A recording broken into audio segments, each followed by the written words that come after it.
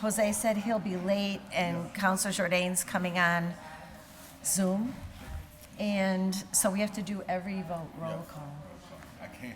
I was gonna be on Zoom, but I can't because I didn't want that. Well, I know, but anyway, I was hoping to avoid it, and I don't know how Jose's coming on, so he might do the same. I almost did Zoom, and I was like, So, well, here we are, so hybrid.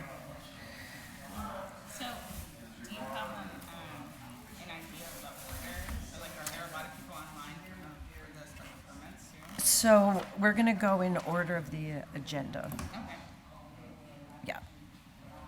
Okay. Good evening, everyone. I'm Linda Vacan, City Councilor Ward 5 and Chair of this committee, the Ordinance Committee, and I'd like to call the meeting of the Ordinance Committee to order, tonight being Tuesday, June 28th at 6:30 p.m. For those in the audience, we're going in the order of our agenda that was posted. So I would like to entertain a motion to take up item 1 and open the public hearing. motion to take up item 1 to open the public hearing. Second. All in favor? Aye. Aye. So item 1 is a public hearing for a special permit application amendment for Milltown Agriculture LLC at 1 Cabot Street, 048-01-010, to continue to operate a marijuana cultivation business, having completed a structural change application with the CCC. So if we have folks here on the application, could you, yes, if you would, and just make sure that it's on, and if you could give us your name and address and run through your overview, and then we'll ask you any questions. Yeah, the documentation is probably more extensive than really what the change is. My name is Jason Morissette. I'm the CEO of Milltown Agriculture. We are located at 1 Cabot Street here in Holyoke. My personal home address is 29 Travis Road in Natick. We have expanded our operation to include some additional square footage within the building to basically expand our table space. It's a relatively small expansion. We're going from a couple thousand square feet of table space up to 5,000. The fundamental footprint of the operation hasn't changed. The fundamental number of employees is only increased by 1 or 2. So it's not a large change. We already went through the structural change application, and admittedly, we in the COVID haze should have come here first, but we built it first. Oh, okay. But it's completely secured by the CCC and hasn't really changed our operation at all, except to minorly expand it. Okay. So I just want to be sure that you have the letter from June 21st from our city engineer. Yes, I think he was expressing concerns about parking. Yes, and I think you had written in this application that you had secured more parking off-street. Is that accurate or no? No. Okay. So 1 Cabot is a confusing building for the city to, I'm sure, to look at, because there's many things that have been going on there, and we are one tenant within 1 Cabot. It's a 240,000 square foot building, and we occupy the basement corner of the building.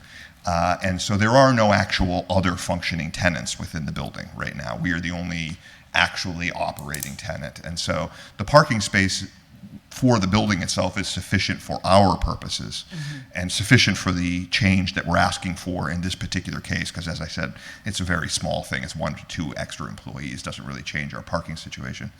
I think the larger question is probably one that's being driven. I asked the building owner to come down here today. Unfortunately, he has a band concert tonight. Okay. So he asked me to represent him. His name is Tom Cusano. And he had received the building via RFI, I think maybe 3 years ago, specifically for cannabis cultivation. And as most of you are aware, if you've tried to operate a business in one of these mill buildings, the historic mill buildings, 1870 to 1880, nobody drove cars back then, so none of them come with parking. And down where we are along Canal Street, there is, maybe 8 or 10 different mills. And I actually printed an overview of that, and none of them have parking. It's a constant, ongoing issue. And so I don't know whether to address this from the building's perspective or from my business's perspective. Well, so in the moment, really what you have in front of us is a small change. Right. From 2,000 to 5,000. Right. So I believe his letter is looking forward to future demands. I agree. And we do have a potential planned expansion, which will expand greatly within the building. Right. And when So- we do that, we would bring full plans before the city council and have explanations for that. Right, so I would say that the letter, which we would attach as a condition Mm-hmm. to this, is sort of like the early Right. warning Yeah. for the big, For the big expansion. the big change. That absolutely makes right? sense. Yeah. Because there would either have to be off-site and shuttle or some other considerations. Right. We had looked at considerations, by the way. We mapped out where all the city parking lots are, all the bus routes, all of that, and we've advised our employees of that. But yes, I expect that when we see the larger expansion, it's really going to have to be a participation on the landlord's part because it will be a problem for all of the tenants within the building. So I look forward when we have the larger expansion to talk to you about it, but our Well- business hasn't grown quite as much as we would like to have. Well- We just want to do a little bit right now. Exactly. And so the other items that he mentioned on there were future, in terms of number 3, if impervious area. Right. And number 4, he puts this as a standard thing to require and verify that existing service is Yes. separate from roof and storm drain and all that. Which we did as part of the, Of the as first part of the one, first right? first one, yes. Okay, and so the other open question that was left from the planning staff review was related to the security plan, which I looked at, and it's from 2020. Okay. So I'm hearing from you, and I just want to verify that in the public hearing, Yes. that there have been no physical or structural changes going from the 2,000 to the 5,000, so there would be, in terms of the plan that you'd put forth to the police department. Correct. I updated Captain Moriarty and the police department about the changes that we had made. We had originally a fairly sketchy sally port that was kind of in the back of the building in the bushes, and we were able to acquire a full garage larger than this room, and so we moved the sally port, and that's in there. But Captain Moriarty was very happy by it because it was. So, at that point, did you request from him to get an updated letter with that? Oh, we could do that. That wouldn't be a problem. What we had is we had a planning session with Captain Moriarty. He came down to the building because the landlord, in thinking about bringing other tenants into the building, wanted to know from Captain Moriarty whether he preferred one sally port or one for each tenant. Okay. And he came down and looked at our sally port and basically said, I would like all of the tenants to use this and not have multiple sally ports. So I would be very, very happy to get a letter that So verifies it would that. be helpful. Absolutely, no problem. And since you did have the meeting, Yeah, it's we just did. a matter of documenting it. So- Absolutely. that would- We will do that. Yep. Okay. Greatly improve security.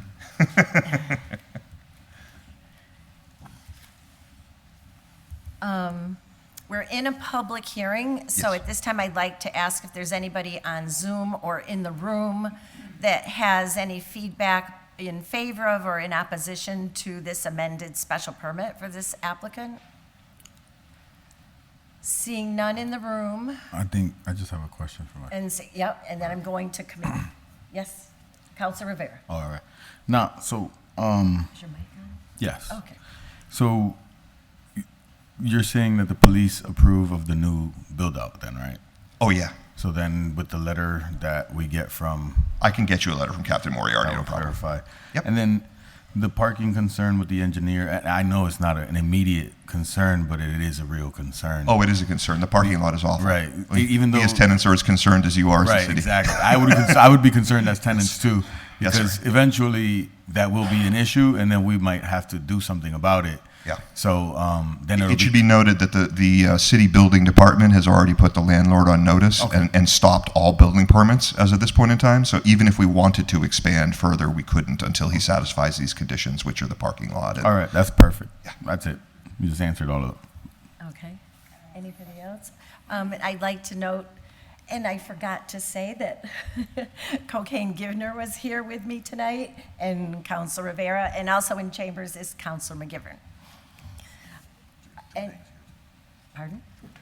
Oh, and Kevin Jourdain has joined us on Zoom, and he's a member of the committee. Okay, any other questions? So I owe you a letter from the police. So, are you familiar with the 7 conditions, the standard conditions? It's been a while since I talked about them, but yes, I think when you received your special permit initially, there were 6. I think it was fewer. So I'm going to quickly read them. Okay. And then I also want to let you know that we will include the letter of June 21st from In the the record. engineer Okay. as an advisory letter related to it. Yep. And also that we're going to add number 9, that you will submit the letter from the police department regarding updated security. Yes, Okay. Because you did have the meeting. I did have the meeting, yes, With Captain Moriarty. absolutely. Okay, great.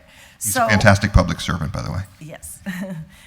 Okay, so the conditions are, 1, that the owner of the building always pays the commercial property tax rate to the extent allowed by federal, state, and local laws for the duration of the special permit. 2, that the business retains a minimum of 30% Holyoke residents for non-security jobs. 3, that the hiring preference be given to security personnel that are retired Holyoke police or a retired member of another police department that now lives in the city of Holyoke. There shall be no marijuana consumption allowed on site, that the hours of operation be set according to city ordinances. 6, that the applicant must abide by the Massachusetts general laws and guidances from the Cannabis Control Commission. And 7, that the petitioner applicant shall conform with city and state health laws, rules, and regulations, including odor nuisance controls for the duration of the permit. And the only other thing that I would note is that as there's more and more cultivators in the city, there have been more and more concerns relative to odors. Yes, And so our ordinance states it can be an issue of a complaint if the smell by a normal Yes. sense of smell can Yep. be. if you walk around our property, you will not smell us. So I just want to confirm that you have, and I think I read it, but relative to filtering Yep. within the building, how, We do.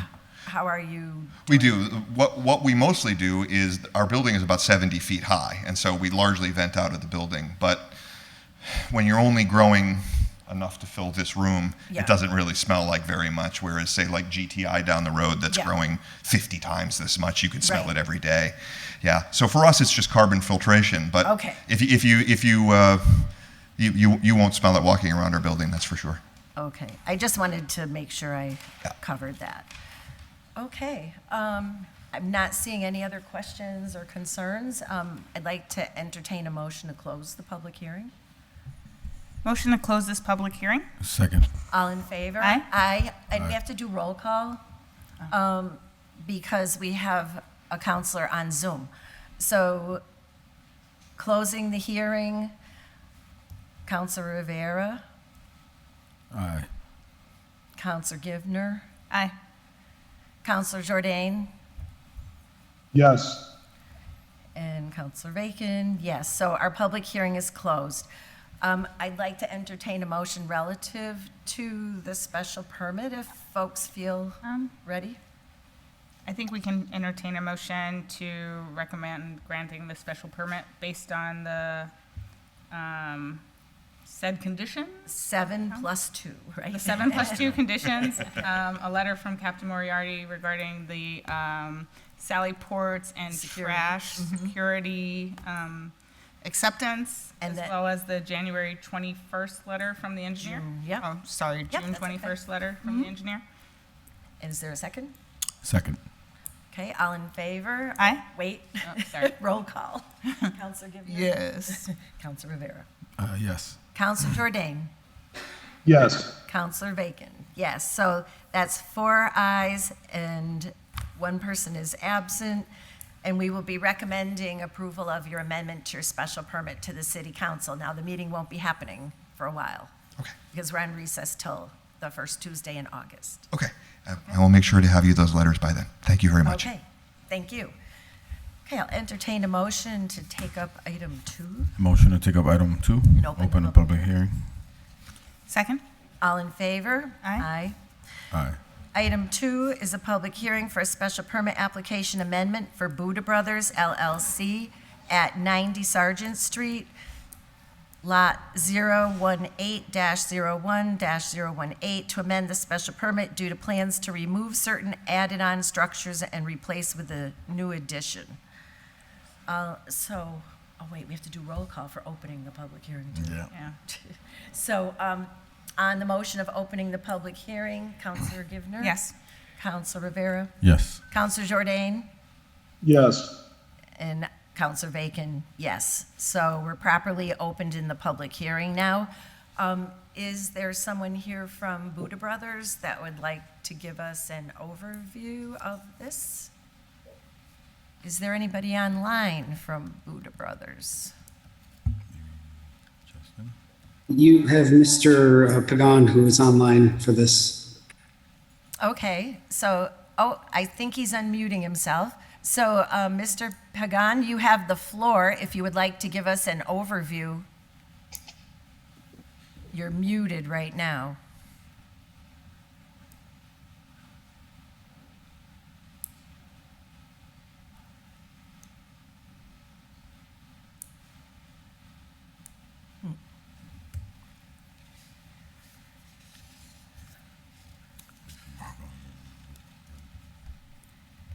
It's hard to tell if a person's there when they're like that.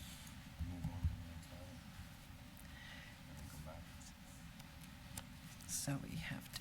So, Mr. Pagan, we are happy to hear from you when you can connect with us through Zoom. The public hearing is open.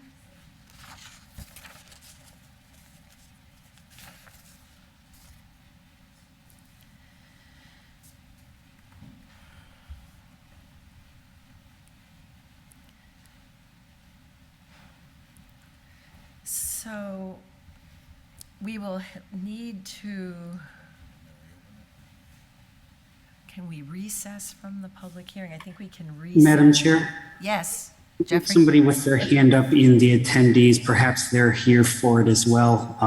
So I'll bring him in. Okay, thank you.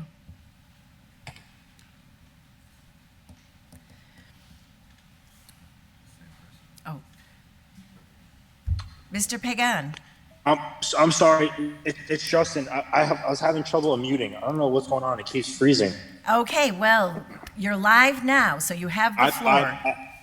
I apologize. That's okay. Is there any way to allow my partner Steve Draculich? I think he's attendee as well. Is there any Yes. way I can share him access? He has just come in. He's in, He just has to he speak. just has to unmute himself. He is- I am now, I'm Okay. unmuted, thank you. All right. Sorry, everyone. I wish it was So- that easy. So whoever would like to have the floor to give an overview of this amendment may have it. You want me to talk, Justin? Yeah, please go ahead, Steve. I'll jump in when I need to. And just So we- give your name and address just to, for Yep. the record, please. Steve Draculich, I'm the architect. My address is 27 James Street in Greenfield. We are proposing, after going through the bill, there's an addition. I don't know if I can share my screen. Is that a possibility or not?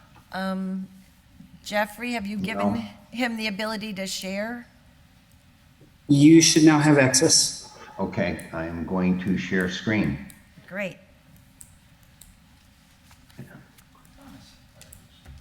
Do you see me now? Yes, Or do you see it now? We see Okay. your presentation. Okay, so very quickly, this is this is Sargent Street, Commercial Street. This is the railroad right-of-way along the canal, and this is our building in question. There's like 3 buildings. There's some 1800, late 1800s building, big 3-story masonry, brick buildings. And then there's a bunch of additions that were done at the back of the property. And those are what we are planning to deal with. fit page. Okay. So here's Sargent Street. This is the right of way for the railroad. And here is one mill building, and then teeing into it is the older mill building. And there's a couple of additions that were done. The earliest one in 1923, it was a foundry addition. It's kind of a heavy timber constructed roof and masonry exterior. There was sometime in 1957, they built a heavy timber mezzanine in it that sort of cuts the space in half. And then there's an additional building, the one in green, which was kind of looks like in 1970s. The building inspector helped me find all of these buildings, for what we could find for the building permits. This is actually a wood structured roof and a wood bearing wall along the side of the dock. And there's a bunch of foundation walls in here and that are in our way. There's different floor levels. And so as we went through the program, it became apparent that trying to work around these existing structures just wasn't going to work. This is about 2,300 square feet that these two colors represent. And what we're proposing to do is a 2,900 square foot addition in its place. So take down the older sort of lean-to buildings on the backside and put up a new steel building. There is this brown line along the top is the building adjacent to us that's on Commercial Street. So you can, and as it turns out, it's about 2 feet away from our building. So, and the roofs just about line up. I think I have a picture. Hope I'm not making anybody sick. Motion sickness. This is looking down our proposed Sallyport area, and you can see this is the building that we're going to be tearing down.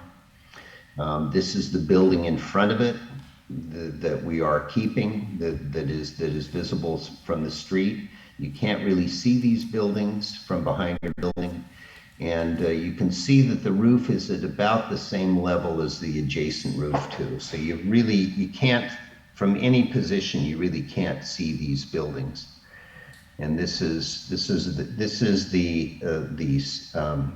Sargent Street facade, and then this is 3 pieces of building going down the railroad right of way, of which everything you can see there. So these are the public views of it, and you can't see our addition from any of the sort of public accessed space.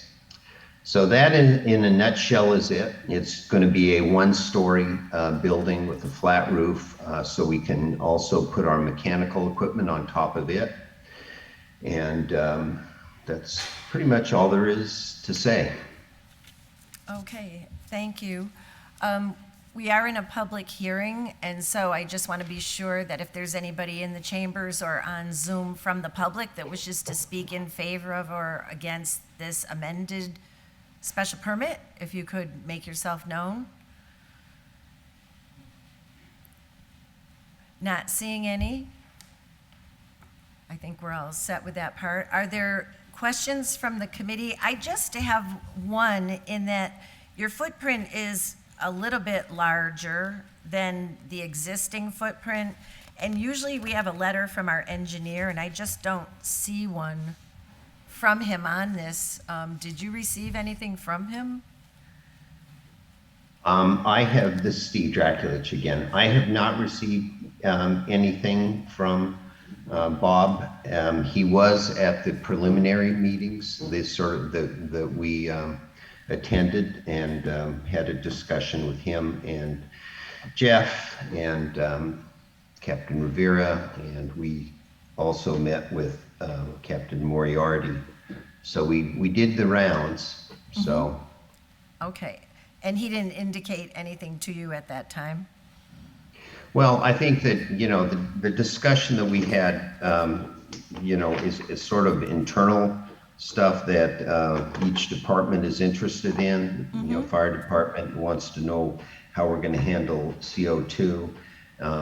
Parking was an issue that was addressed, isn't really changing in this, and that was addressed in the original special permit.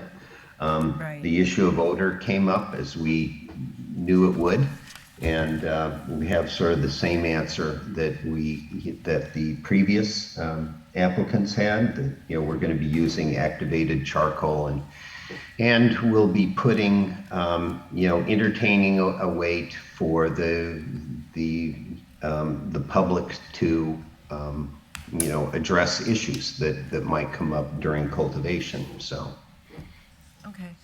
I guess I was just wondering if there was any discussion about changing the permeable area, because he usually addresses that if it is going to.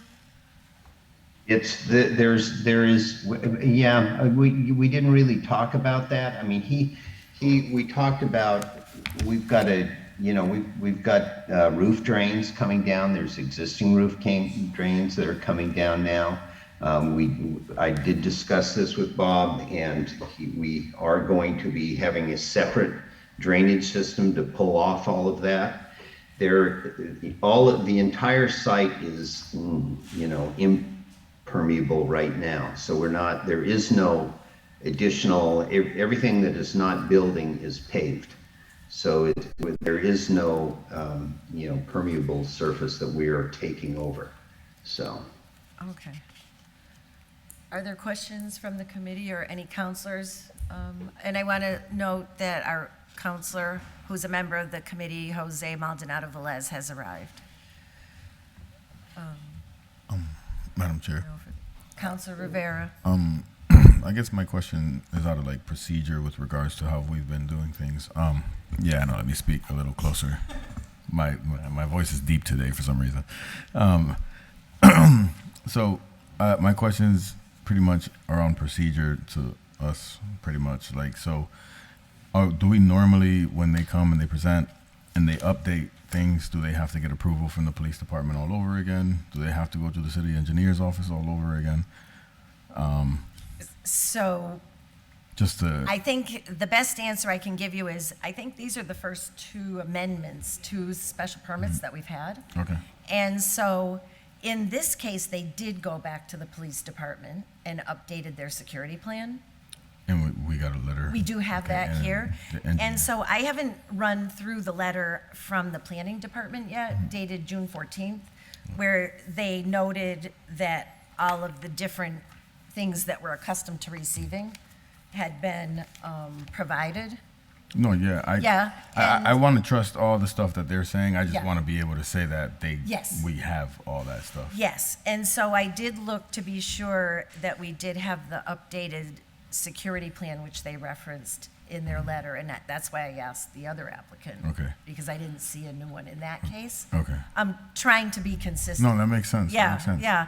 And I want to stay consistent too as well with regards to that. That's what I'm asking. And the reason I'm asking about the engineer report is I know, Steve, you'll have to get a building permit anyway to do this, and I know the building permit is contingent on the recommendations that are the standard ones that our engineer makes to us.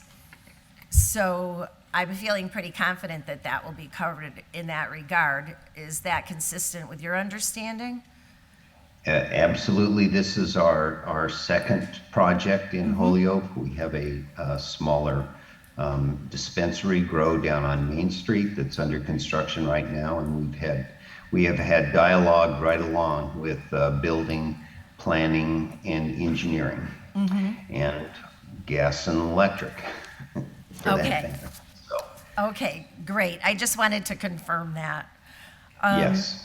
And so you are aware of our standard conditions, and just to be thorough, I'll read them into the record. One, that the owner of the building always pays the commercial property tax rate to the extent allowed by federal, state, and local laws for the duration of the special permit. Two, that the business retains a minimum of 30% Holyoke residents for non-security jobs. Three, that the hiring preference be given to security personnel that are retired Holyoke police or are a retired member of another police department that now lives in the city of Holyoke. Four, that there shall be no marijuana consumption allowed on site. 5, that the hours of operation be set according to city ordinances. 6, that the applicant must abide by the Massachusetts general laws and guidances from the Cannabis Control Commission. And 7, that the petitioner applicant shall conform with city and state health laws, rules, and regulations, including odor nuisance controls for the duration of the permit. So are those agreeable to the applicant?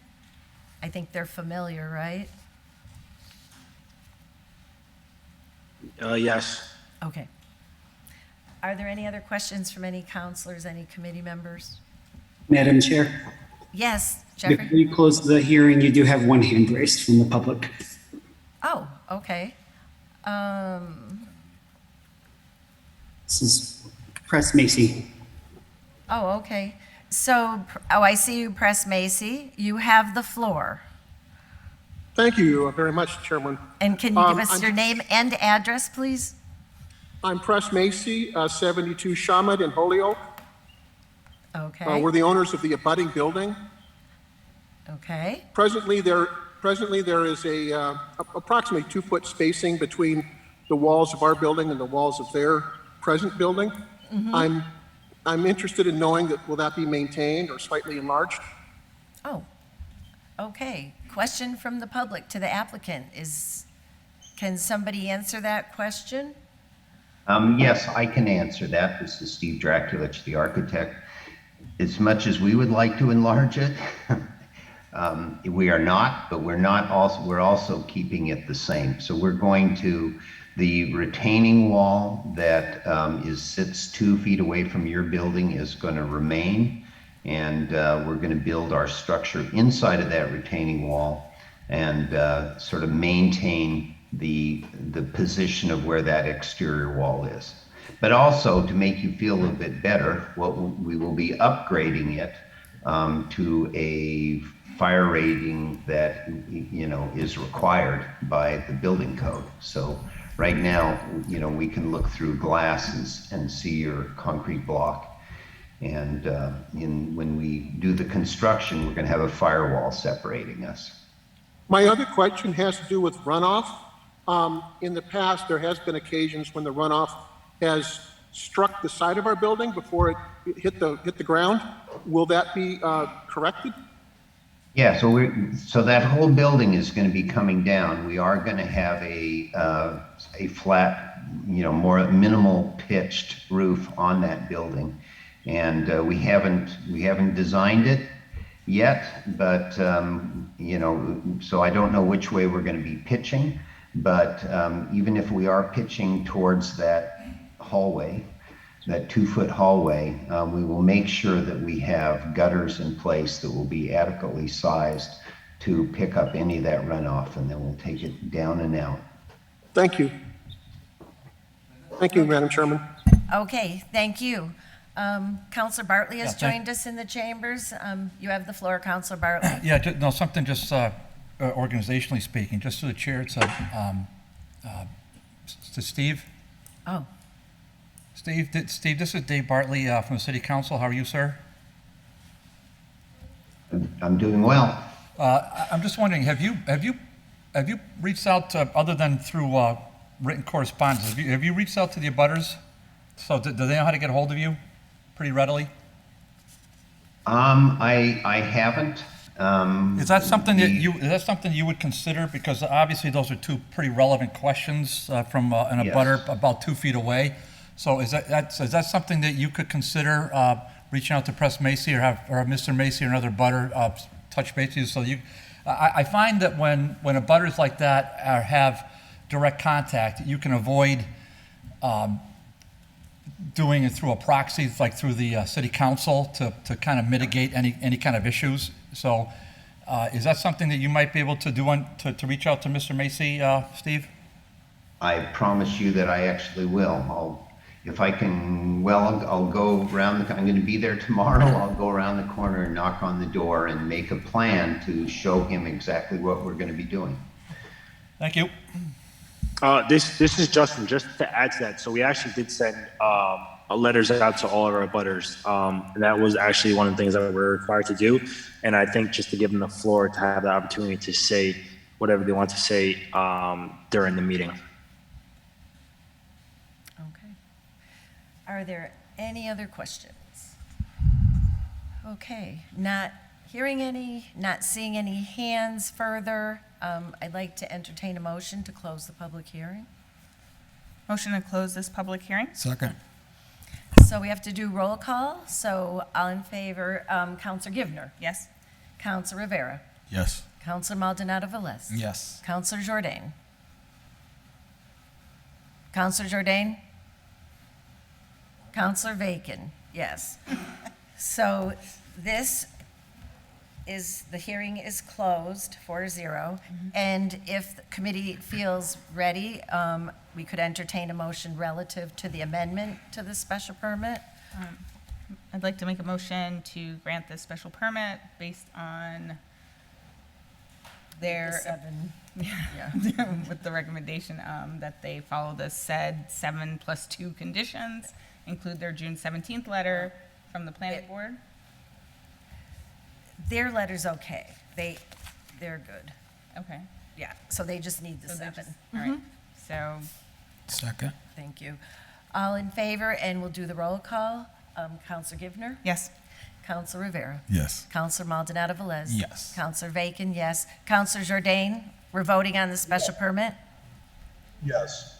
Okay, so the special permit will be recommended to the city council at our next meeting with a 5-0 vote from this committee. Thank you to our applicants, and we'll be meeting in full city council the first Tuesday in August. Thank you. Thank you very much.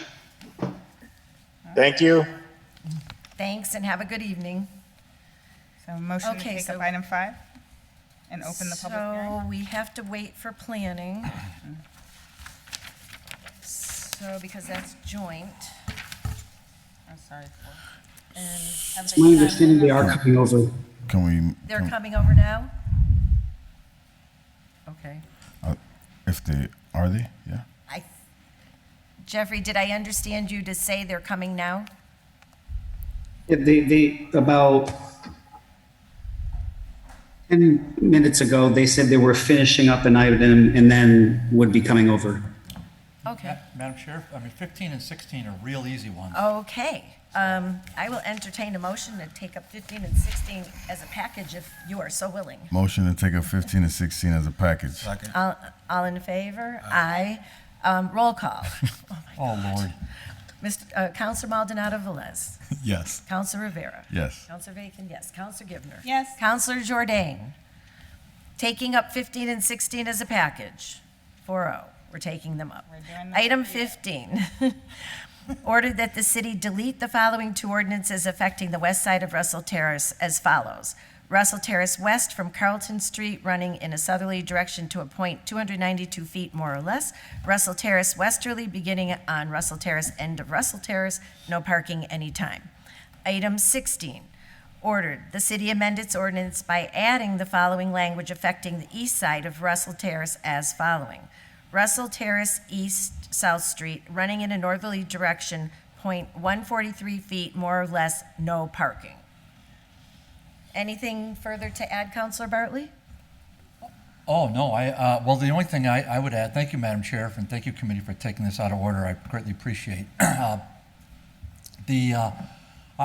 think some of us know where the street is. I think some of us probably don't know exactly where it is, but it's runs perpendicular into South Street. If the chair recalls, a few years ago, we completed a zone change. Actually, and it turned out to be a non-controversial zone change for what was an empty lot that my friend, the finance chair, can remember very well. Empty lot for 50+ years. And we completed a zone change because we did our due diligence, and we were able to support a developer to create private housing, which is completely banged out. I'm almost certain one of the residents of that housing is probably with us tonight. And so if you look on this order, the change is on the west side, deleting that because they've already put in all new parking in there. So that looks great. And then across the street, which is on the east side, what this will do with the no parking, it will permit easier access for especially large vehicles, Madam Chair, i.e. buses that go through there regularly on their way to Peck to navigate that. Because now currently with parking on the east side, parking on the west side has become a bit of a tight fit. And so this, and I have to, clearly we have to appreciate the engineer, Mr. Parent. We met on that site multiple times. The department did the measurements, and assuming that we can get this into legal form, we can pass this August 2nd and put the signs up. So I think this would be a real asset for that neighborhood. Thank you. Thank you. Not seeing any other members of the committee that wish to speak. If you would like to make a motion, we can recommend these as a package and request legal to put it into legal form. Motion to recommend them as a package and request legal to put these items into legal form. Second. That's a second? Second. Okay, so all in favor? Counselor Givner? Yes. Counselor Rivera? Yes. Counselor Maldonado Velez? Yes. Counselor Jordan? Yes. Counselor Bacon, yes. So both of these are recommended to the city council and requested to legal to put into legal form for our first meeting in August. Thank you very much. That was easy. Okay, let's see. I don't want to get into anything that's going to take long. Oh, they're here? Here they come. There's one person. There's Mimi and who else? Yay. There's Jeff? No. So we have Mimi Panich on Zoom. We have Mr. Chun in council chambers. Rosanna? Yep. Rosanna's on Zoom. Mr. Chung. Is Jack? John Kelly. No, he was the marijuana applicant. Okay. Jack is planning board too. I was gonna say, Jack, he is planning board. Oh. Yeah. I think, Okay. yeah. The other hat. Yeah. There's Mr. Kelly. Okay. Well, hello. Chairman is here. I'm sorry? Okay. I think that's what I thought too. You were right. Only sometimes.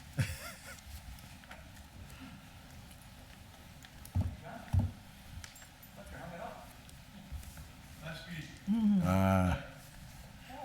got the captain.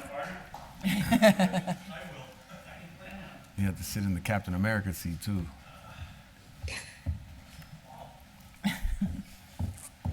Oh, hey, how you doing?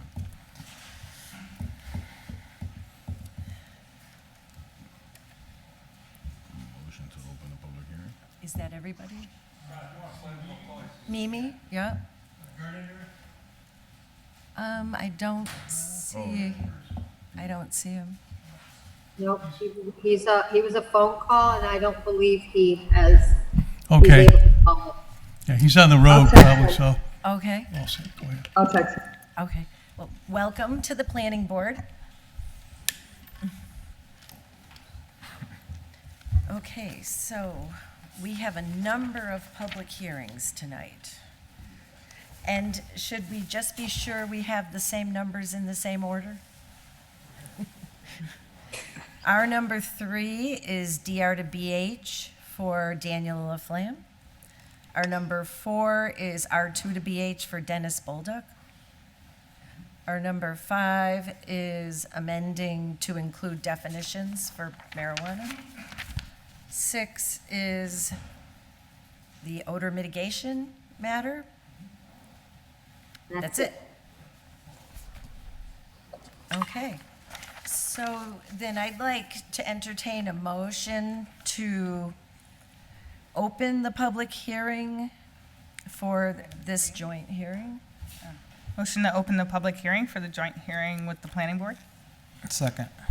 So we need a roll call vote to open the public hearing. So Counselor Givner, I guess, yes. Counselor Maldonado Velez, Yes. Counselor Jordan, Yes. Counselor Rivera's out of the room, Counselor Bacon, yes. So our public hearing is open. I just want to read it into the record. This is for a zone change application from DR to BH for Daniel Laflamme at 41 Temple Street, 085-00-012, to operate a truck repair shop in a district zoned DR so that the business can be conforming.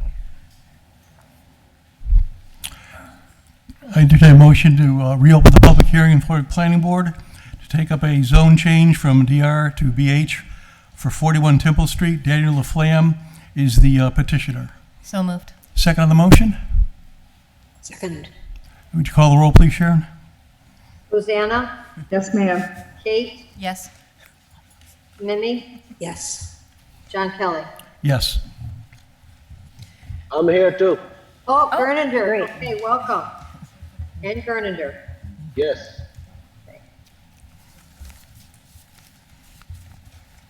It's in here. So just to do a brief summary as to where we were the last time, we had given a number of questions to our legal department so that we could gain some information to better inform us as we move forward here. And so we do have Attorney Degnan on Zoom with us. Unless the planning board would like to proceed differently, I'd like to let her answer us. Okay. Attorney Degnan, you have the floor. Thank you. Good evening, councilors. On this particular issue, as you know, there were 3 questions that were posed to the law department. And just as a quick review, the first one was whether or not a property owner that has been classified as having a pre-existing non-conforming use and have not operated in that use for a period of more than 2 years, do they keep the protection? And if the answer is no, there was a question about bankruptcy, because I believe the applicant had indicated that bankruptcy was an issue. And, depending upon the answer to that question, then there's a question as to whether or not the zone change would constitute spot zoning. So each one is kind of dependent upon the answer for the other. I have been diligently working on this opinion. More specifically, I'm looking at Chapter 40A, Section 6, Paragraph 3, which contains the language that we're talking about. That's the statute of limitations. But what I'm finding is somewhat of an issue. It has to do, I'm looking at our own zoning ordinance. And I think when this ordinance was originally drafted, courts have classified abandonment, which is one piece, versus non-use as being the same. That case law is no longer good law. So now the question becomes, which way does the zoning ordinance tend to lean? Reason why that's important is because if it's just non-use for a period of 2 years, it's very specific. It's an objective test, and that's it. Nothing intercedes that. If it's abandonment that the city uses to extinguish pre-existing non-conforming uses, then that has to do with intent, and that therein the bankruptcy issue may become important. So I have been, as I said, diligent in working and looking at the ordinance to see if I can determine that one question. Once I get that settled, the others will fall into place. So with that little bit of an explanation, I was hoping that this public meeting could be continued to our next joint public meeting, which I think is in July, but I'm not positive. So that's where I am, and I'll just wait to hear what the decision is. Yes, our next joint meeting will be July 26th. Okay. All right. Then I'm asking if this meeting could be continued to July 26th. Hearing. So I see Councilor Jourdain wishes to be recognized. Councilor Jourdain, and then Yes, I I see have planning. Mimi. Right, I have a question for the law department, and it's as follows. I want to understand the timeline to understand, because this is important to the question of tolling of the quote unquote abandonment. So we have one, when was the prior user of the quote unquote non-conforming use? When did that end? Then what was the time period that the property went into bankruptcy? And then thirdly, what was the time that this gentleman, Mr. Laflamme, when did he start his use? Because my understanding is that the time period that you're in bankruptcy does toll the quote unquote abandonment question, but I'm interested to hear what your opinion is on that once you form that opinion. But do we have the dates in question? Do we have the timeline down? And would you have that available to give to us, or are you still researching the timeline? Actually, that's a good question, and I agree. Timeline is very important, particularly with the abandonment issue, because that's when bankruptcy is going to come into play. So to answer your question, I'm still trying, Councilor Jordan, to get to how are we doing this? How has the city been doing this? Are we looking at abandonment, or are we looking at non-use? Because that's not the same anymore. Used to be one equals the other, it's equivalent, they mean the same thing. That's not the case. So I think the timeline's gonna be very important if I determine that this is really, we use abandonment to determine, how the bankruptcy plays in. If it's the other, then I'm not really convinced that the bankruptcy is gonna be an issue. So it's all based upon the analysis of the zoning ordinance. And I'm sorry I don't have a better answer for you than that, Councilor Jordan, because your question, it's very important. The timelines are important. And in order to finish this opinion, I'm going to need to know those. But right now I'm focusing on the very first issue. Okay. So I would recommend the committee, the planning board, and your office connect with Attorney Wilson. I'm assuming he's in the room or available here, since this is all going on tonight. That timeline be provided to us, so that we're all on the same page as to the facts, and then we'll await with bated breath your opinion as to application of law. Absolutely, Councilor Jordan. I think that's an excellent idea. And we'll do that, make that connection. Great, appreciate it. You're welcome. I see, Ms. Panic, maybe you have a question or comment? Thank you. Yeah, some of what I was going to say is now unnecessary because the timeline question has already been discussed. But, I do think that continuing this public hearing to get get a better, clearer answer is important and the right thing to do. Depending on, because we don't know now which definition the ordinance is going to be held to refer to, we're going to probably want to clarify that once we know the answer, just in general. And of course, as to this specific issue, if this is a pre-existing non-conforming use and it's still good, the whole problem goes away. And that is worth waiting for. Thank you. I'm not seeing any other hands. Anybody in chambers? Pardon? Whoa. That's easy. Maybe you want to look at any public comments or input before you continue? Sure. Yeah. If there's anybody in the chamber or on Zoom that wishes to comment relative to this zone change application, please make yourself known. We have a Mark Britton with his hand up. Oh, okay. Mark Britton, you have the floor, and can you give us your name and address?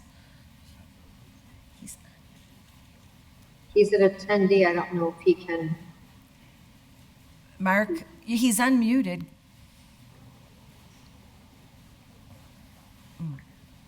He does have access to speak. He maybe stepped away for a little bit and didn't realize. So Mark, can you, if you can hear me, you have the floor. Okay, so, John, if you, you can come up to the mic if you like and give your name and address, please.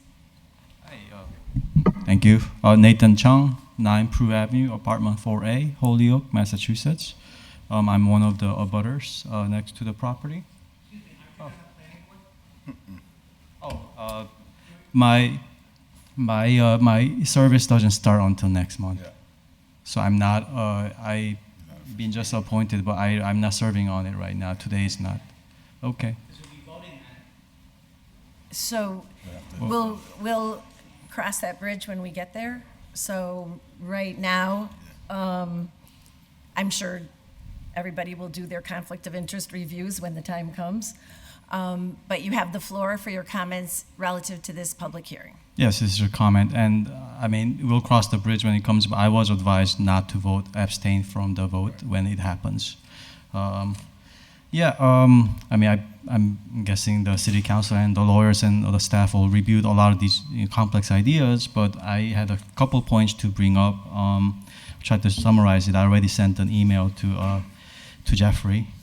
I think one thing is the building commissioner had already given the applicant, approval when when the applicant wrote down truck repair on the application. So I do wonder if that already constitutes an implicit allowance of non-conforming use.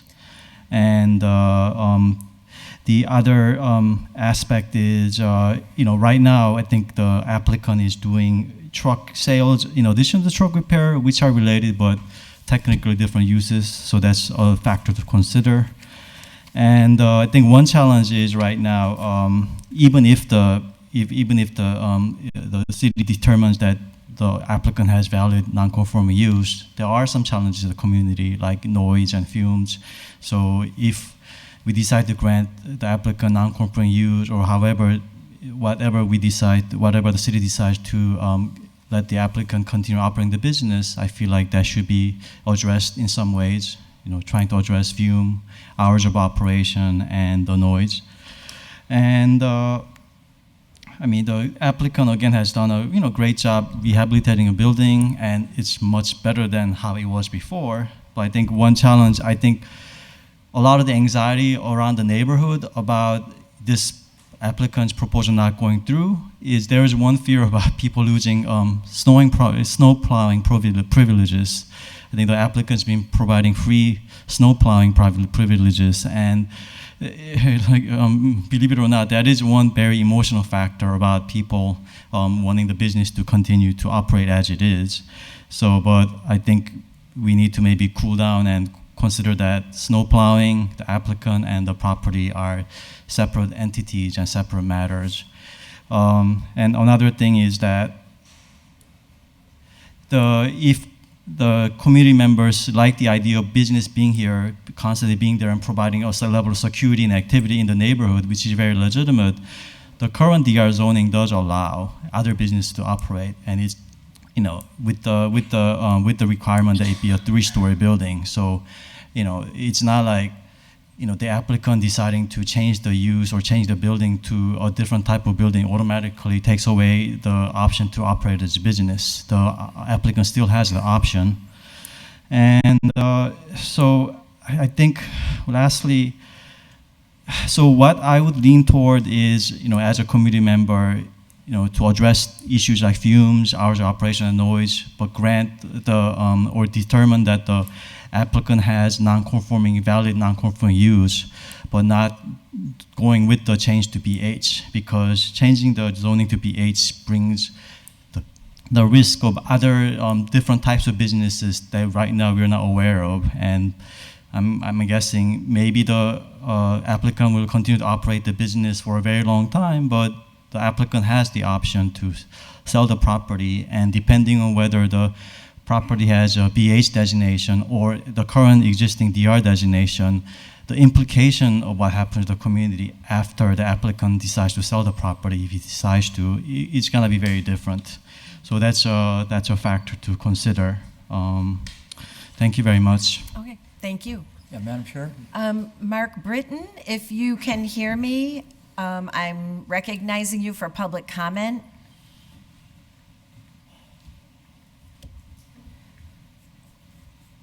I don't know, Jeffrey, if you can help him out at all. Councilor Bartley? He appears to be unmuted. No, I want to right here from Mr. Britton, then I'll make a remark. I can see his hand, I can see that he's there, he's unmuted. So I'm not sure what, it's similar to the other man that was having that technical problem. Type in the chat if you're alive, Mr. Britton. So, Counselor, hello, you're with us. There he is. Oh, here we go. Can you hear me? I can, We can't hear you. I could see you, but I could not hear you.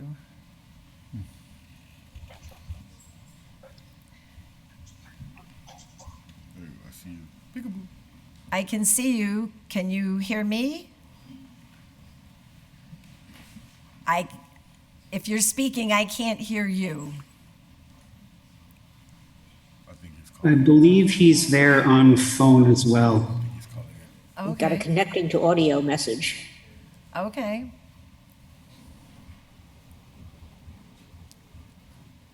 So,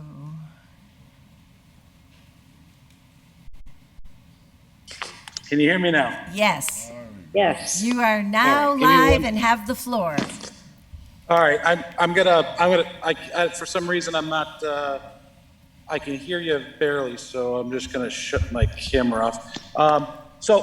My name is Mark Britton. I live at 386 Cherry Street. Did you guys hear that? Yes, Okay, so I'm a big proponent of the Connecticut River. I do a lot of work up on the Connecticut River. I take issue with what's going on down at Temple Street.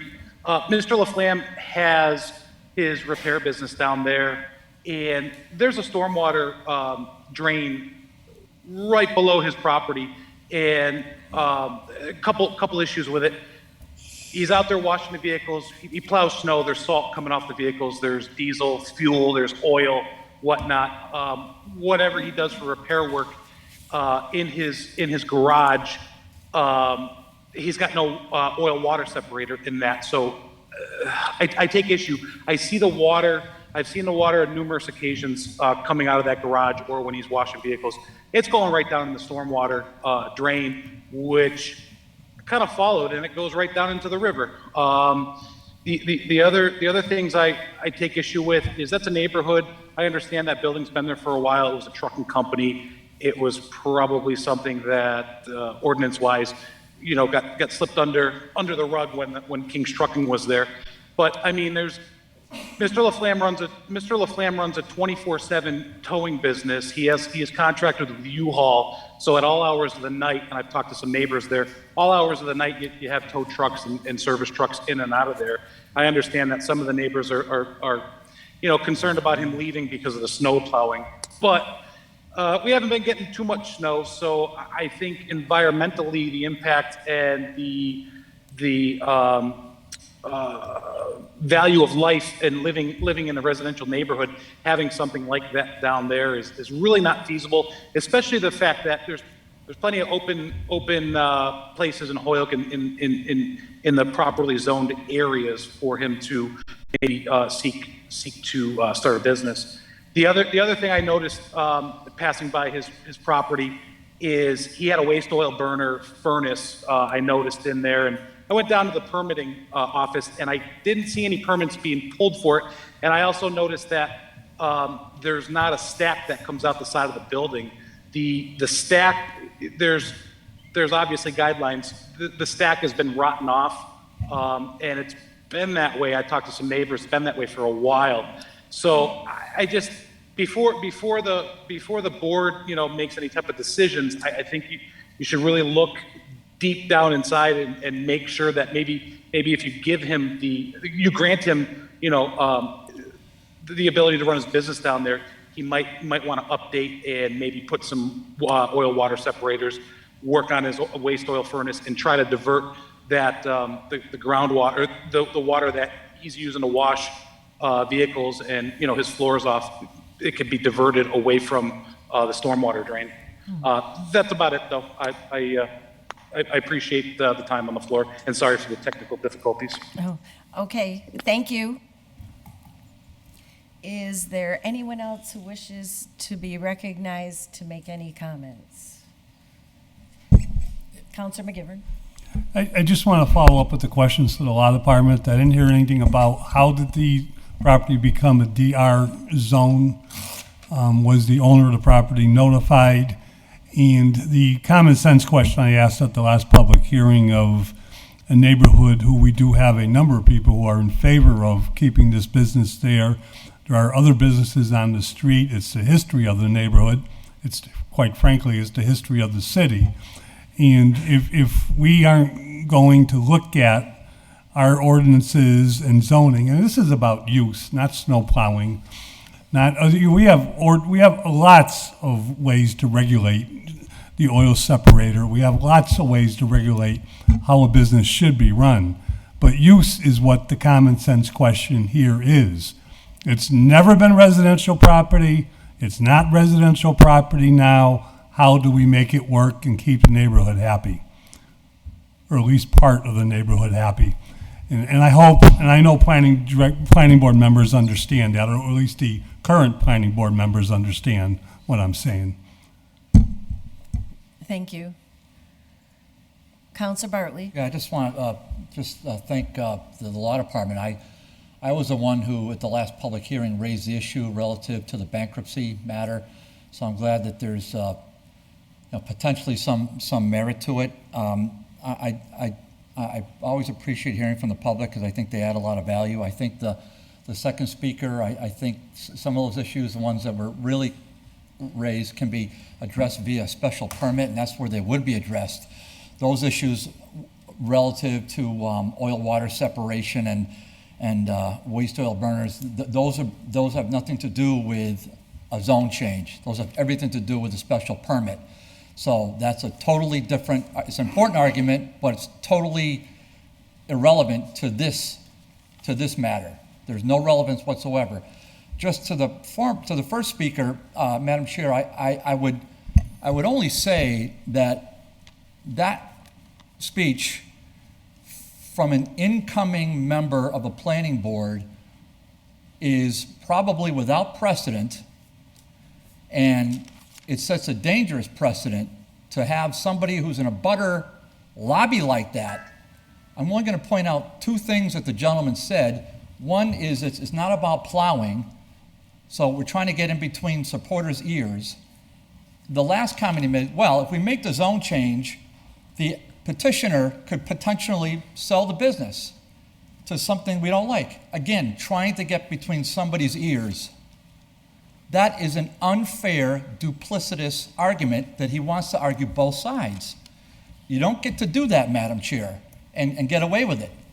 So if somebody makes a comment on the microphone, that comment should stand on its own merits, regardless of what his psychoanalysis does.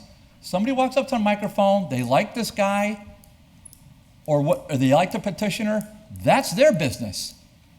And then at the back end to say, Madam Chair, well, if this petitioner gets the zone change granted, he could potentially sell it to somebody else. Well, that's true. But let's look at the real world. It's been that type of a business for decades. The petitioner has been in business for 11 years. So let's look at what's happening with facts and not extrapolate personal opinions and pass them on to somebody else, especially when you're an incoming member of this board. Regardless of whether you're gonna stand down, you're still gonna be present, and you better not be in the room, because if for any kind of vote. I hope that's been conveyed to the gentleman. Thank you. Thank you, Councilor Rivera. I think for me, the issue that I continue to hear, and I know that it was mentioned that a lot of the stuff is not relevant to this particular meeting, but the fact that if they're still operating kind of illegally, right, and then also they don't actually have, and they're not actually being like held accountable to all the other guidelines that every other business would be held accountable to, especially with regards to the oil water separator and stuff. It kind of is relevant if you're now coming to ask for a zone change. So we're gonna kind of reward you in a sense for not following the rules. I'm not saying that I wouldn't vote in favor for it. I'm just saying overall, like, the reality is if we do change this zone, we're gonna reward someone for running a business illegally over the last however amount of time. I'm, again, not that I won't vote in favor for it, I'm just saying I wanna put that out there. So I just want to put some structure around what we're doing here, because the first question that we have before us is that will be answered hopefully through the research over the next month by our legal department is if a zone change is necessary at all. My understanding is the applicant came to us because he received information that indicated he should apply for a zone change. So the question about what actions the city took relative to this business prior to now is not really under our control. So I mean, whoever gave him whatever he's been doing for 11 years is not before us right now. And so then, depending on what we get from legal, then we will find out if we do have the zoning questions still in front of us. So really, all the other things I do think pertain to what happens there, but they aren't what we will be deciding. I just wanted to clarify that part. Thank you. Just that matters to me, just. To that, he did try to get his own change in 2010. February of 2010. And no one actually brought up the relevance. I'm sorry, my name is Daniel Flam, from 316 Montcalm Street in Chicopee. No one brought up the relevance of the bankruptcy, in my favor. And I didn't have an attorney at the time, nor did any of the counselors at the time. So can you tell us when that was, just so maybe we can I have all the paperwork, find some all the documents that might relate? The application was a special permit, I'm sorry. It was 2010. The only reason I applied for a special permit is because I was told I had to. There was no actually investigating into the maybe getting it rezoned back to original, how it was. But I did try back in 2010, February of 10. So I don't know what you think. I was just running, illegally, like you said. I definitely did try right off the bat. Okay. I have all documents to support that. You just ask who told them for the special permit? I'm sorry? So back in 2010, were you advised by somebody that you should seek a special permit? Yes. I don't remember who exactly. It was quite some time ago. And then for now, were you advised by somebody that you should seek a zone change? Well, no. Last time we were. I mean, when you applied for the zone change, did somebody recommend that you should be getting one? We discussed it with some people in the city, and they said, why don't you just get a zone change? Linda, I'm having a lot of trouble hearing Attorney Wilson. Sorry. Oh, That's the maybe. first time anyone's ever said that to me, by the way. Oh. But we talked to some people and spoke to some people in the city, and they said, why are you going for a special permit? Why don't you just go for a zone change? And we thought that was a better idea to hopefully end this in whatever we thought. I thought it would be the better idea at that point to get a zone change. Well, the saga continues. So I'm not seeing anybody else who wishes to be heard right now, so I would entertain a motion to continue this public hearing to July. Linda. I'm sorry? Linda, it's Kevin. Can I ask some questions about Attorney Wilson? Yes, Counselor Jordan. I didn't see a hand. Okay. So we're gonna, since to Attorney Wilson, maybe you could help us if you have some of these timeline facts now, or you're gonna email them to the law department. Hopefully you heard that discussion. Just so I can kind of get my bearings straight on this.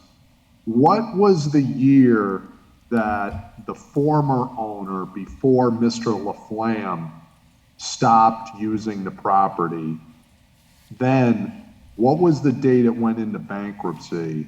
I don't, And then, sorry. and then the third key date is, what was the date Mr. Laflamme bought this and started using it? Counselor Jordan, I don't have the answer to the first one. The bankruptcy petition was filed on July 25th, 2008.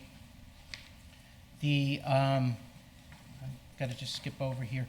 The auction, the notice of intended sale it was supposed to be taking place in November of 2008, but for some reason there was a delay, and I believe he bought it. I'm just trying to get in here. This court emphasized motion for sale.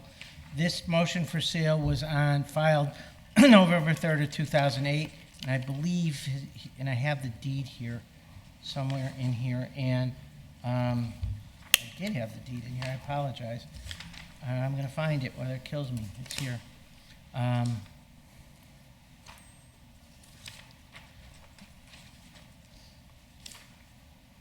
do have it. I don't, it was I think February of 2009, and I'm going to look again. It was January 20th of 2009, and that's for the assessor records. Right, January 20th, 2009 was the day of the auction.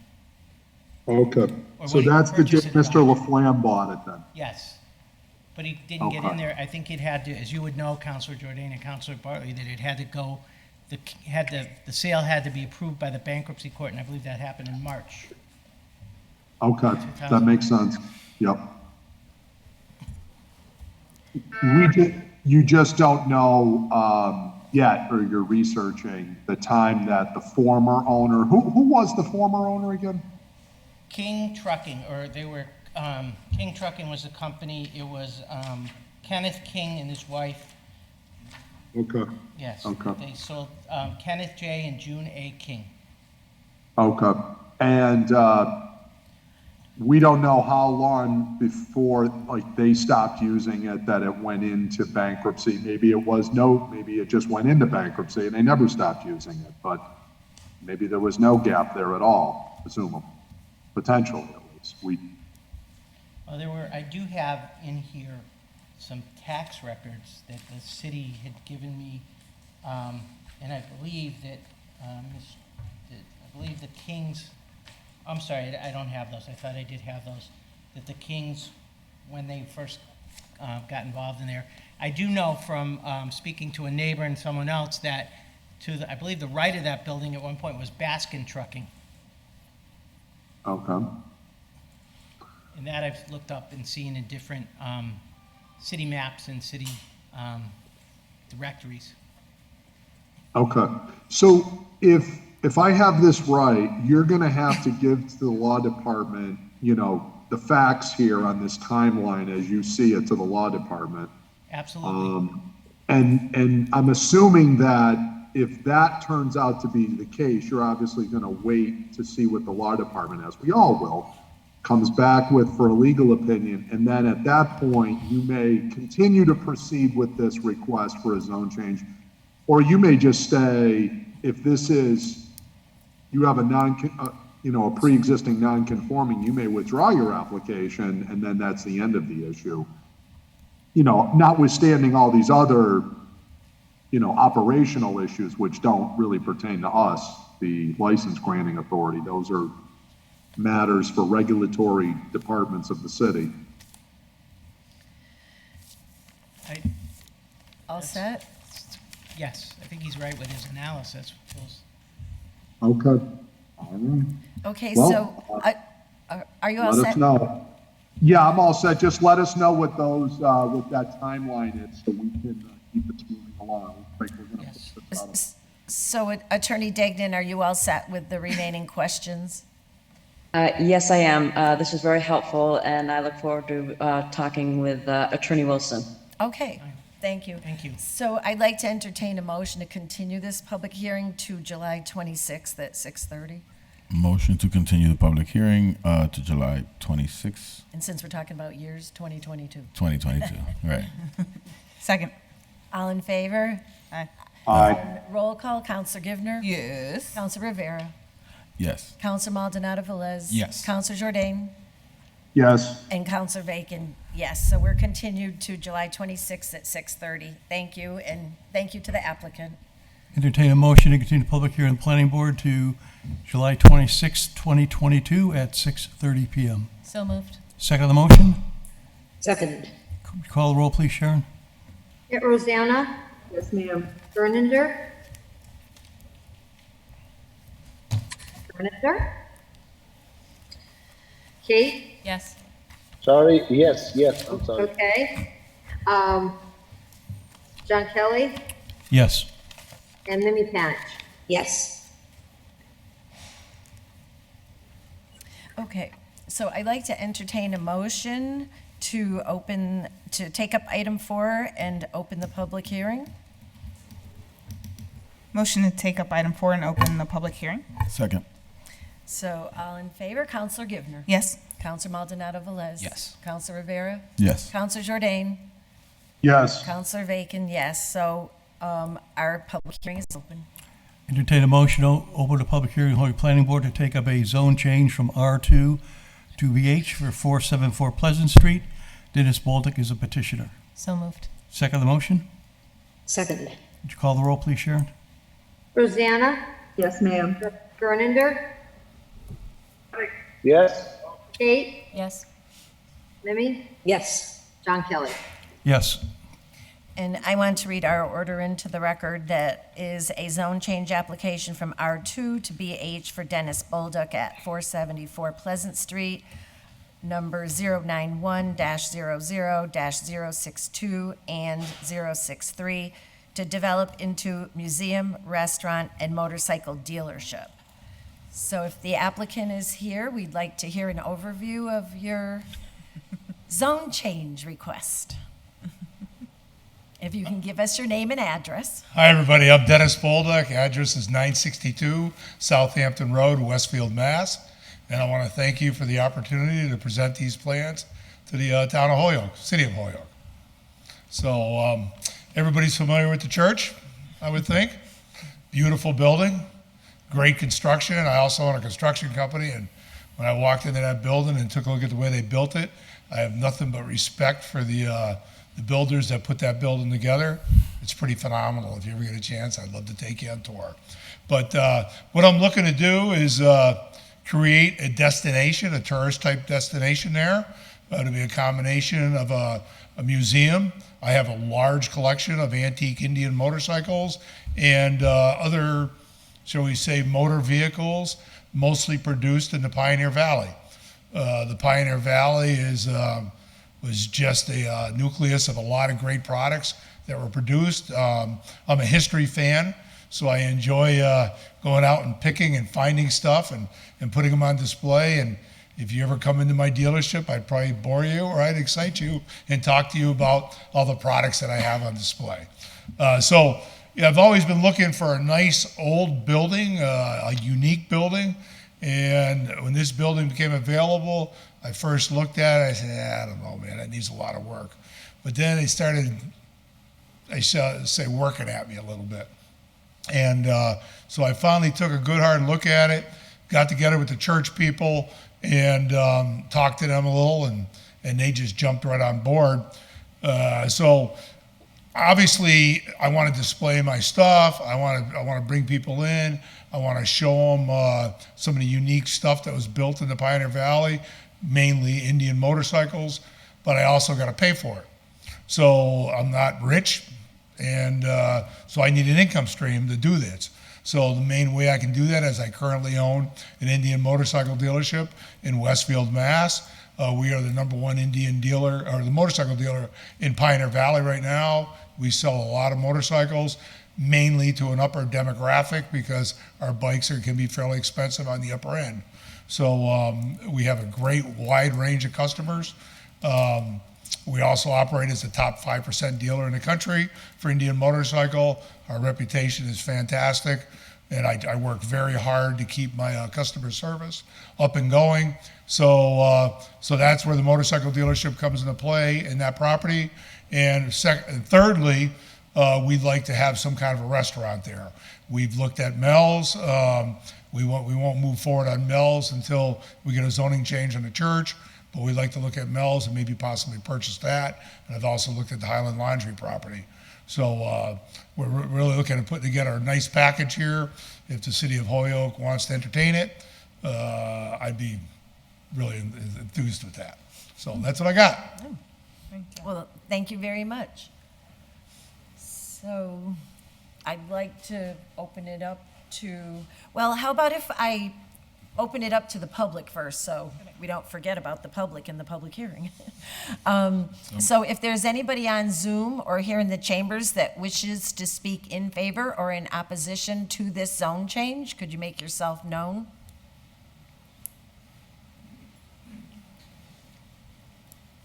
You have Dave Moore on Zoom. Okay, I'll recognize him in a minute. We have somebody at the microphone. If you can give us your name and address. Hi, my name's Karen Boturney. I live at I own 751 Hamden. Hi, Karen. And I live at 751 Hamden. I've been living in that house for 30 years. I've seen a lot of changes. The businesses, it's really increased with businesses. I am in support of this project. I think it would be a wonderful addition. That building, the congregation was founded in 1799, and the building was built somewhere in the middle 1860s, which kind of makes sense because my house was built in 1900, and a lot of the houses around there were built around the same time. That building it's in an R2 zone, but it's never been residential. It's always been a church, which you can put in any zone, as we all know. I think this is an extremely creative use of the property. I don't see a lot of people using it as a church. I believe the congregation now is very, very small, and we've had experiences in the city where churches have been abandoned, and we've had some serious problems with that. Mainly, one of the buildings on Main Street, if those of you who remember back, 15 or so years ago, the building was a church, and it collapsed, and someone was killed in the dismantling of the rubble. So this particular piece of property, as Mr. Bolduc said, and I don't know Mr. Bolduc, I just met him tonight, and I came down here just to listen to what he had to say. This particular piece of property right now, as I said, is zoned R2, but Dunkin' Donuts has a business designation. People's Bank has a business designation. Mel's has a business designation. Woodstone, the new Woodstone, Eddie's Furniture.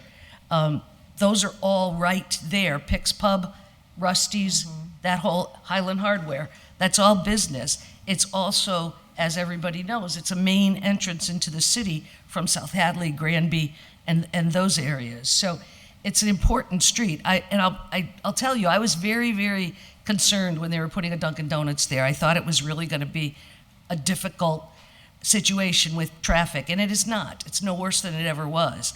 And I understand that White Hut is looking to go into the People's Bank building. So I'm all for businesses coming into Holyoke, and especially this piece of property is large and has never paid taxes. So putting this building back on the tax rolls is a very important thing, I think.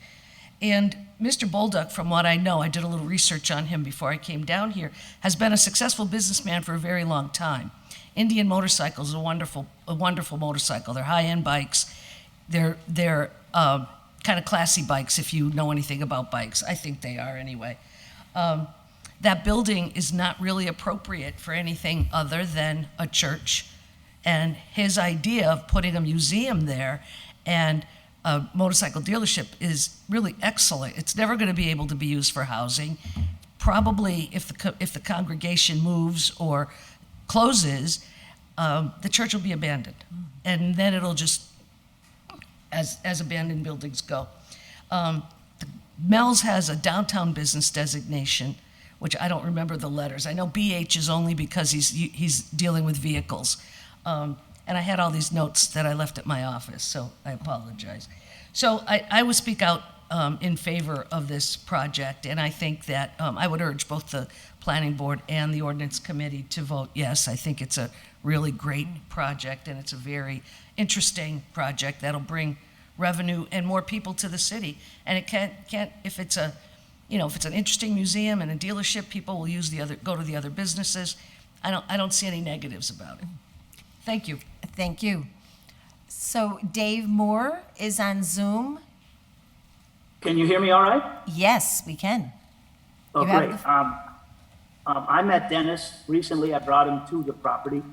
I've had a lot of people. I'm a commercial real estate broker, as you know. Can, and I've can we brought have out your, other people. Can we have your address? Thank you. Yeah, 37 Montgomery Ave.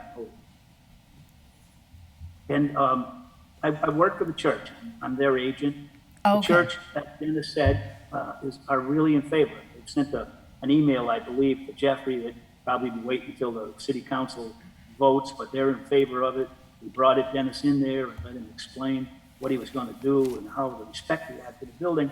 Well, anybody can say that, but I happen to know a lot about construction and old buildings, namely Holyoke Catholic, and this is a guy that can do that, and there's very few. If someone wants to demolish it, there's no one who would because the cost would be too high. But most importantly is the church. The church, the congregation group, cannot afford it any longer. It's a big, giant structure that has 2 different kinds of heating. If the church leaves it, they'll give it to another church, a small church. They won't last. There's no possibility they'll last through the winter. They couldn't afford it. Dennis has knowledge of this stuff. He can do it. And his idea is really good. And I just wanted to let you know that there's few people that could do it. My next set would be there's few people as crazy as he is that would even take on such a job. But he's really impressed me and the church people that I work for. We have a fair way to do it, and we'd like to support him entirely. And he does have the experience, like Karen. I've gotten to know him and I will respect him. I hope we don't chase him out of town. Thanks. Okay, thank you. Is there anybody in chambers who wishes to come to the mic?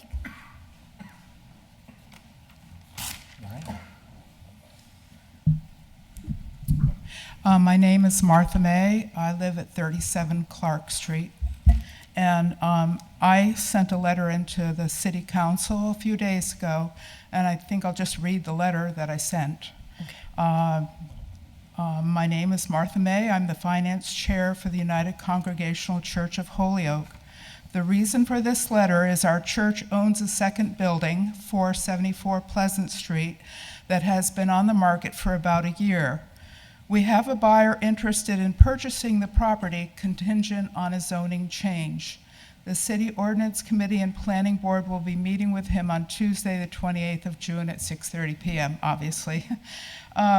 We have reviewed Mr. Bolduc's, the buyer's plans for the building, and hope that the Ordinance Committee and Planning Board will take into account the following. Mr. Bolduc has experience in upgrading older buildings, and we believe he can do it justice. A change in zoning will produce tax revenue for the city. The upgrades on the building will help increase the value of surrounding properties, and the historical landmark will remain standing. Traffic concerns should be minimal because the property has ample parking to accommodate the use of the building and has 2 points of egress.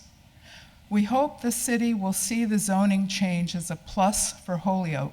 Holyoke is coming to life again. Let's keep the momentum going. Thank you. But I would like to just say a few personal. You absolutely can. I just want you to know we do have a copy of your letter. Okay. I've been working on the project of selling the building for about 5 years. And a year ago in April, we finally got the go-ahead from the congregation to put the building on the market. Being the finance chair, I've seen how much, the church is basically at a deficit every year in trying to maintain the building. And our main focus has always been to keep the basics in good shape. The first time I walked in the building, I was just blown away by the structure, the flow, and the history of it. And so when Dennis came along, I thought, this feels right. And I hope the city will take it seriously and support it. Thank you. Thank you. Is there anyone else who wishes to speak? Sure. You, Sandy Warren. Thank you. Thank you. Hang on. I have somebody at the microphone, and I'll recognize you in a minute. Okay. Ready? Yes. Hi, I'm Anthony Luciano. I live on 24 O'Connor Avenue. I also own a rental property on 22 O'Connor Avenue. What seems to be obvious to me is that this type of the business that you want to put in, no one else is going to do. So that church will literally just sit there. I came here mixed today, but after hearing what people had to say, I do have a concern about the noise, possibly from test driving motorcycles, but overall, it seems like a great project for the neighborhood and will help bring it up. We've had another restaurant open and replacing Elizer's, which is very nice in the area. So things are coming into that corner of Holyoke, so I think it would be a welcome business. Oh, thank you. Okay, Sandy Ward, you have the floor. Thank you very much. I'm very excited about this project and learning a lot about it. Just recently, I had really wondered what would happen with that beautiful old church, and I never would have thought of this, but it just seems like a good match, and so I say I'm all for it. Well, thank you. Thank you for your feedback. Is there anybody else that I might be missing? I don't see any hands. Oh, sure. Yes, ma'am. My name is Winston Baldwin, and I live at 311 Hadley Street in South Hadley. I happen to be the interim pastor of United Congregational Church in Holyoke that owns the property. That building was acquired by United Congregational Church on or about 1997 when there was a merger between First Church, what that building was first organized, called. To point out the fact that for the first time in 135 years, the town/city of Holyoke will be able to collect property tax on the building. And there are other emphases, but I just wanted to point that out to you. Thank you.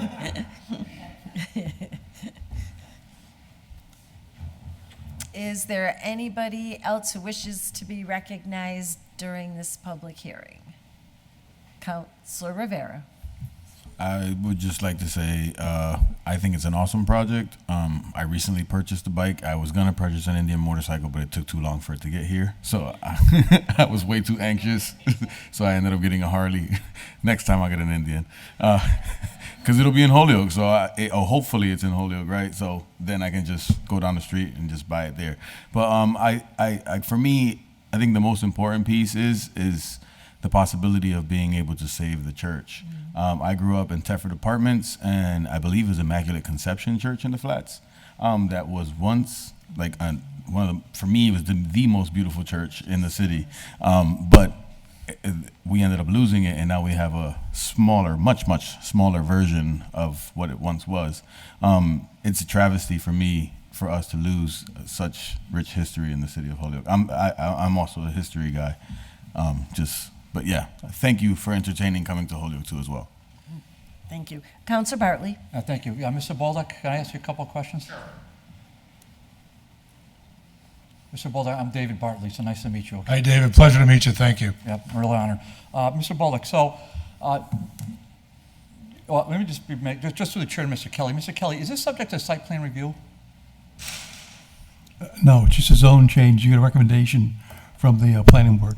Oh, yeah, thank you, Mr. Kelly. Unless, I don't think there's going to be any major renovation, so I'd ask if Jeff Burkhardt is on the meeting, but I don't believe it will go through site plan review. Yeah, that's okay. I read your opinions. It would all depend on whether or not under section 10.1.2, changes of use of any building that would introduce significant quantifiable changes to the site. So again, it depends upon, what the scope of renovations would be, Counselor, but, I don't know whether it's going to be extensive renovation or just interior work. I wouldn't want to renovate the outside of that building. Yeah. It took that building 125, 130 years to get to look like that. Yeah.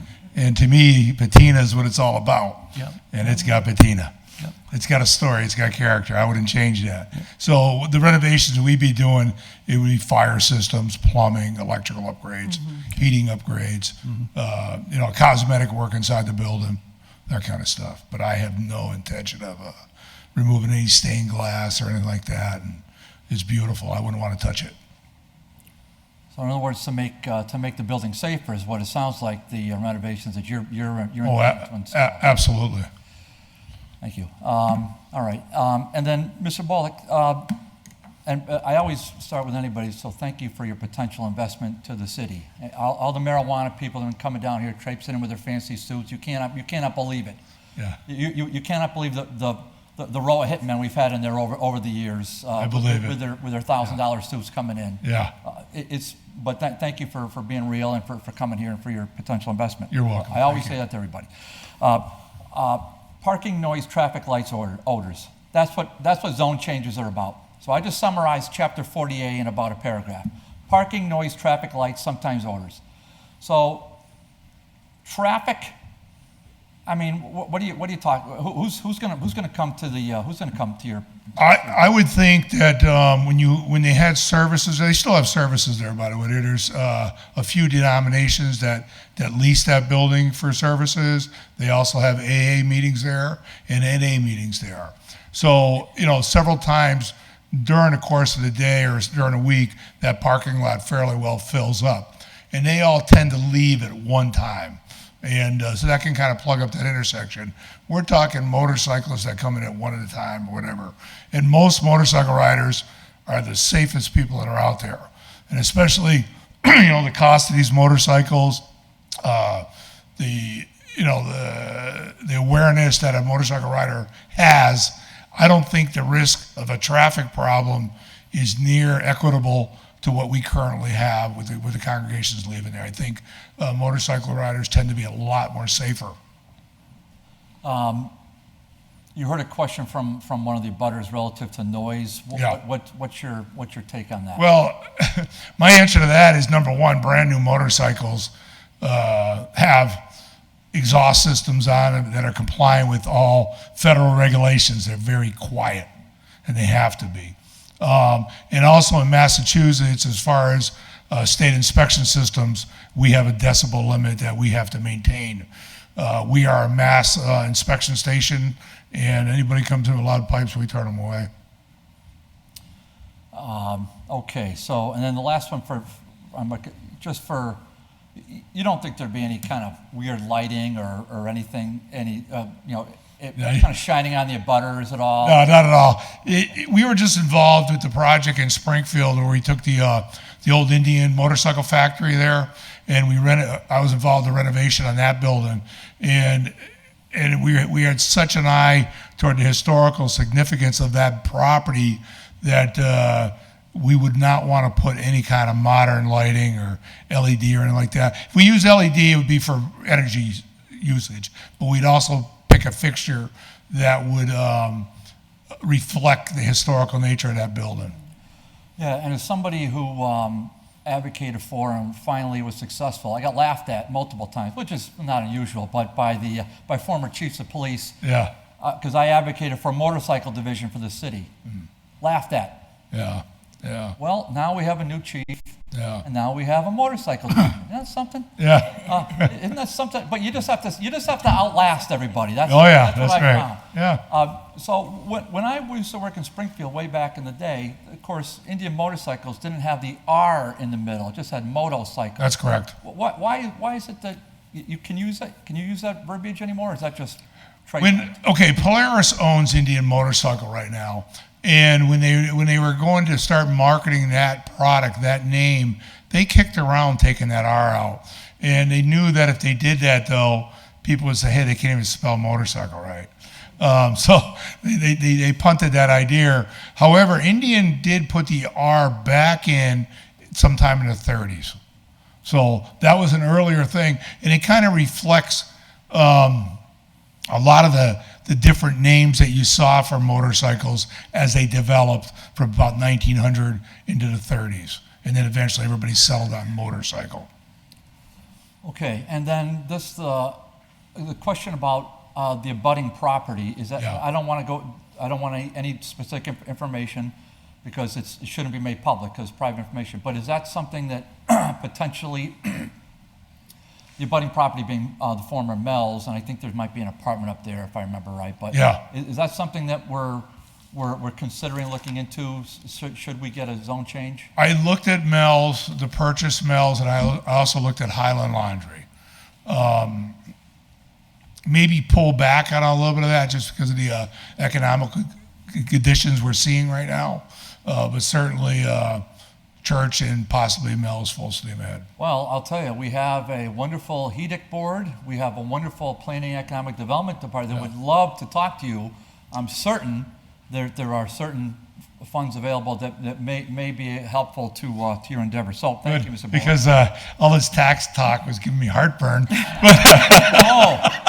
Well, but I understand that that's part of the equation, and I get that. You anticipated my last comment. So, Madam Chair, I think we heard from several people. There are a lot of reasons to support a zone change, Madam Chair. I'm sorry? There are a lot of reasons to support a zone change. You know, it's like voting for us. There's a lot of reasons why they're going to vote for us. So some people support a zone change because they like the guy. Some because he happens to plow. Some support it because potentially there could be tax revenue. Some support it because they like motorcycles, or they love history, or they love preservation. So, Madam Chair, there's not one reason, and somebody shouldn't have to be pinned down for one reason to support a zone change. So I hope when we take these votes that we keep a broad perspective. It's for the city. It's not just for one esoteric reason. I hope all of us remember our own words and our own arguments when we move other things forward. Yes. Because there, as my father said to me many years ago, there's a reason why Baskin-Robbins had 31 flavors, right? There's a reason why. Because not all of us like vanilla. So I'm hopeful that when we have an applicant, now we give him his own change. He can do all sorts of things with BH, can't he? All sorts of things, right? But you got to have some kind of faith and belief in the petitioner and the applicant and their supporters. At some point, you have to give into it. It doesn't mean you don't do your due diligence and look around and hear from the abutters. But it's not just a cookie cutter thing, and I don't want us to fall into that false dichotomy. Thank you. Thank you. So I have Councilor Givner, then I have Councilor Jourdain and Councilor McGivern in the queue. And you have Mimi Panich is in the queue. And, maybe some of the planning board people would like to weigh in? Mimi, go ahead. It's been a city council show. Well, thank you if I am next in queue. I realize that what I'm about to propose is something to think about rather than something directly before us on this order. But I think it is worth bringing up at this point. And I think this is a fabulous project, and it's really exciting to hear about. But there is a truism that we zone for the broad spectrum of uses and not for a specific project. And it is a fact, as Councilor Bartley just pointed out, that if we change this to BH and anything happens beyond the petitioner's control, all sorts of things that we might not want could go into that parcel. There is a fix for that, and it is within the City Council's power to consider that fix. And the fix is a special permit mechanism. A zone change is just a form of amending the zoning ordinance. The City Council can do a lot amending the zoning ordinance, and one of the things that it could conceivably do is choose another zone, like for instance the business limited that is right across the street and covers Duncan and White Hut, and add to it a special permit within the City Council's power that could be granted for essentially projects like this. Maybe it is a special permit that allows for reuse of old buildings with a motor vehicle sales component attached to it. At that point, it is more work than a zone change, which, you can just do without thinking about it. but to draft a special permit, which goes through the same 40A process, add it to a more restrictive but still business zone, would allow the council to be sure that we got this project and not some accidental unwanted project down the road. And it would provide more flexibility in situations like this. And, you know, I think that under these circumstances where we're faced with both, you know, a real desire to preserve this church, a really exciting applicant with an exciting project, it is perhaps doing the extra work to make sure that we don't fall into the trap of, we changed the zone for this project, now it's 2 years later, maybe, you know, all kinds of disasters happen in the world, and now maybe somebody wants to demolish that church for an Amazon depot. We don't want that to happen. We have ways of getting this project without risking that. And I felt that this discussion should not go forward without at least bringing that possibility to the city council's attention. Thank you. Thank you. Do you want to let your other planning board member? Go ahead, Kate. Yeah, this is sort of directly relevant, I think. I also agree. I think this sounds like a fabulous project, and I want to sort of say a few more things about the zoning. We're still waiting to hear from Attorney Degnan about the issue with BH from before. My concern with changing it to BH would be, I think, again, that it would be a spot zone if it was BH. There's no other BH anywhere near it. But it is near both BL and BG. I mean, it's essentially contiguous to both BL and BG. And so for those reasons, I think this is a great project, but I can't see as the planning board recommending a change to BH because it would be a spot zone. And I'm opposed to, expanding BH throughout the city because I think it's a zoning that's detrimental and not very useful to us as a community in most parts of the city. But if a different mechanism could be created to make this BG or BL and create a special permit that would have more control by the city council, I think that is a much more elegant solution because it is not spot zoning and because it also does help us focus, zoning is about use, not about a project, but making it a special permit could make it be about the project. Thank you. Councilor Givner? Thank you, Madam Chair. Well, I think this is a very exciting project for Ward 4, and I'm happy so many people came out to talk about it. Thanks, Mr. Dennis Bolduc, for coming in and for meeting with me as well. I'm happy to hear that you've met with so many people to talk about this project because I do think it's unique and exciting.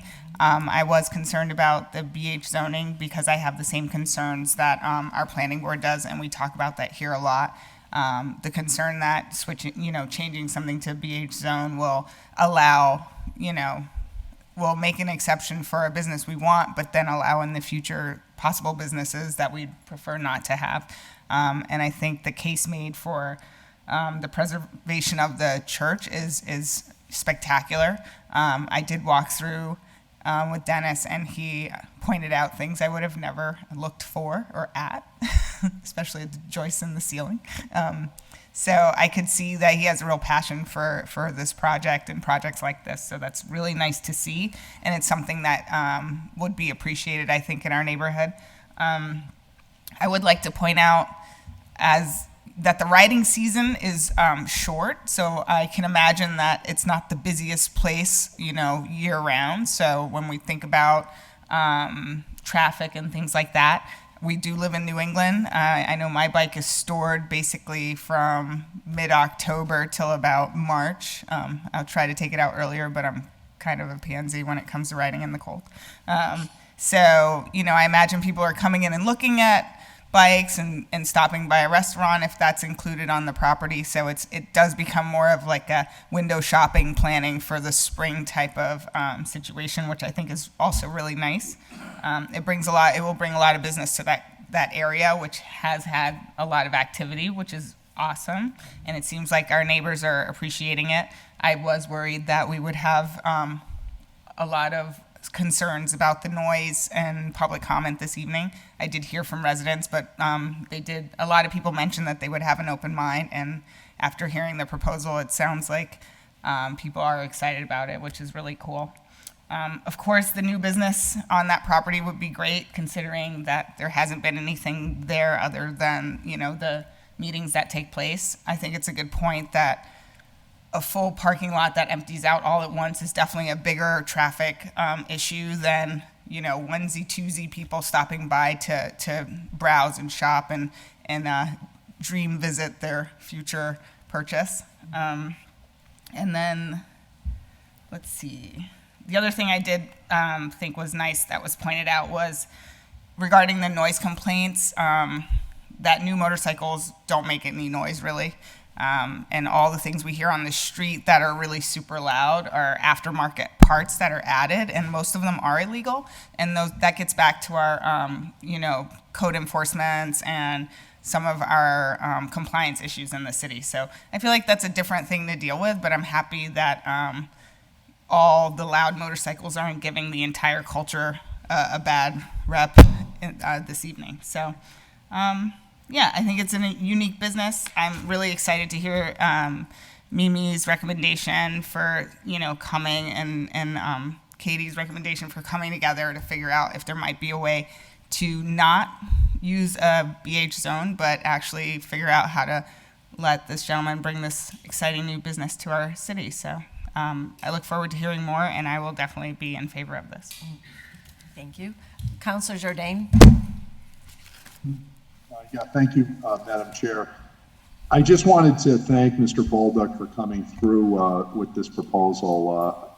I've never met Mr. Bolduc, but I can tell you I already like this guy. He's gutsy, an entrepreneur, courageous, just my kind of person. I like people like this, and thank you for taking this this opportunity to make an investment in Holyoke. And it has so many great side benefits to the community, like preserving this really important building to the city's history, one of the first congregations in the city's history. One of the things that another type of buyer would have to deal with would be, this is a massive size building and would cost a fortune to demolish. So really, I'm less concerned about other uses of, I don't think someone on a whim is going to come in there and demolish this building. But on a side note, we need to be strengthening our preservation rules as we're currently discussing in this committee on historic buildings such as this. I've been very strongly in favor of historic preservation for many, many years. Obviously, the demolition delay ordinance, I'm in favor of strengthening that in strong measure. But that's another topic. But I will say, this is the ideal type of preservation, right? This is exactly what we're shooting for, is to have the Mr. Bolducs of the world step up to the plate, come in, be creative, innovative, to think about how do we reuse a great building like this, a combination of a restaurant with a dealership, a museum. It makes all the sense in the world. And future generations will be able to continue to enjoy this building. It served its purpose of its many congregations over the years, and we now have an opportunity to have a new creative owner who's going to make the type of investment that is needed into this building and into this location. And it's really exciting to see on the opposite corner, we're going to have a White Hut coming to that corner in the former People's Bank. There's Dunkin' Donuts on the other corner. It's hard for me to get super enthused about that. But it is what it is. Nevertheless, I just think it's great what he's proposing. When you really think, and I think he hits the nail on the head, when you really think about what other uses could there be for this, this is on the very short list of possibilities to have a special person like this come along and come in with a proposal. I'd be lying if I wasn't also happy to say, wow, look at this. We're going to also get some tax revenue so that we can also have a couple bucks in our pocket to keep improving Holyoke. That's a good thing too. We need taxpayers. And we need people like Mr. Bolduc, because what they do is they create a kinetic energy in this community to say, hey, look what I'm doing. I'm putting all this investment, I'm thinking creatively, I'm being an entrepreneur in Holyoke, and it's working, and the city has embraced me. And it's impossible not to get behind that. So I'm very, very supportive of this concept, and I thank Mr. Bolduc, and I also thank all the residents that came out tonight to speak in favor, and I look forward to having this in the city. Best of luck. Thank you. Councilor McGivern. Thank you. Thank you, Councilor Bacon. Before I make a couple comments, can I just ask through the chair to Jeff Burkott or to the planning board, what is the size of the parcel that's being asked to be rezoned? More specific, does it include the parking lot in the back? 1 second, Councilor, please. It does include the parcel in the back, the application reference. But that's technically a 0 lot. It is 2 parcels. But That's what it looks like on the map. Right. The size of the parcel with the structure on it is a ½ acre according to the assessor records, and the 0 parcel is 0.34 acres. To do a project, and I think we all agree it's a fantastic project being proposed, do you need BH on both lots? Can the parking stand on its own? Is that a question for planning staff, or is that a question you're asking Mr. Bolduc? I guess it's kind of for everybody, maybe even legal. Well, if I just may interject real quickly, the issue is that you can't have a standalone parking lot technically in an R2 zone. So I think you'd have to almost do them as a package, and maybe even A&R that property so that it becomes one complete property, or one complete parcel, or one lot, if you could say. And Jeff, do you know that on the map there, what's the zoning for Mel's currently? Mel's is currently BG as well as Holyoke Laundry, but the way Holyoke Laundry is set up, it's also zoned RM20 because there's a multifamily structure that fronts on Pleasant Street, and the laundry happens to be in the rear. Thank you. And we can't do do the... appear to the south, there appears to be another property to the far south of the laundry, which is also owned by Holyoke Laundry. That's 0.31 acres, and it's primarily vacant, but there appears to be a little bit of a building extension or addition onto the property. Thank you. Just one last question, Jeff. You can't do parking by special permit in R2? No. Thank you. Mr. Bolduc, it's a fantastic project. I don't mean to, scare anyone or to try to be different. I just think our 2 members of the planning board make a very good point. We need to think this one out. We need to make the project work, but asking to go to BH is a big ask on this piece of property. It is a very big ask. With the parking lot, the size of the parking lot, the size of the building is 2 different things, but when you put them together next to Mel's, you're looking at some uses that we don't want in our neighborhoods. And if there was any thoughts, about that, what Mimi and Kate said tonight makes a lot of sense as to looking at to make this project work, but to make it work through a special permit. BH is a very difficult zone to grant to something that is not in use anywhere near like the project we just talked about down on Temple Street. And BH on a corner, on a busy corner like this, could attract a lot of use for something else. I trust you, Mr. Bolduc. I'm not talking about your proposal. And I hope you understand I'm sincere about that. Oh, I get it. But the zoning use is what we're debating tonight, not the project. I get where you're coming from. I've also sat on a planning board, and I was the chairman of the zoning board in my town at one point. I was wondering why you were representing yourself tonight. Been there, done this. Well done. So I see Maria or Robin on Zoom with your hand up if you wish to be recognized. Hi, can you hear me? Yes. Can you give us your name and address? Yep, my name's Robin Siniaho. I'm here with my housemate Maria, and we own a house on 445 Pleasant Street. We're pretty much directly cat-a-corner from the church. Okay. And we just want to say that we're all in favor of this project, but we agree with a lot that we've heard here that we would prefer it done by special permit instead of a BH zoning. Just in case the project falls apart, and as being neighbors, we would do everything we could to make that project successful, by going to that restaurant and being supportive. Our main objective is to preserve the church.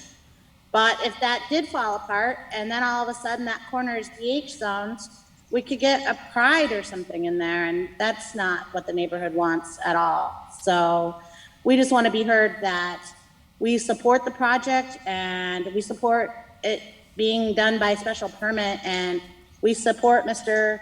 Bolduc, and but we would much prefer it be special permit than BH rezoned. Thank you. So I see that we have Attorney Bissonnette on Zoom with us, and I guess I would like to ask you, Attorney Bissonnette, not tonight, but this will be continued, I'm anticipating. If you could weigh in on what options in the context that we are in with this public hearing, we might have relative to these different ideas that have been put forth. I think we need to understand how much flexibility we have under this particular hearing to do what has been suggested. So is that something that you think you could weigh in on if we continue this to the end of July?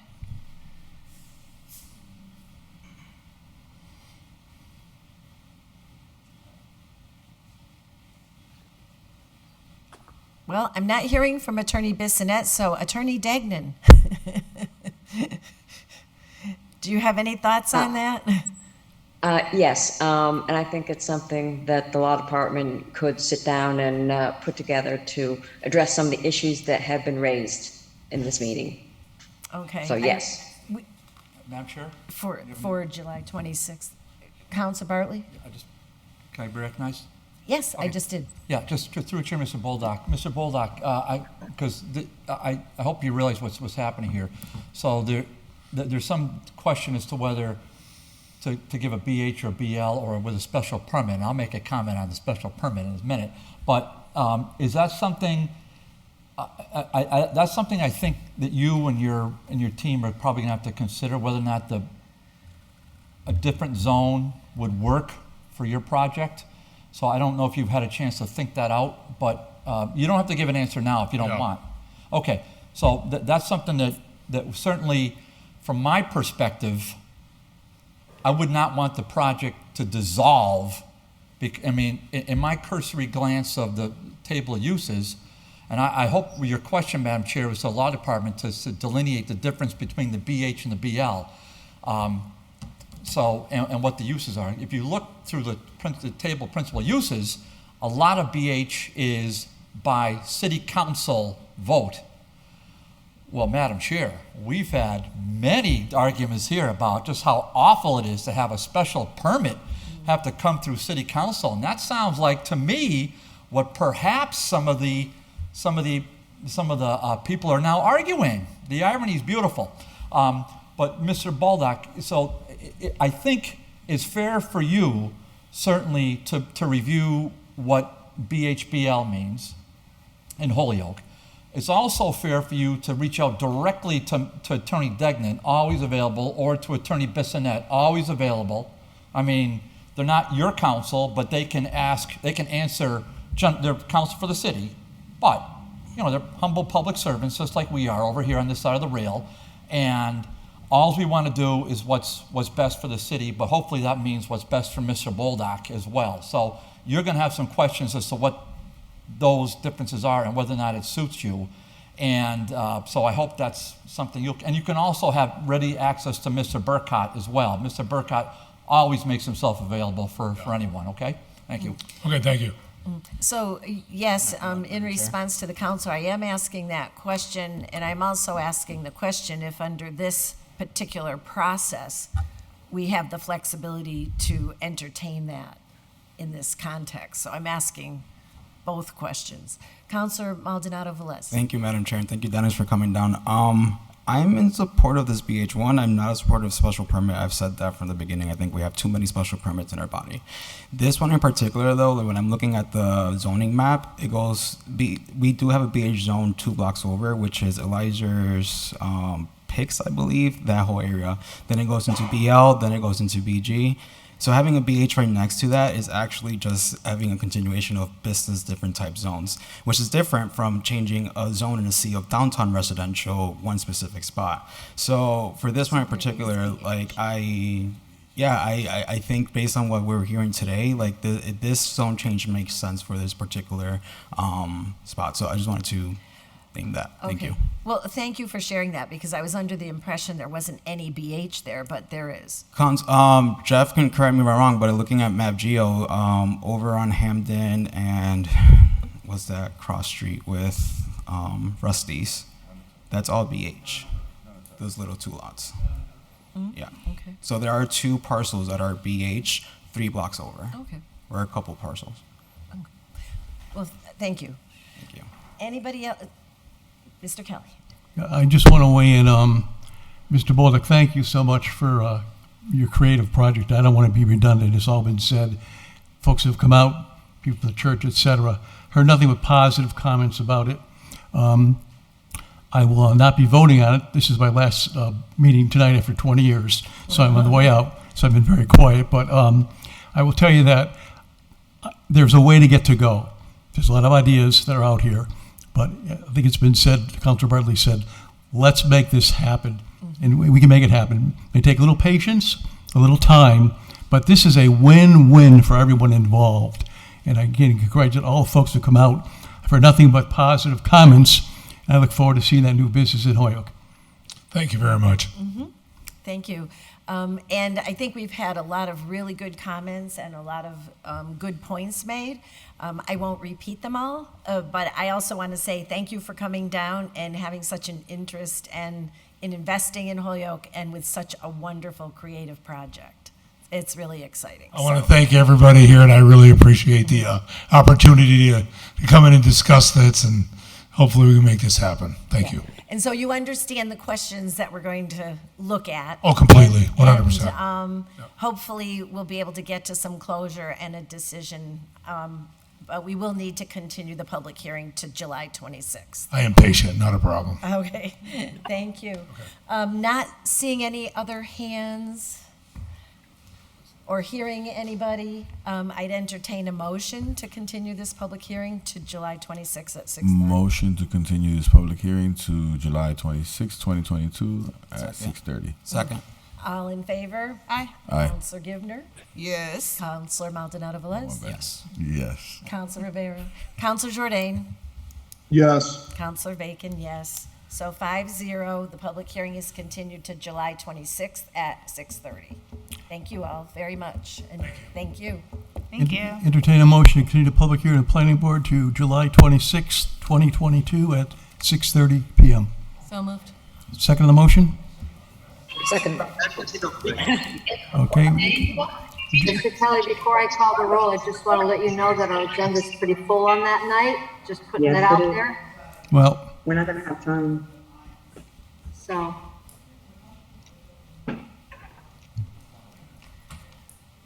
we already have we have 5 things on that night. right. But they started. I understand. Okay. All right. Oh, Not really your concern. here's a Mr. thought. Hold on.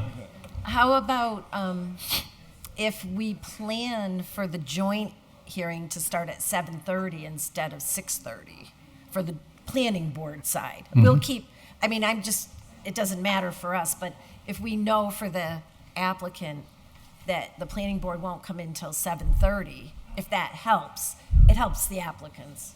It might. Yeah. Did you hear that, Chair? It'll be later start. Well, we started at 5 over there anyway. I don't know. I know you're getting a full agenda. I just thought having it, keeping it concurrent would be important. But would it help if we went with the joint hearing at 7:30 instead of 6:30? Now, I'm not sure. Our problem really is that, we start at 5:30 because we have that much business. And it isn't a matter of what time we join you. It's a matter of what time we end up. Yeah. A problem that I know you're familiar with. So we start at 5. After here, we go back and finish our meeting. Right, so I didn't know if that would be helpful, Yeah. that's all. Okay.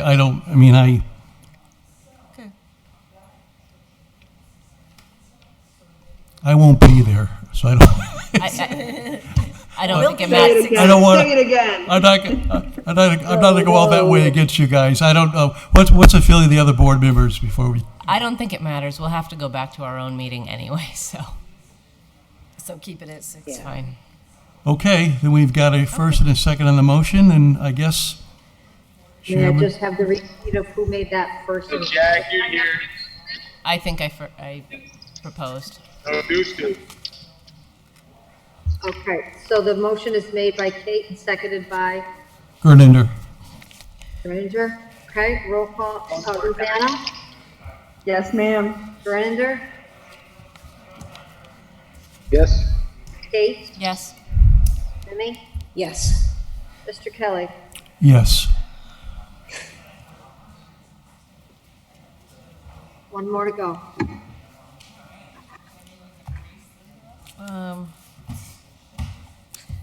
So I'd like to entertain a motion to open the public hearing for item 5. Motion it. Go ahead. A motion to entertain, or a motion to open up the hearing for item 5? Second. All in favor? Counselor Givner? Yes. Counselor Maldonado Velez? Yes. Counselor Rivera? Yes. Counselor Jordan? Counselor Vacan? Yes. So our public hearing is open for item 5, which is that the city council vote to amend section 7.10 to include the following definitions, which reflect the language from the state's Cannabis Control Commission. Marijuana courier, an entity licensed to deliver finished marijuana products, marijuana accessories, and branded goods directly to consumers from a licensed marijuana retailer. It cannot wholesale, warehouse, process, repackage, or white label these products. A marijuana courier does not require a city council special permit, but does need to obtain a business certificate from the city clerk's office. Marijuana delivery operator, an entity licensed to purchase at wholesale and warehouse finished marijuana products acquired from a licensed marijuana cultivator, marijuana product manufacturer, micro business or craft marijuana cooperative, and white label, sell, and deliver finished marijuana products, marijuana accessories, and marijuana branded goods directly to consumers, but is not authorized to repackage marijuana or marijuana products or operate a storefront under this license. Somebody to break it down for me. Entertain a motion to open the public hearing of the Hoyok Planning Board to take up a zoning text change, section 710, to include definitions for marijuana courier and delivery operator. So moved. Second the motion? Second. Would you call the roll, please, Sharon? Yep, Rosanna? Yes, ma'am. Gerlinder?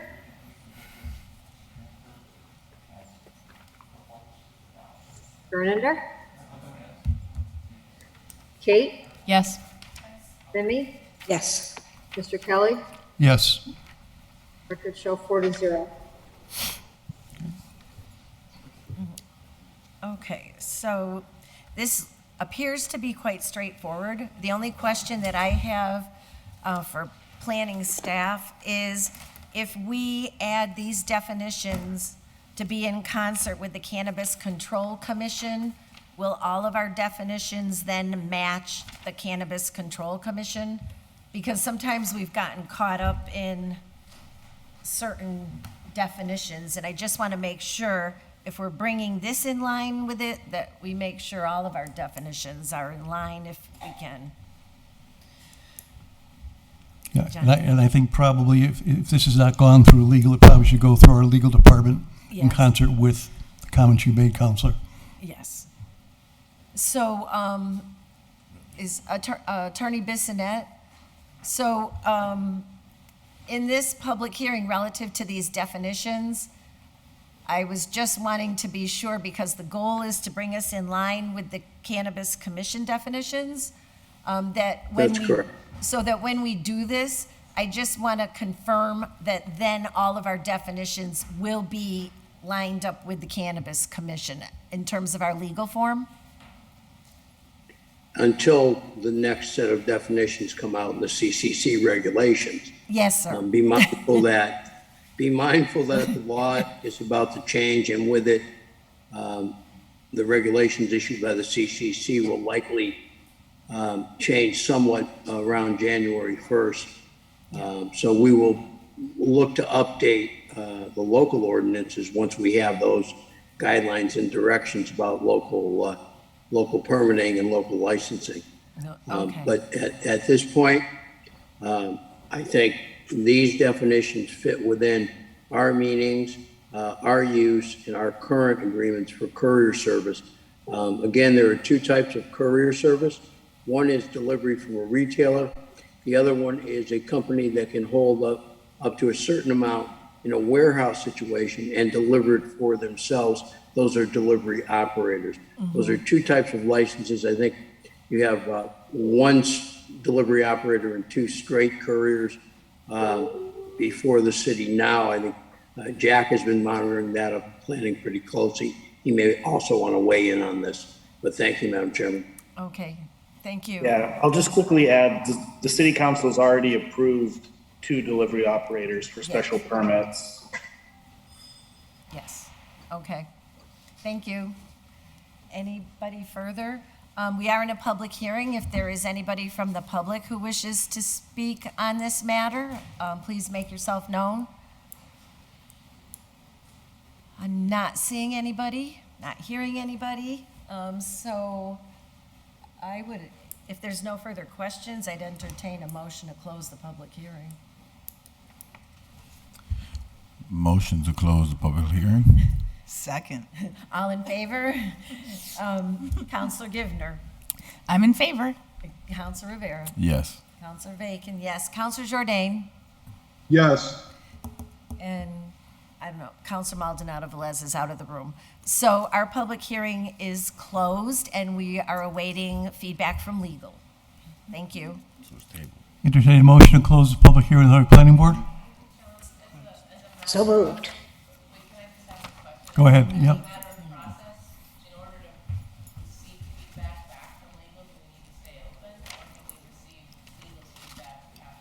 Well, I thought Attorney Bissonette kind of answered that question.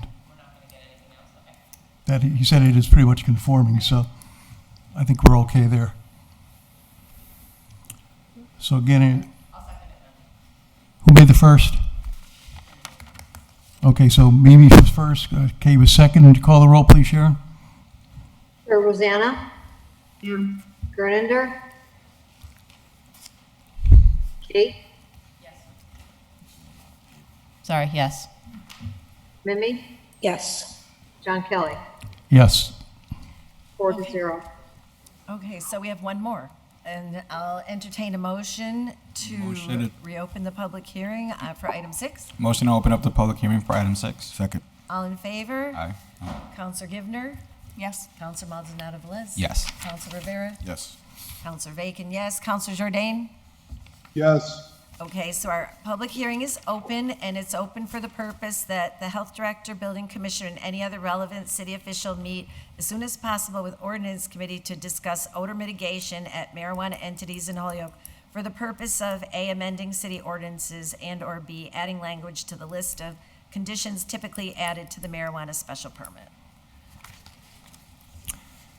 Entertain a motion to reopen the public hearing of the planning board to take up a zoning text change to discuss odor mitigation at marijuana establishments and/or adding language to typical list of conditions. So moved. Second on the motion? Second. Would you call the roll, please, Sharon? Rosanna, Yes, ma'am. Hernander, Kate, Yes. Mimi, Yes. John Kelly, Yes. 4-0. Okay, so we have had a number of hearings on this, and we have received a variety of information from a variety of departments. I just want to make sure that the information, that we agree on the information that's been entered into the public record. So what I have is that we've received a proposed template that I've shared with our engineer and with our Board of Health that was submitted by John Aubin months ago at this point. I have received feedback from, and I don't see Sean on the Zoom, but I have received feedback from him that he sees his department as an appropriate one relative to enforcement, relative to the odor mitigation, along with not in place of building commission. And then the other aspects of that template that our engineer gave me feedback on, and I'm just not finding, oh, here it is. His email that he sent to me, and I'm not sure if it was made part of the public record or not, so I want to read it into the record. This was from Bob Perrin upon review of the template.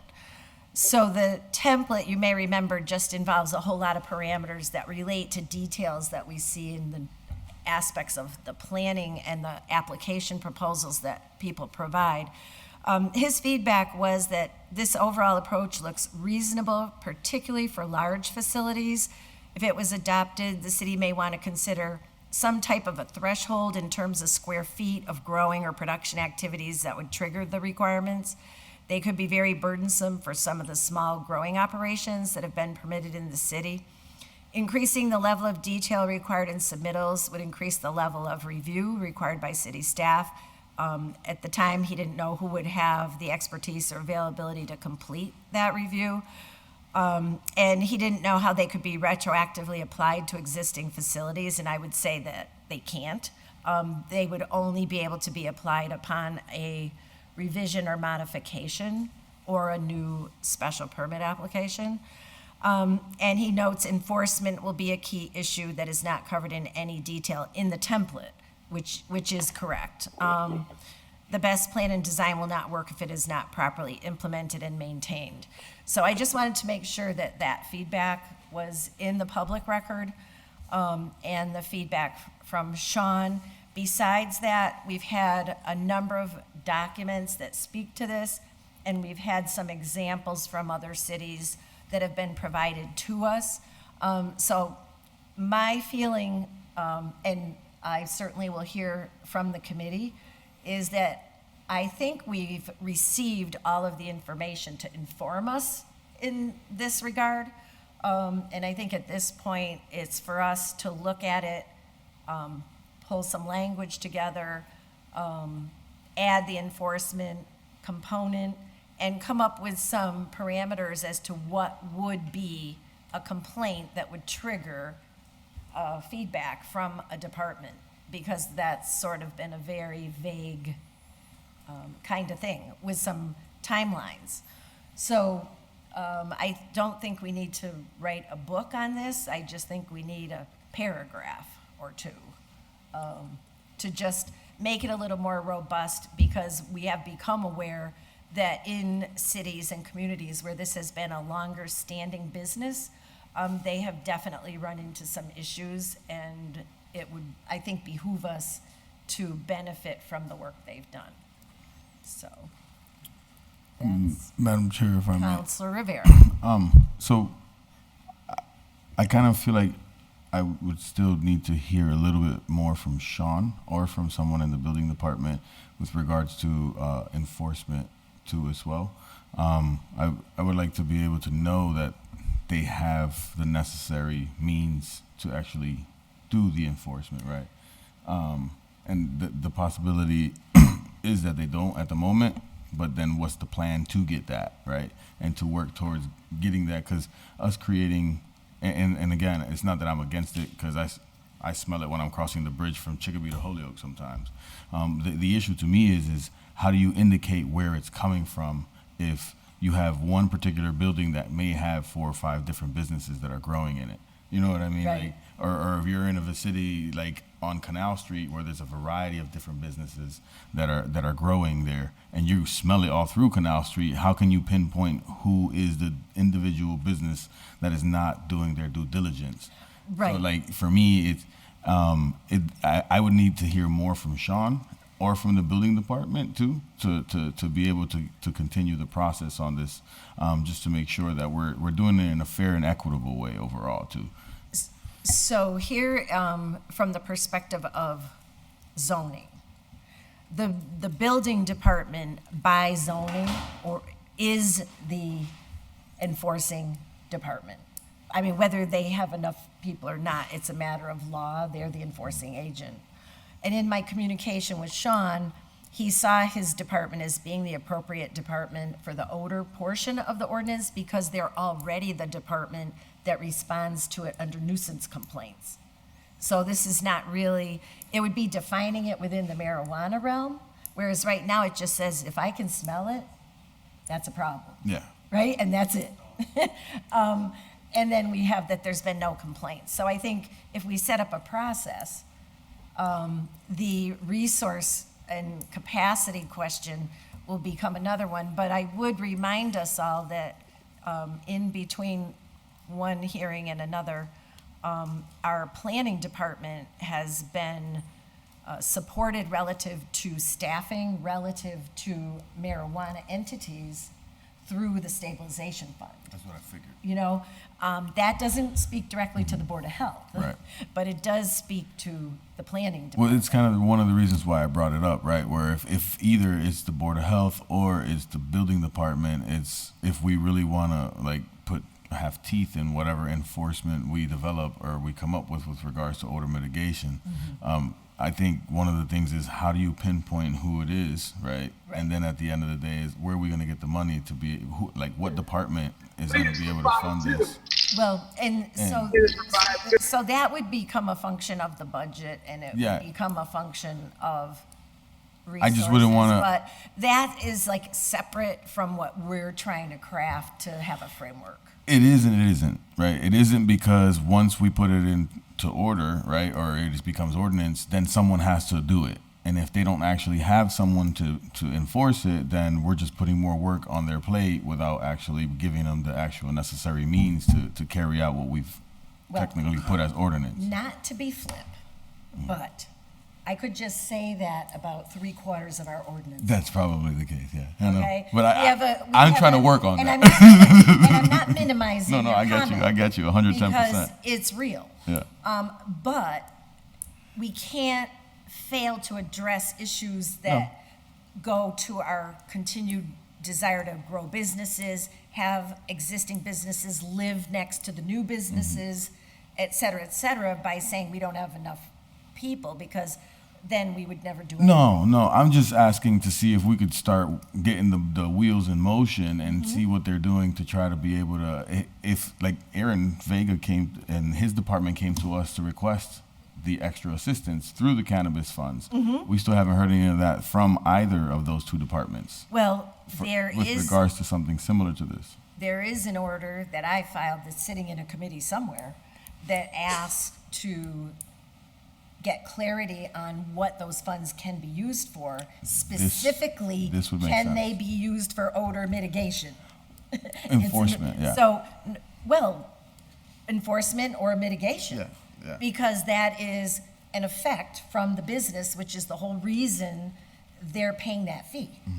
So that question is out there to be answered, and that should bring resources, to your point, in that regard.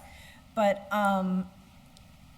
so Sean has sent me an email, and he was here earlier, but he couldn't stay as long. But he did send me an email on May 25th indicating that the Board of Health would be an appropriate department to list for odor issues alongside the building department, which is already there.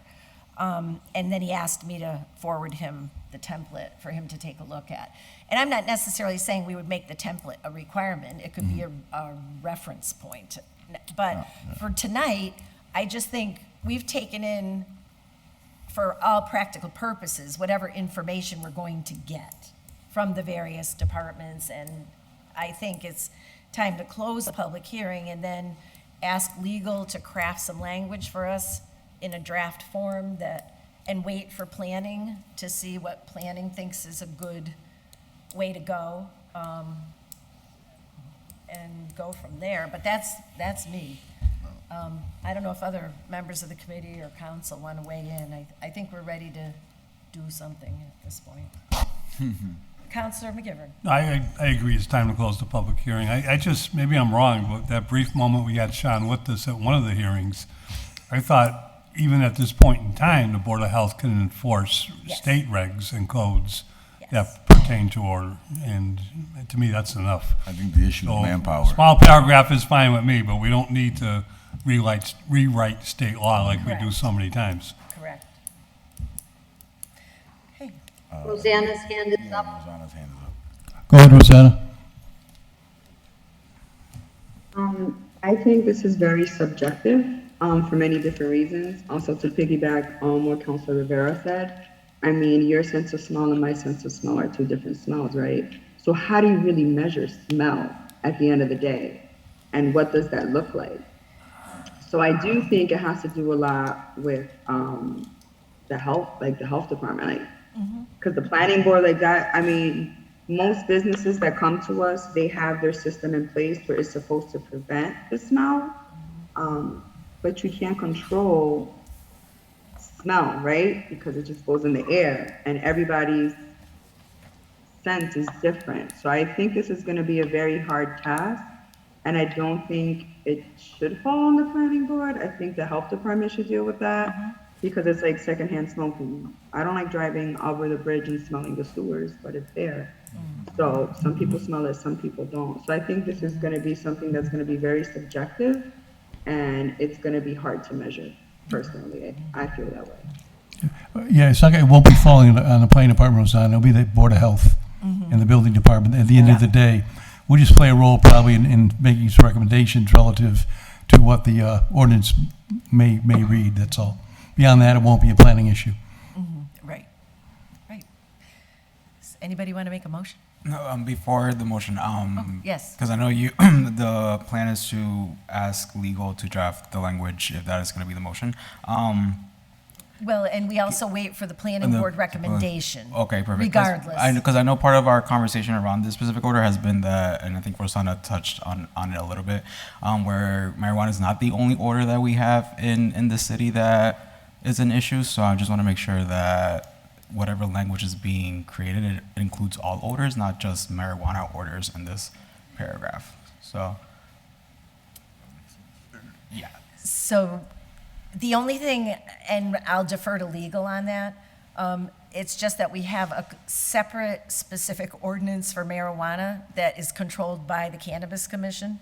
So it kind of takes it out of the rest of the city, which is covered under the state nuisance order and our other ordinances already.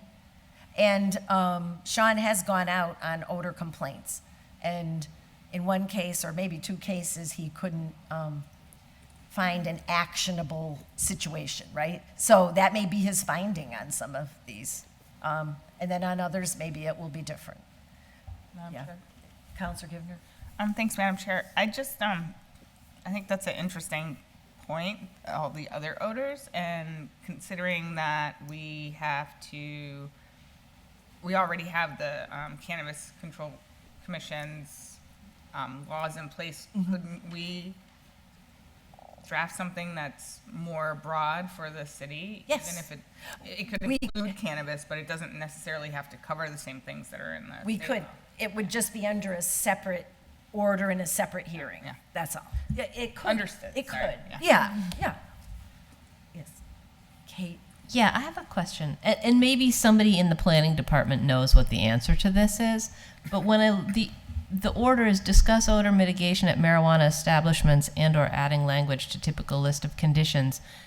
So it's not clear to me what you're asking for from planning. Okay, so this was actually initiated by businesses that are abutting, established businesses that are abutting new businesses that are being affected by the odor, which our ordinance says the marijuana manufacturing entities under our ordinance cannot be putting off an odor that a person with a normal sense of smell can smell. Well, that's a very subjective thing, right? But that's all our ordinance says. And the only other thing that it says is that the building department is the enforcer of the marijuana ordinance. So because there has been really no language around enforcement relative to this or language of what constituted a complaint, it's sort of been a very vague thing, and some established businesses are feeling they don't really have a path and that the ordinance is very vague. And then we did bring in a number of ordinances from other communities that have developed them. And I'm not suggesting that we need to go to the depth and breadth necessarily that they did. But I think to try to find a balance in our community of supporting the long-standing businesses and the new businesses, that's the goal. Mr. Kelly. Yeah, and I think probably your point, Kate, is that, we have researched other communities, but I really see the role of planning of kind of having helped in that gathering of information. But at the end of the day, I see this as something that goes to the law department, because it's going to be, it's a legal thing. It's Right. not, so we may play with a little bit of the language, but beyond that, we've done some research in other communities, what they've done, and I know when Jack puts together the, reviews, et cetera, language about odor mitigation and Right. The newest technology is in them. But as I've said before, this is a whole new slope we're in. This is like, as we go along as a state, as more and more states implement and make marijuana legal, we're going to be addressing, I think, a lot of issues we haven't even thought of yet. Exactly. And this will be one of them. And I'm sure there'll be a lot more coming down the road as we get into odor and odor mitigation and at the state level and Yeah. maybe some at the federal level. Yeah. But this is just a way, at least, of having a mechanism so when there is a legitimate complaint, the city has folks who are charged with the Right. fact to go out and investigate the complaint. Right. And so we were quite proactive as a community in implementing the ordinance. And I think we need to be proactive in terms of the unintended consequences that people are now bringing to our attention, to be fair. So, yeah. So if the committee is comfortable, I'd like to entertain a motion to close the public hearing and ask legal, as informed maybe by planning, to put together a draft with feedback from planning and committee, maybe for So both. moved. So moved. Second. All in favor? Counselor Givner? Yes. Counselor Maldonado Velez? Yes. Counselor Rivera? Yes. Counselor Jordan? Yes. Counselor Bacon, yes. So our public hearing is closed. What's the wish of the planning board?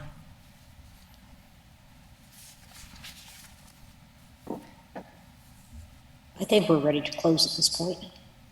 Okay, motion to close, or second on the motion? Second. Okay, would you call the roll, please, Sharon? Rosanna, Yes, ma'am. Kate, Yes. Mimi, Yes. John Kelly. Yes. So just a process question for the planning board and the committee. So Attorney Degnan, will it be you on this or Attorney Bissonnette? Or, I think, Madam Chair, would most likely be Mike Bissonnette. oh, okay. It would be. Okay, Attorney Bissonnette. So I don't want to step on anybody's toes, but it seems like you need some information from the planning staff and perhaps from committee to put together a pretty concise framework relative to this matter. Does that sound right, or do you feel like you already have enough information?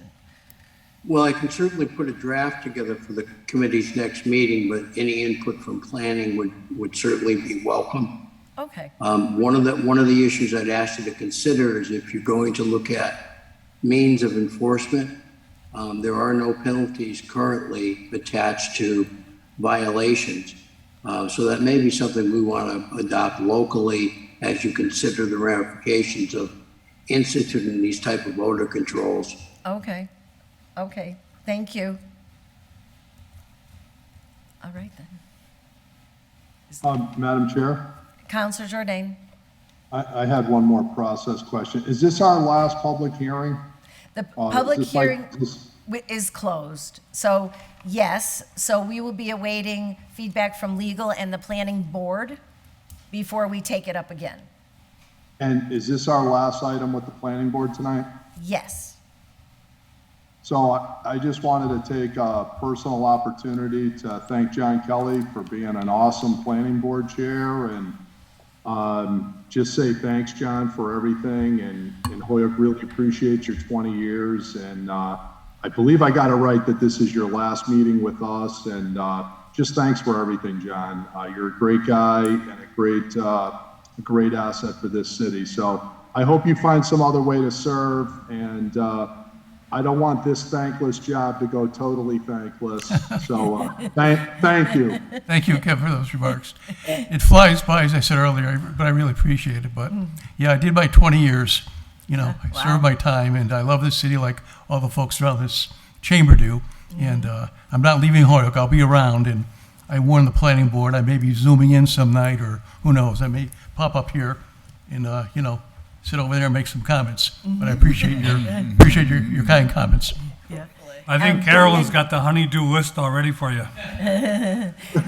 And I said this in council, but I also want to say it again, that I think in this term, we've had a very collaborative working relationship, and I think the joint hearings have served the public well, and been a help to the applicants, and so I appreciate that. And somehow I see a proclamation not far into the future. But thank you. Bye. You guys have a good evening. Good night, thank you.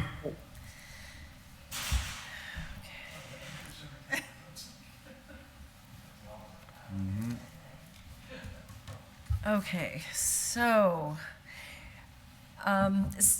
given the hour, I just want to know if it is the pleasure of anybody on the committee to take anything out of order. Because if there are certain things that people have on the top of their mind. I would do the package. I had one item, Madam Chair, but go ahead. Okay. I'll wait. I was just going to suggest that we do package, I think, 7, 8, and 9. For the demo. You're right. Very good, Right. very good, because we've had that before us for a while. Yeah, do all 3 at the same time. Second. And Councilor Jordan, did you have one that you wanted to go out of order too? Yeah, just on 12, I think All we're right. waiting for some more info on, from All right. Attorney Bissonette on that one, right? So that one's just going to get tabled, I assume, number 12? Well, we have, hang on. We have a draft, so, before us. You have it, got it on an email from Jeffrey, so we can take that up. So Oh, anyway, okay. on the motion to take 7, 8, and 9 as a package, that's what I heard? Was Yes. there a second? There was. Okay. All in favor? Counselor Givner? Yes. Aye. Counselor Maldonado Velez? Counselor Jordan? Yes. Counselor Rivera? Yes. Yes. Okay, so we have, by a 5-0 vote, taken these up as a package. So item 7 is order that the city council amend the Hoyok zoning ordinances to correct the site plan, oh, wait. They don't coincide? That doesn't, it's not 7. It's 8, 9, and 10. 8, 9, and 10. Okay. Perfect. So as amended, 8, 9, and 10. Second. Aye. Givner, Aye. Maldonado. Yes. Can I Yes. do shorthand? Yes. Rivera, Jordan, Bacon. Say yes. It's Yes, it's 8, 9, and C. It's 8, 9, and 10 as a package.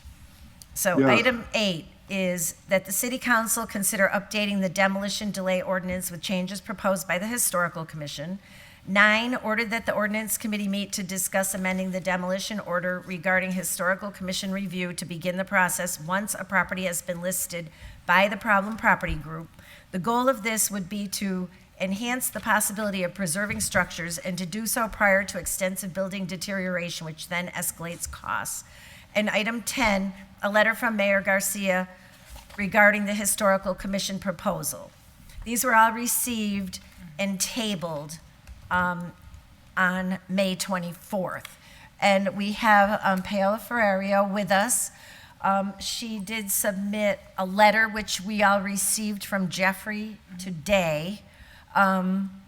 She would like to review it into the record on these items. So is the committee willing to suspend rules to allow Paola to address us? Motion to suspend the rules to allow Paola to address us. Second. All in favor? Yes. Counselor Givner? Yes. Counselor Maldonado? Counselor Jordan? Counselor Rivera? Yes. Counselor Vacan? Yes. Okay, you have the floor, Paola. Good evening, councilors. Thank you for having me. So I wrote this. Oh, first of all, Councilor Rivera, I am with you thinking that Immaculate Conception was the most beautiful church in Holyoke. And I would actually say one of the most beautiful example of Gothic, revival Gothic in America. Also, it's a wonderful night for preservation. Very excited about the project on the church and the motorcycle museum, etc. And also, I would like to bring some good news just to cheer everybody up. That thank you to our city engineer, Bob Peyrant. I'm mispronouncing his last name, and Olivia Mizell and their work. We have just been awarded from the Massachusetts Historical Commission $55,000 for the windows in a matching grant. Nice. So it's all good news. Preservation seems to be back.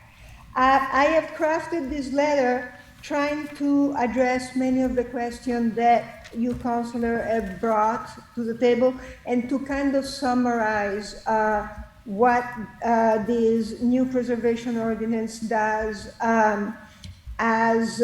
before it goes to City Council. I am a terrible public reader, but I'll do my best. So this is how it goes. Thank you, member of the Ordinance Committee, for your question and due diligence. Following are a few final remarks before the proposed ordinance goes in front of City Council. The city currently has 2 boards that have been instituted to protect historical assets: the Holyoke Local Historic District Commission and the Holyoke Historical Commission. Both have active and reactive powers to preserve. The Holyoke Local Historic District can plan and move forward the formation of local historic districts which ensure the preservation of monuments, important buildings, and neighborhoods. The Holyoke Historical Commission is able to obtain survey and planning grant for the city, which in the future may facilitate the preservation of historic buildings in the city, if not opposed by the administration and local elected officials. The Holyoke Historical Commission also has a reactive role, which is to impose a demolition delay on buildings in order to avoid unnecessary and wasteful demolition. Presently, we have a 6-month delay, which is almost useless as a tool to preserve, because it does not allow enough time for the Local Historic District Commission to form a local historic district for a building, a block, or a street. So this ordinance is for all wards, and I am stating this fact because the disclosure around, because of the discourse around this issue and question raised by several councilors, some at large, seem to be focusing on just a few problematic buildings in Ward 1 and Ward 2. In fact, this ordinance affects all wards and a huge majority of residential units throughout the city. As the data show, lowering the age of property that would be subject to demolition delay from 100 to 75-year-old buildings will protect over 1,000 property, mostly residential, with a total value of over 200 millions. It is the economic interest of the city to make sure that the neighborhoods maintain their characteristics in order to preserve originality and therefore sell appeal. This interest has been protected unevenly in Holyoke. At this point, it is important to stress and outline the real estate development in wards 3, 4, 5, 6, and 7, and Ward 5 does not have as many historic property. But these wards have followed guidelines often promoted by historical preservation to wit.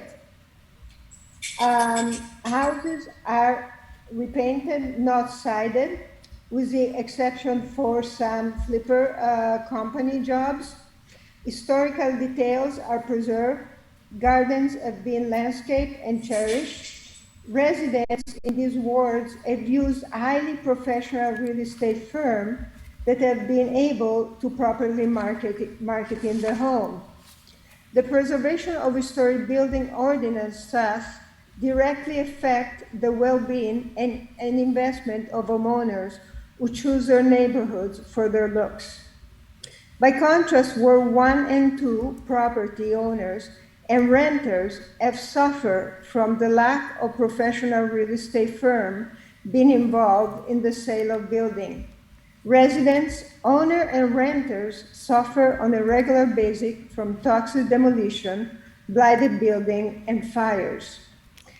I'd like to remind this committee that the train station was quietly sold for just $12,000 to Mr. White, the current owner. Mr. White, the current owner, has demonstrated a great commitment to the building. Nonetheless, we will never know what could have happened had the sale of the building been highly publicized by professionals, with the understanding that the city would have put a strong effort in helping a solid buyer with a good vision. And tonight we're seeing what's happening with the church on Pleasant, and that's just a wonderful thing. There's long been talk about the value of hiring professional real estate brokers with year-long expertise in this kind of property in Holyoke. Many candidates for city office have advocated for it or agree it would be an excellent idea, but somehow it never seems to get off the ground. The Historical Commission is a regulatory board funded to protect the historic asset of the city. We're not developers, nor we are in any way responsible for writing requests for proposal for historic building. Yet the rhetoric has been that the commission stops demolition but does not find buyers for building. Tonight, once and for all, I would like to state that blaming the Historical Commission for poor marketing techniques for the city is not acceptable. This is not the Historical Commission function. With the preservation ordinance, we offer a tool for the whole city to help protect our patrimony and help the Office of Planning and Development attract proper developers to the real property in our city. It is up to the council to make this tool active. Otherwise, we may continue working as we have, leaving citizens desperately trying to fight for themselves. Thank you for that feedback, Paola. So as we all know, we've gotten a lot of feedback on this. And I have a couple of remaining questions. We know that our mayor has weighed in and wants to keep it at the 6 months. And I was wondering, it's been stated that, at least since we started talking about these changes, that you and/or members of the historic commissions have been looped in and invited to the property preservation group meetings. And I'm wondering, because that was one of the orders under one of the items, and I was just wondering if that's happening regularly, if it had been happening before. Is there language needed to be written so that that would continue to happen? Or is it an established process, if you could? It is not established, and actually this morning I received an email as I was asking for the feedback that the for the preservation property group would have given on the letter of the mayor. Mr. Cody stated, I am not currently a member of the preservation property group. I have been going to meeting for now 3 months, but it has not been made official that a member of the historical commission should be on the board. Okay, so that is a concrete thing that we could do. Absolutely. Okay. Would it need to be the historical commission, or would there need to be another name also included? Would that cover it? I'm sorry, I don't understand the question. So you have two groups. You have the Holyoke Historic Commission, and you have the local Historic District Commission. So yes, it would so, be. So the historical commission again deals with the whole city. Mostly the local historic district deals with the forming of local historic district and with Fairfield Avenue. Okay, So it might be that, I don't know if we would have to ask the local historic district, but it might be that for them it's more necessary to be there or to be called in question if a new local historic district may be planned, or if something is appearing directly on Fairfield Avenue. So my question is, if we added in the Holyoke Historic Commission as, hopefully, I think we'd be requesting the mayor to add the Holyoke Historic Commission as a member to the Property Preservation Group. If there was the need for a local historic area to be created, then the Holyoke Historic Commissioner or representative could communicate that to the local historic district? Absolutely. Okay. So would it be fair to say that it would be helpful to add the historical district commission to the property preservation group as a standing member? Is that what the language would be that you would need? That not the local historic district, but a member of the historical commission. Right, the Holyoke Historical Commission. Yes. Add that as a member of the preservation property group. That is correct, Madam Chair. Okay, so that's one thing. So the other key point that you're looking at is the length of time on the demo delay, which is currently 6 months. So is there any feedback from the committee in this regard? We have, in the feedback from the mayor, he just indicated he wanted to keep it at 6 months. We've had the Historic Commission propose 12 months. we've had various input and information from different points of view on this matter. Madam Chair? Councilor Jourdain? Yeah, I want to ask Paula if she has seen the draft ordinance change, and is she supportive of what the law department drafted for us to consider, or are you looking for additional edits besides those? Only those, and I'm completely supportive, and thank you, Attorney Deegan, for drafting that. Thank you. You're welcome. So you're referring to the 4 pages that we had presented to us. Do I have a date? I don't know, but it's in our packet, and it was. No, I submitted, I believe, it should have come from Jeffrey. I think I submitted it a few days ago. Oh, okay. So there's, Yeah, I'm looking at an older one. Okay. Yes, yes. All right. So are we talking about the 2 pages? One that renames the ordinance to Preservation of Historic Buildings Ordinance rather than Demolition Delay Ordinance? Yes. In the that's second one, one, that greater than 100 years old be changed to greater than 75 years old. The other one,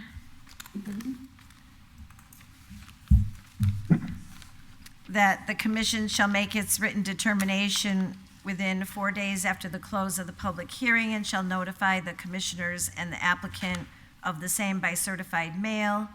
That part being removed, and adding in the same language relative to the 14 days, and keeping the language that if it's not detrimental, the demo permit would be issued forthwith. And then that if it is significant, that's where we change the 6 months to 12 months. And then in section 4, that the notice of the public hearing must also be made by placing a written notice at the site of the historic building or structure, and that was feedback that came out of a prior meeting. And so I'm that's, actually, yeah.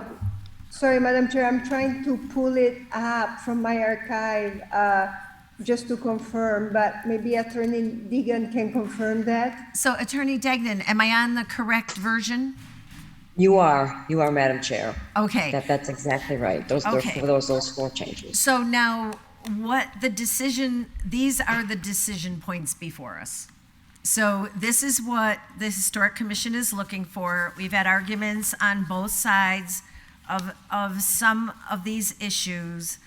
I don't see in here where it causes the members of the Historic Commission to be part of the preservation property group.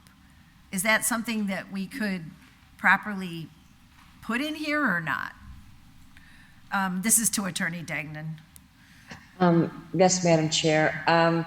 I just want to be clear, and I need to ask Paula, was it the Historical Commission that voted to make these changes that are in the ordinance now? The ones that this body is looking at?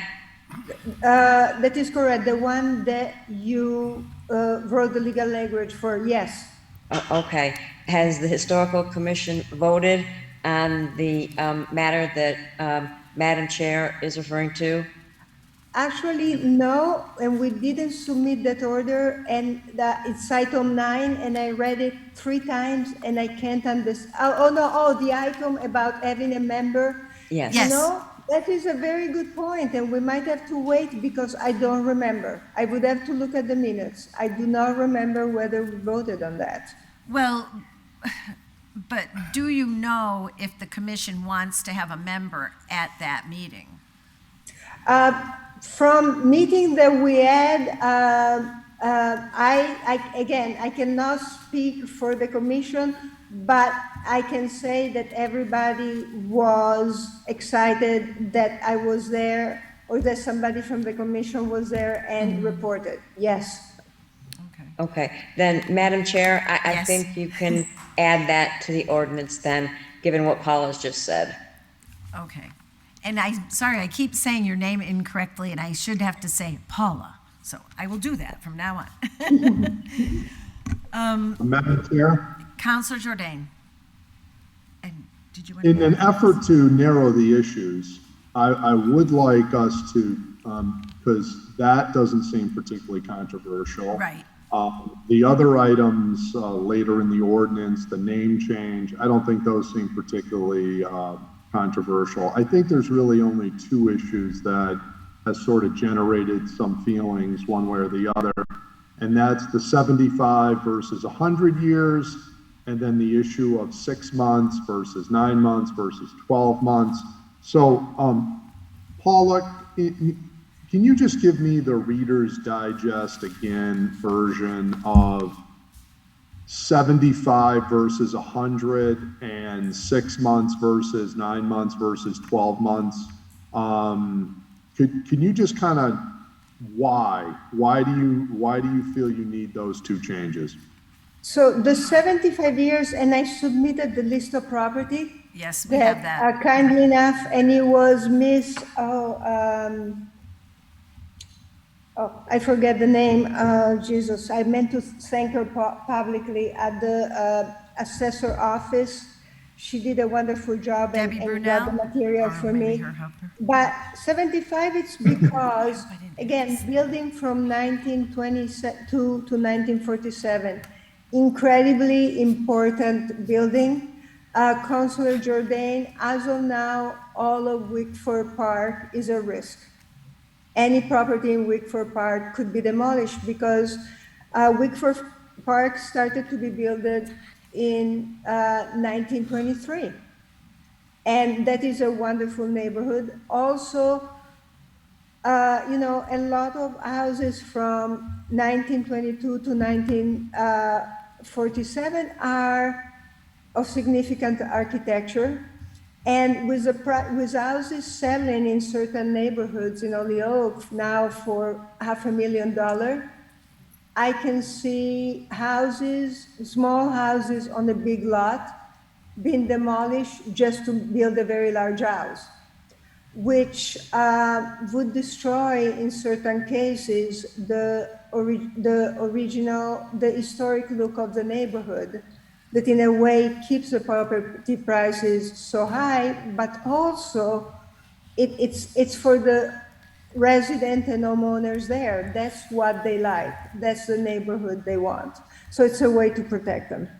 Mm-hmm. As for 1 year, it's because, say there's a very important building at risk. Let's say that again, we do the perfect, I couldn't believe it, the perfect example tonight, the church on Pleasant.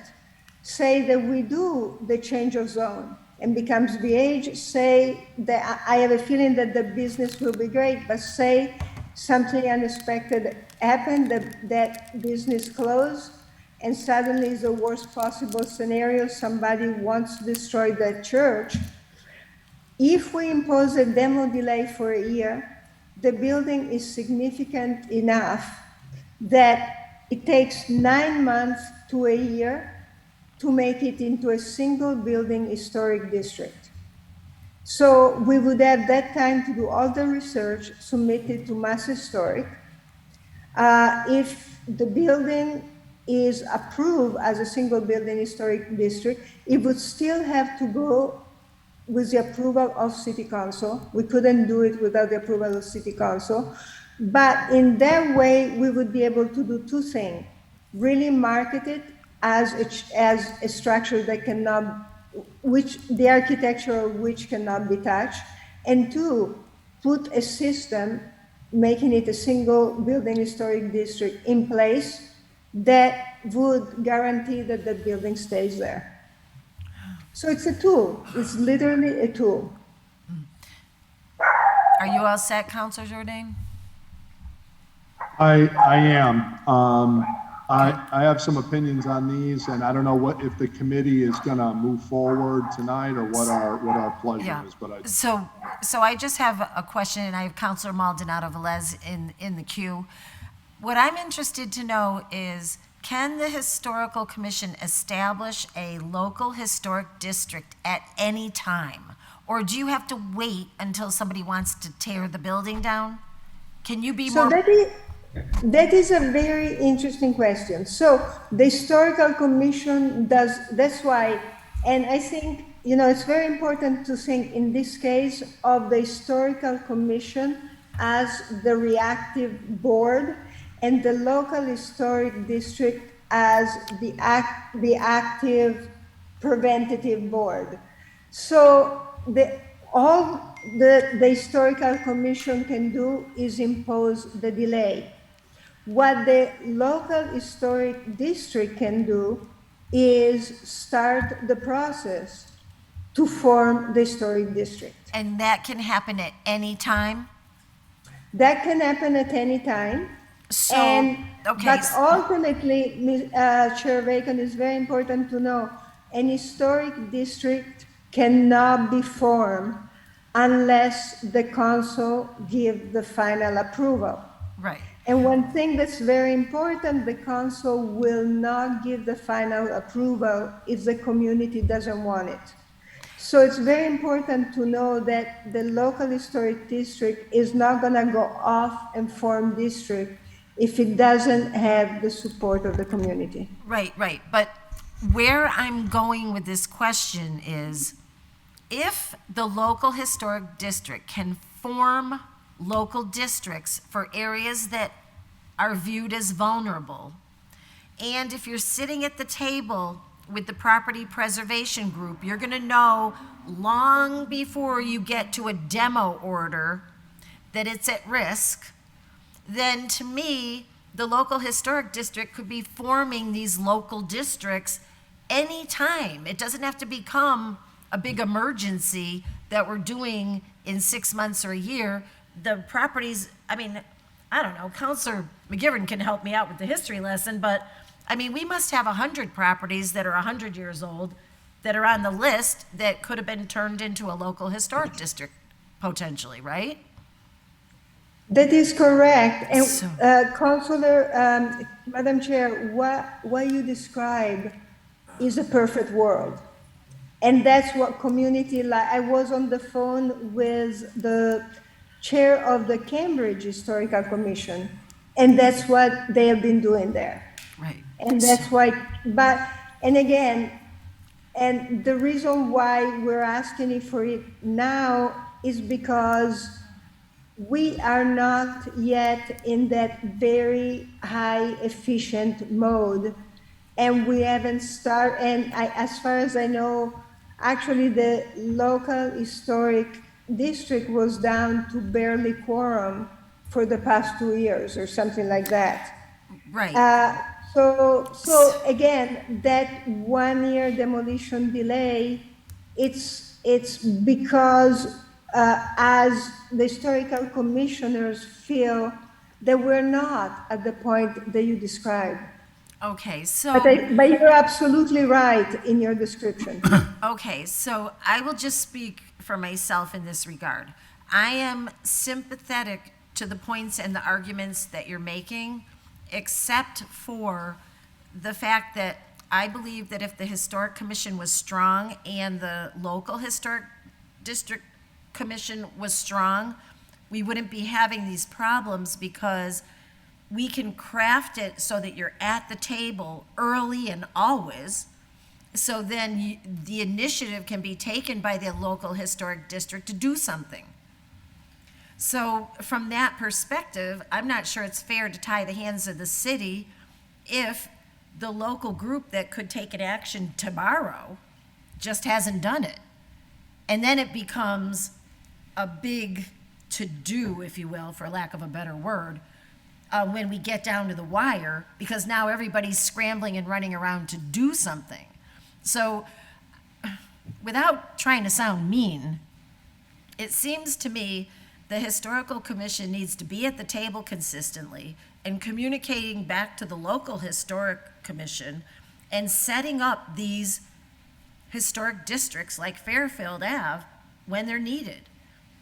And that's the way to avoid all these debates and fights about the demo delay.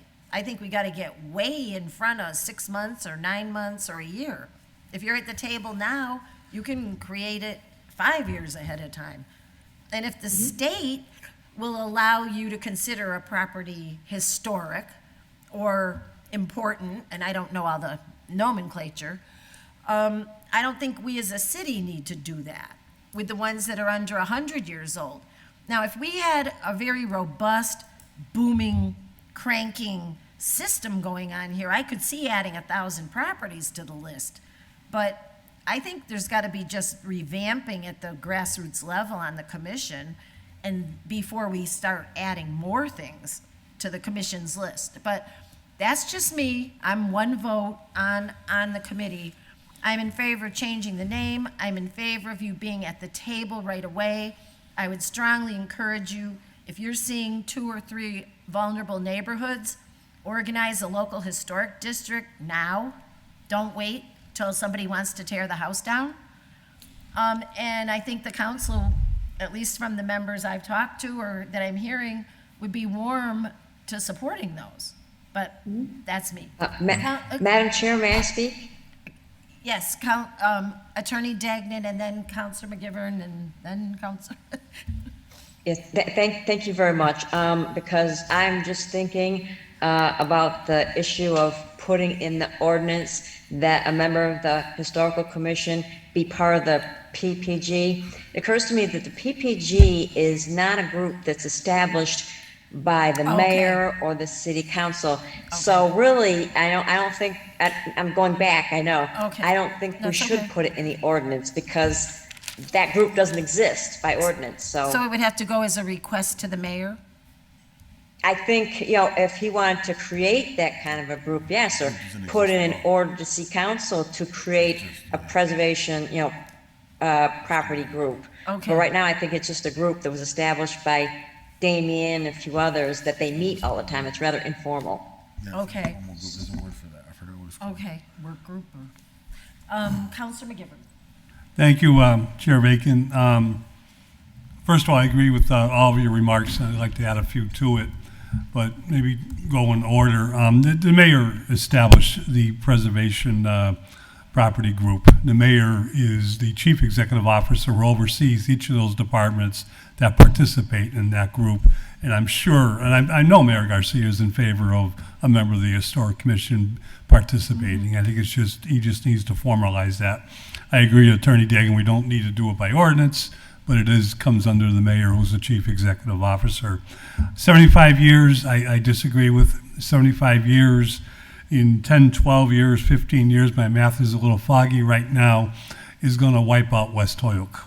Pieces of property in West Holyoke that could be developed, are going to face historic preservation, demolition delays. For what reason?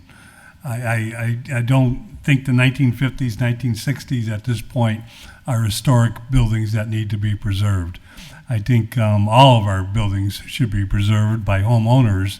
And I think the most important thing is I supported and do support a demolition delay. And we argued this point when we created the 6-month delay too vigorously, and I respect, that it's back before us. There are merits to both sides, but a 6-month delay on privately owned property is wrong. And that's what we're talking about here, is dictating to people who own property that you propose to do something. It could be a vacant piece of property that they own. It could be a proposal where they're coming in. It has to pass a lot of tests. A demolition delay for 6 months is fair, but at some point, the person who owns the property, it's their property, and they have a right to do what they want to do. Creating an historic district, we did for Fairview Avenue. We unanimously did that. The Historic Commission, the City Council, everybody was in favor of it, including everybody that lived on that street. Right. It's not just the homes, because there's many homes like on Fairview Avenue you can find throughout the Highlands and into Ward 4 that are as beautiful and as worthy of being preserved. Fairview Avenue had one unique thing that very few cities have left, is the street itself. And the divider and the beauty of that street is incredible. And the historic district was appropriate. That was for Fairview Avenue.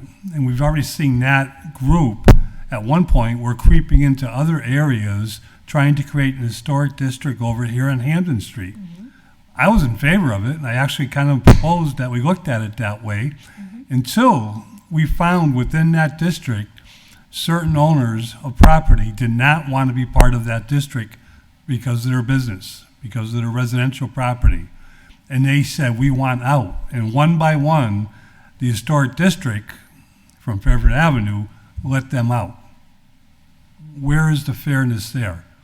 Where is the fairness of, we're going to impose this on one property owner, but not all property owners, because the district was a Polish community that occupied Ward 4 for decades. And the history of it, we lost. Yep. We lost in urban renewal. That was a crime, Really? Yeah. But to go to 8 months, 9 months, 12 months on a private property owner is not going to help us develop this city. And once you delay it, is you stop the proposal, which is the tool that's in front of us, is to stop developers or the proposals that come before us. The city can't market private property. We don't own it. Where is our resources to market private property? We are not, 6 months is great because it makes someone stop and think, can you do something more with this church? It is a wonderful proposal on Pleasant and Hampton Street. The church that we talked about on Hampton Street, Lower Hampton Street, that was demolished by the diocese was not budging on that no matter what the city said. Yeah. That is a shame. Yeah. But the Catholic Church is not democratic. Right. And there is nothing we could do and nothing government can do when it comes to a owner of a piece of property, when they're determined not to do what we'd like to see done with it. And anyways, that's why I cannot support 12 months. I support the 6 months. I did when we originally created the 6 months. We need the options for developers and for private property to have that option when they come in. And can we stop things? Yes. Can we delay things? Yes. And make people think? Absolutely. Can we market preservation, the preservation of historic buildings? Absolutely. Can we create historic districts before it comes to a point where they're going to be vacant and someone's going to buy it for other purposes? Yes. Right, and it needs to be a process similar to Yes. speed humps. Everybody has to want it, and then you can do it. But- Right? Counselor are you all set? I'm set. Thank you. Counselor Maldonado Velez. Thank you, Madam Chair. One of my questions was around Attorney Degnan's point around and the problem preservation group, and if we can even add the language into the ordinance. So that was the question. Also, I just want to say I am definitely in support of this. I think Paul is making a good point around like the reactive and the proactive sort of like two entities that we have. Right now, the Historical Commission does not have the ability to create local districts. That only falls within the Local District Commission. So if we want them to be in that meeting with the problem preservation group, then maybe we should think about probably having a representative of each group. Maybe that's the conversation. But I'm in favor of this for right now, and we can maybe revisit later because this is a situation that we're in. Like we don't have that proactive group right now meeting regularly, forming these local districts. So like this 12 months is the alternative to that. If we had that robust system we talk about, then yes, we have problems in our city, like having meeting quorums with like commissions and committees and people coming out all the time. So like we need to have these safeguards in place to allow these preservations to happen. So I'm in support of the 12 months. I'm also, you're all making good points, so I'm it's like you all said, it's one vote out of 13. Well, and it's But not, everything's not always by consensus. Exactly. So but I am in support of the 12 and the 75 years. So thank you. Okay, thank you. Councilor Jourdain, then Councilor Rivera.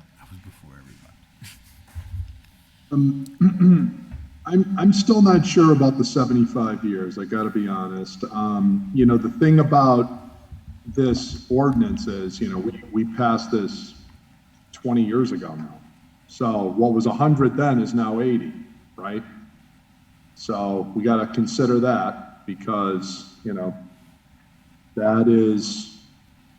that's already, if we had passed this with 75 years then, that would be, at that time, 20 years has evolved. So I think we need to consider that these ordinances are around for a long time, so I'm somewhat skeptical of that.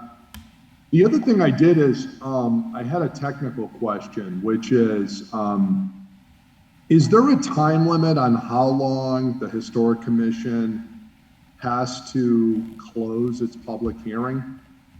Like, for example, when you look at the process now outlined in the ordinance, it says that the commission will hold a public hearing within 45 days. But it never says how long they have to make a decision while it's in public hearing, right? That's almost endless, by the way. It's unlimited.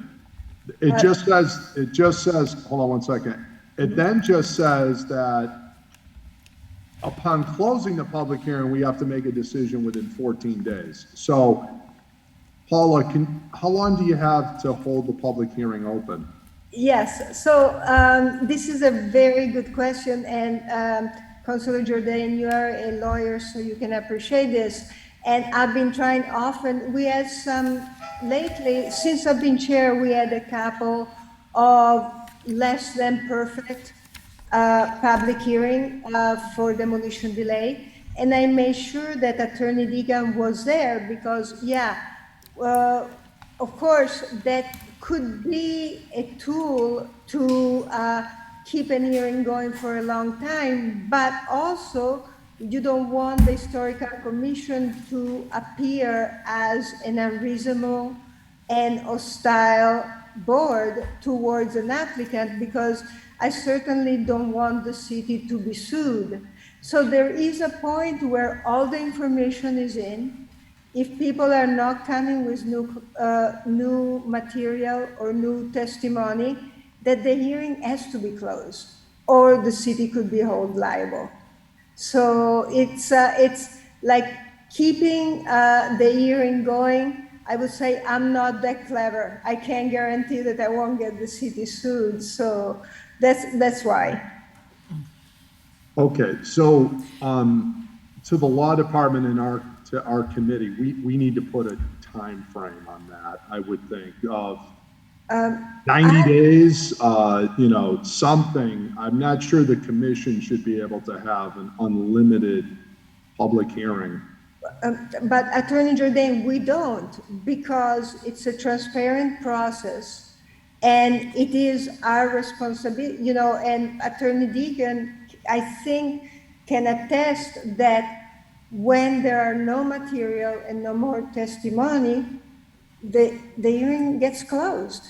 No, that's the minimum. I mean, you'll do the right thing, but we also are thinking of a maximum cap, and I think this plays into the question of how long of a delay is needed, because technically, when people really understand the rules here, it's 45 days, then you have an unlimited public hearing, then you have 14 more days, and then you have 6 months on top of that. Okay, so just so people understand, we're way beyond 6 months already, right? You're a month and a half plus a half a month. So there's 2 months plus the public hearing plus 6 months. So you're already 8 months plus the time frame of the public hearing from the date that the owner submits the application. Okay. That would only be possible if the applicant is uncooperative and does not submit material. we are obligated to close a hearing once everything is submitted. Councilor Jordan, that is a little bit of a catastrophic fantasy on your part. Again, and if anything, and I don't know of any board that has limits on public hearings. So why punish or put in a vote on non-confidence on the historical commission where we have no precedence for delaying a hearing? Because we make rules for abuse of power, not for righteousness and graciousness with power. I mean, that's the whole point of law, right? We understand, and again, I'm in favor of what you're trying to do. However, I'm also not stupid either, and I also believe in reasonable rules. And what I'm suggesting to you is that if there is no cap, you could just keep saying, well, you know, we need a month until the next hearing, and then we need, that happens in ordinance committee. Have you seen how long some of our sometimes stuff goes? And where this is something where the owner may need some level of decision, right? Because they have a business decision to make themselves. So they should have a right to know that it's a reasonably efficient process to gather information. What I'm suggesting is if we put a 4-month cap or a 3-month cap on the hearing, we probably don't need to really increase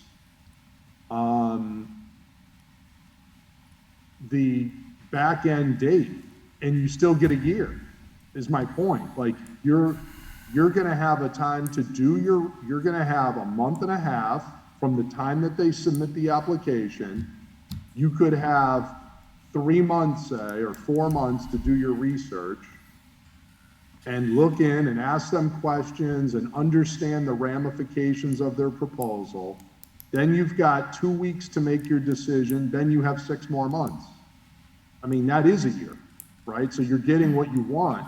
What I'm wondering is, are we talking about 2 months plus 3 months plus a year? That's like a year and a half. Is that reasonable now? Counselor, I just want to let you know I have other folks in the queue that want to weigh in. Yeah, okay. So I think we need to think about the time limit on the hearing, and the rest of the changes seem to make sense. I don't think we need to do the 75 years though, because again, I think that when we created the ordinance, it was already, you know, again, that was 20 years ago. We're already at an 80-year ordinance effectively now. So, and I think we can achieve what we want to achieve here. I'm open to if maybe the 6 months being 9 months, but with the cap on the hearing being 3 months. I just don't think that should be totally unlimited, because we could have a commission that just keeps that open for a long time, saying, you know, we're researching this, or that should be tightened up a little bit more. So thank you, Madam Chair. Councilor Rivera. I kind of forgot what I was going to say, but I got a new thought. Going along with what Councilor Jordan was saying with regards to timing of the open meeting, or the what's it called now? The public hearing, maybe it's not a set of time for date, like 3 months, 4 months. Maybe it's a certain amount of sessions that they actually meet, right? Just in case they don't make quorum for 2 months or something like that. Then the situation kind of like settles itself, as long as it's 3 meetings, 4 meetings versus the actual 4 months, 5 months. But I just wanted to say that I kind of I want to vote in favor of this. I've heard a lot of the different opinions and the facts, I guess, that are coming from different people here on the council and from Paola herself.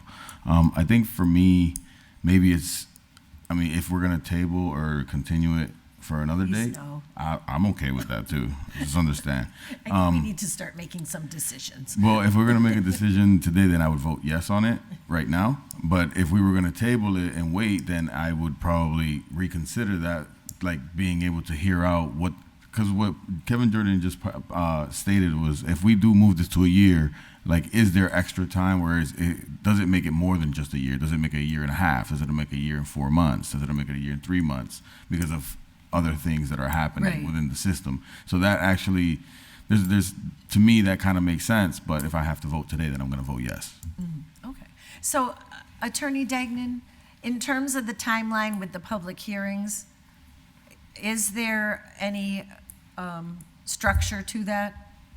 Well, it's interesting, Madam Chair, because the statute that governs the Historical Commission doesn't, I mean, it's not like Chapter 40A. It doesn't have any of those provisos. I understand what Paul is talking about in that, you know, when they have the meetings, if people aren't cooperative, they shut them right down. That's it.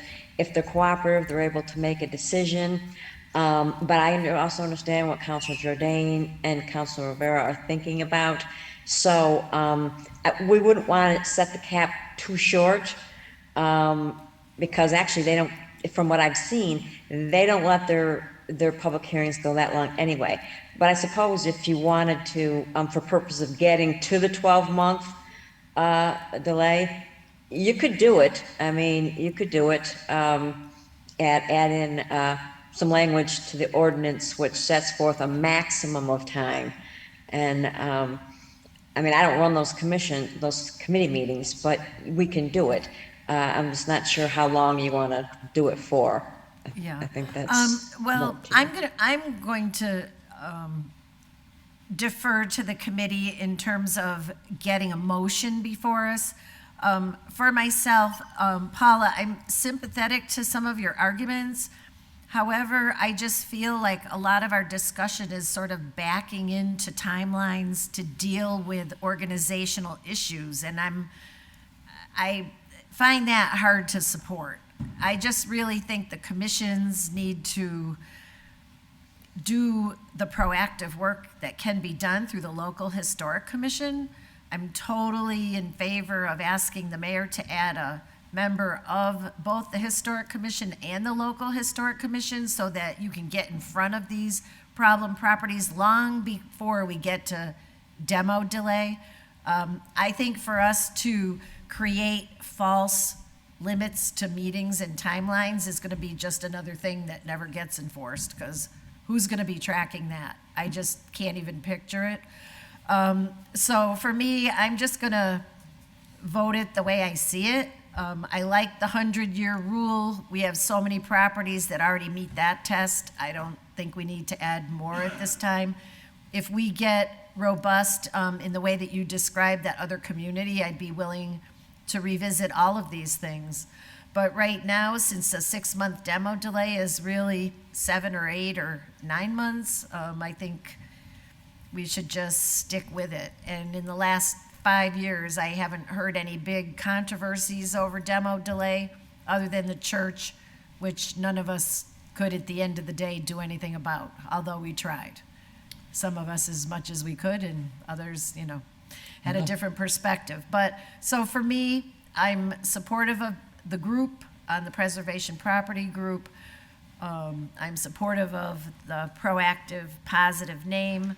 But other than that, I think I have to go with the mayor and let him have his first year and how he wants to try to get things done. And I'd certainly be open to revisiting it. But hey, I'm one vote as well. So that's where my synthesis of everything that has come forth. But I appreciate certainly all the work you've done. And at the end of the day, it'll be up to the full council. The committee is a recommending body. And we will go from there. So I would like to entertain a motion. I think we have all the information we're ever going to get. I'd like to make an amendment, Madam Chair. You can make, do you want to make a motion? Well, Well, we don't I'd have like a to make- motion. Well, I'd like to make a motion to adopt the proposed legal draft, but I would like to make an amendment to it. So what would your amendments be? Okay, I would like to extend it to 9 months from the 6 months, but I would like to put a 3-month cap on the time for the committee to have a public hearing, so that it would be 45 days to get the public hearing. That's currently the rule. Then the public hearing cannot, they need to close the public hearing within 3 months. And then they have already in the rule is 14 days to make their decision after they close. And then instead of 6 months, I would propose 9 months. That gives them well over a year, all in all.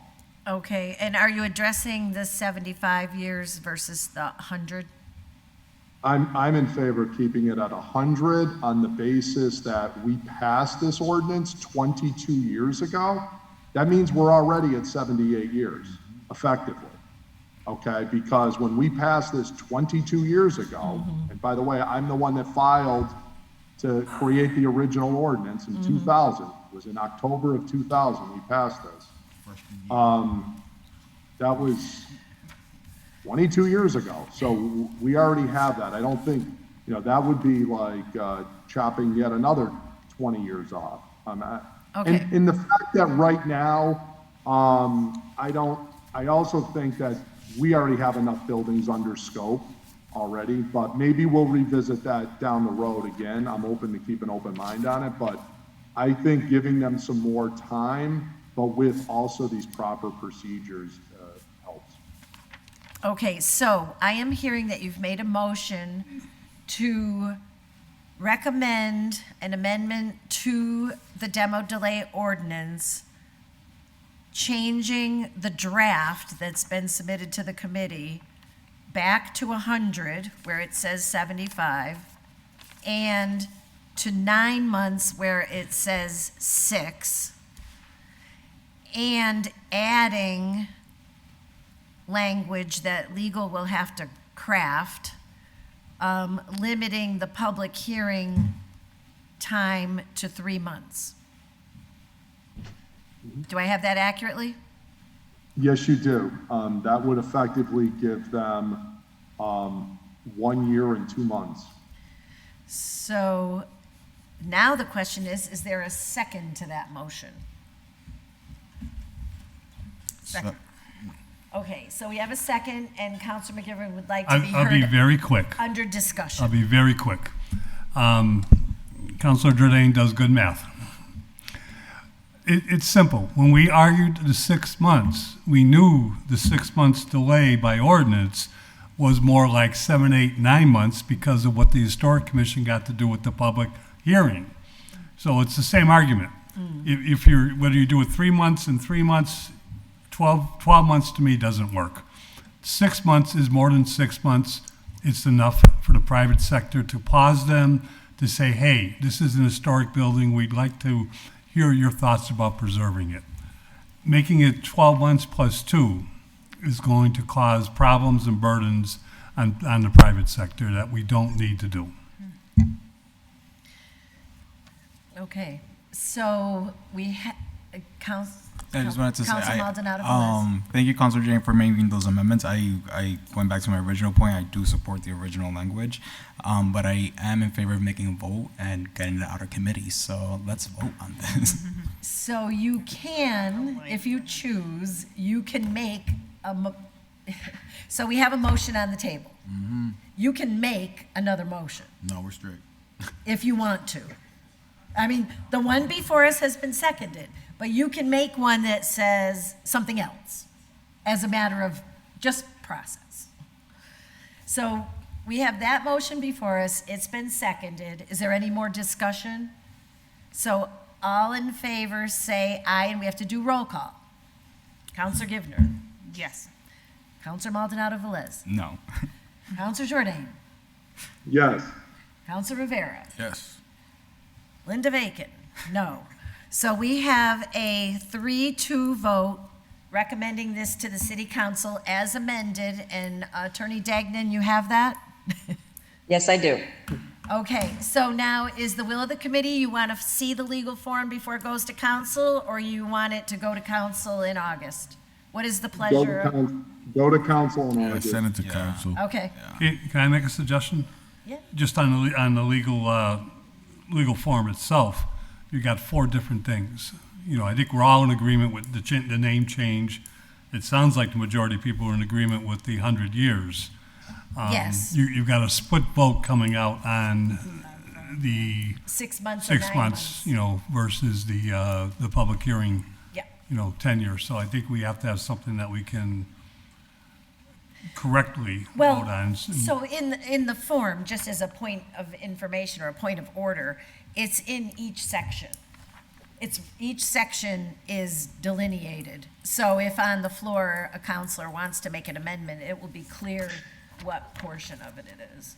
So I think some people are going to want to vote in part of it, for part of it, but against other parts of it. Right, right. So I anticipate there'll be amendments on the floor, potentially. So, but you're good with that, Attorney Dagnan? Yes, I am, Madam Chair. Okay, so we'll look forward to that for August, first Tuesday in August then. All right, so that took care, okay, wait a minute. That took care of 8 and 10. 8, 9, and 10. No, well, item 9 was getting the historical commission into the loop of the preservation property group, but we've all acknowledged that that needs to be a request to the mayor. So I think we need a separate motion on this particular order. I make a motion that we recommend, that we send this order to the mayor, and recommend that he allow them to become a member of the problem property group. Second. All in favor? Counselor Yes. Givner? Counselor Maldonado Velez? Yes. Counselor Jordan? Yes. Counselor Rivera? Yes. And I'm a yes, so, great. I think that closes it up, okay? Cool. All right? Okay. Motion to take up item 7. Second. Second. Okay, so item 7, oh wait, we gotta vote. Yes. Givner, Maldonado. Yes. Jordan, Rivera, Yes. Bacon, yes, yes. This is to take up item 7, ordered that the city council amend the Holyoke zoning ordinances to correct the site plan review process in section 7.10.6.5B. So the public hearing was closed. The planning board sent us a couple of pages of language. The significant items in the language, because a large part of it was simply reorganizing the layout of the words, was that the city council would create a body to do the pre-application review. Now, I would remind the committee that after we received that recommendation, we approved money out of the Marijuana Stabilization Fund for the planning department to continue to do the reviews that they have been doing ever since we approved this ordinance. And so, while I appreciate we are the special permitting body, we are not the planning staff. And so I did confirm with Aaron Vega in another meeting that it was their intention to continue to do the pre-application review and the feedback reviews consistently with how we have been receiving them now for, I don't know, how many years. So in light of that, the whole point of this order being filed was that by mistake, in the marijuana ordinance, it says that the planning department will do a major site plan review. That was not the intent. So we can just very simply fix our current ordinance by, in that section, taking out major site plan review, leaving the current language as it is, referencing the marijuana ordinance, the Cannabis Commission, and state law. And then we are back to where we've always been, doing it the way that we've been doing it. So I propose that we keep it simple. Madam Chair, Counselor Jordan? Yeah, in that section, I'd like to just make a motion to simply strike the major site plan review. Okay, is there a second on that? I'll second that. I mean, that's a Scribner's error that needed to be fixed, and we've heard from our planning board director, they're gonna continue to do everything else the same, and it gets them out from under the major site plan review that was the problem. Yeah, it's a simple fix, so we should give it a simple solution. Yes, Attorney Dagnan, are you with us on where we're talking about here? Yes, I am. And will that accomplish what we intended to? I believe so, yes. Okay, so on the motion then, all in favor, Counselor Givner? Yes. Counselor Maldonado Velez? Yes. Counselor Jordan? Yes. Counselor Rivera? Yes. And Counselor Bacon is a yes. So if we can just get the final legal form for August, that would be great. Okay, I'll entertain a motion on item 11. Item 11, motion to, move to item 11. Second. All in favor, Counselor Givner? I'm tired. Getting too. punchy, I know. Yes. Counselor Maldonado Velez? Yes. Counselor Jordan? Yes. Counselor Rivera? Yes. And I'm a yes. So item 11 is ordered that City Council review and amend Section 86-322 of the zoning ordinance to allow for restricted electrical vehicle charging station parking spots, adding subsection F to include F, electric vehicle charging stations. The following locations are designated as electric vehicle charging stations. Parking area location, wait a minute. There's a chart somewhere. There's a chart. Hang on, it's probably in our packet. Here it is. The 11. Yeah. So I will refer you to the chart. And it should have 3 places on it, There's right? 4. 4. I believe it's 4. There's 4. Yes. That was it. Yeah, that's, Speak on it. and that's what you filed, right? Yeah. Okay. So, and all these departments are good with this? Yeah, so actually I can speak on it real Okay, quick. great. I know, yeah. So I know, I believe it was Aaron that reached out to me. I have an electric vehicle, so apparently I've become the electric vehicle counselor, green counselor. Okay. But he actually reached out to, because we're trying to put 4 stations around downtown, and this is the beginning of it. I know more stations are going to be coming down the pipeline, but this is just to start off with, and I think the purpose of this is just so that the city can keep track of what stations we have up there, essentially, versus just putting them up. I know private property owners are able to do their own setup as well, but this is just more on the city side.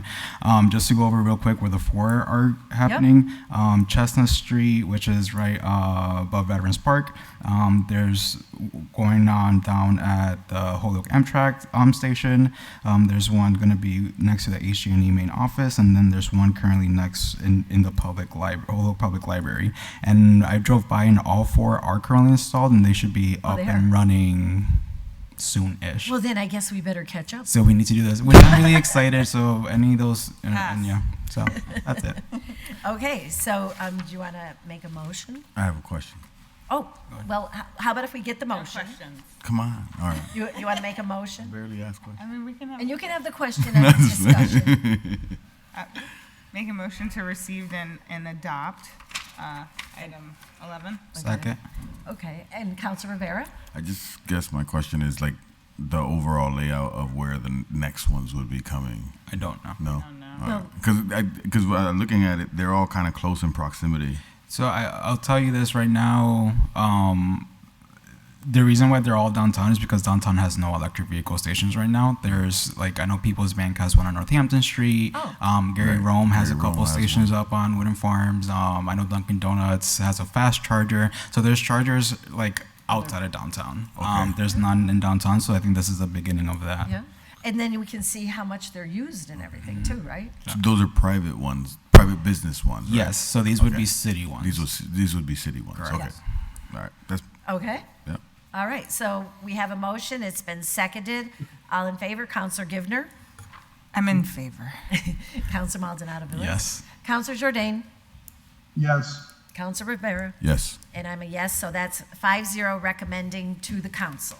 Woohoo. Yay. Motion to take up item 13? 12. What happened to 12? I think no. 12. I thought we already 12. did 12. 12. Nah. Not yet. Is there a second? He briefly, Kevin briefly spoke on it. Oh, I thought it briefly Yeah. did done. Yeah. Sorry. No. So all in favor? Yes. Governor Maldonado Velez. Yes. Jourdain. Rivera, Bacon, yes. That the city council adopt an ordinance that requires all department heads and employees to electronically track the system as required by the personnel department, report time off requests, be in compliance, knowingly provide false information subject to discipline. We have a draft legal form that Attorney Bissonette sent to us today. So as the maker of the order, Yep. I would like, I thought Mike did a good job. He kept it short and sweet. I did have one friendly amendment to it, which was on section B. It says a report shall be provided annually outlining the total cumulative future obligations of the city for paid time off. I wanted to ask that it would say a report shall be provided by the personnel director annually outlining the total cumulative future obligations of the city for paid time off. And I would like to add, the report shall be provided annually by the personnel director to the mayor and city council. So basically, it just takes like who's doing the report and who is getting the report. so the amendment would be a report shall be provided by the personnel director To the mayor and city- annually to the mayor and city council, or provided annually by, reads better. A report shall be Yeah. provided annually by the personnel director to the mayor and city council outlining the total cumulative future obligations of the city for paid time off. So so is your motion that we would recommend adopting this as amended? Yep, I would recommend that we adopt this as amended. This is straightforward. It just basically says that this cleans up the whole, like, we've talked about doing this, but we've never actually had an ordinance that required time and attendance records to be electronically recorded. The good news is they're gonna start doing it on July 1st. The bad news is, historically, we've never had a requirement to do it. This will now create that requirement to back up the personnel department to actually be able to do this. So, and kudos to them and the mayor for providing the resources to actually go do this. So, and I appreciate Mike, drafting this up so quickly and us being able to turn this around. So with that small amendment, I think we're ready, we're good to go to adopt this. Okay. Attorney Bissonette, I just want to thank you for this on behalf of the committee also. Most welcome. So we have a motion with the amendment as was read into the record. Second. Okay. So all in favor, Counselor Gibbons? Yes. Counselor Maldonado Velez? Counselor Jourdain? Yes. Counselor Rivera? Yes. And Counselor Bacon is a yes. So this will be sent to City Council at the meeting in August with a 5-0 recommendation from committee. Thank you. I'm ready to take Motion to Make take, a motion to go to item 12? 13. 13. Oh, excuse me, 13. Yeah, I was gonna say that was 12. No, we're not going back in time now. I'm losing count here, Is there sorry. a second? Second. All in favor? Yes. Givner? Maldonado Velez? Yes. Jourdain? Yes. Rivera? Yes. Bacon, yes. So we have item 13 before us. Ordered that until residents are offered an opportunity to meet in the neighborhood with public officials and public board members who are making decisions with little to zero neighborhood input, the city shall not spend any funds or incur any costs for any new buildings, including any school. We have legal that was provided to us from Counselor Degnan. And So, Counselor Bartley, as the maker of the order, have you had an opportunity to look at the legal form? That's presuming that I have it. And I have Jeffrey's attachments. Is it a separate email? It was one of two, I believe. Oh, okay. It might have been one of five. I mean, he sent many attachments. But it's pretty straightforward. How about if I read it into the record? Why don't you just read it? I'll read it into the record. So, under section 1, under administration, it would be amended to say, section 2-510, public building construction, city council option to conduct in neighborhood meetings. Prior to the appropriation of funding for the construction of a public building, the city council may conduct a meeting in the neighborhood where the public building is to be constructed, provided that the members of the city council attending such a meeting do not deliberate amongst each other on matters relating to the construction of said public building, and provided further that the city council members attending such a meeting do not take a vote on any issue relating to the construction of said public building. The term "in the neighborhood" is herein defined as being the abutters, owners of land directly opposite any public or private street or way, and abutters to the abutters within 300 feet of the public building construction site. And section 2 just repeals anything that is inconsistent with that. I did clarify, and thank you for sharing that. I guess Jeffrey did that. Makes a big difference. Thank you, Jeffrey. I did clarify with Attorney Dagnan that the part further that members attending such a meeting this is speaking to while at the meeting. She's just wanting us to be very cognizant of and careful about the open meeting law. So it's while we're at the meeting. No debate, no discussion, no votes on the issue. Because we would if say there's 7 of us there, we would be violating the open meeting law if we get into discussion and debate. Okay? So that is her proposed draft language to accomplish the neighborhood meeting before the appropriation vote would take place. Counselor Bartley. Can we put the language back up? Oh, Jeffrey, can you put the language back? Much as I like looking at Kevin, I will. You see, thank you. Did you see in the second line where it says council may conduct a meeting? Yes. So I'd rather have it say, but I'd want to hear from Attorney Degnan if it's okay. Yep. Shall offer, instead of may conduct, shall offer. Because may conduct, as I think a lot of us know, is that's do what you want. Okay. Right? So that really thins out the ordinance to the point where you can just ignore it, frankly. But if you say shall offer or shall offer and I mean, I don't know exactly what, because I don't know if it's, I mean, to me, it's, or shall conduct. Maybe just change it to may shall conduct. Right. People choose, they go if they want, they don't if they don't. Yeah, to me, that adds teeth to it.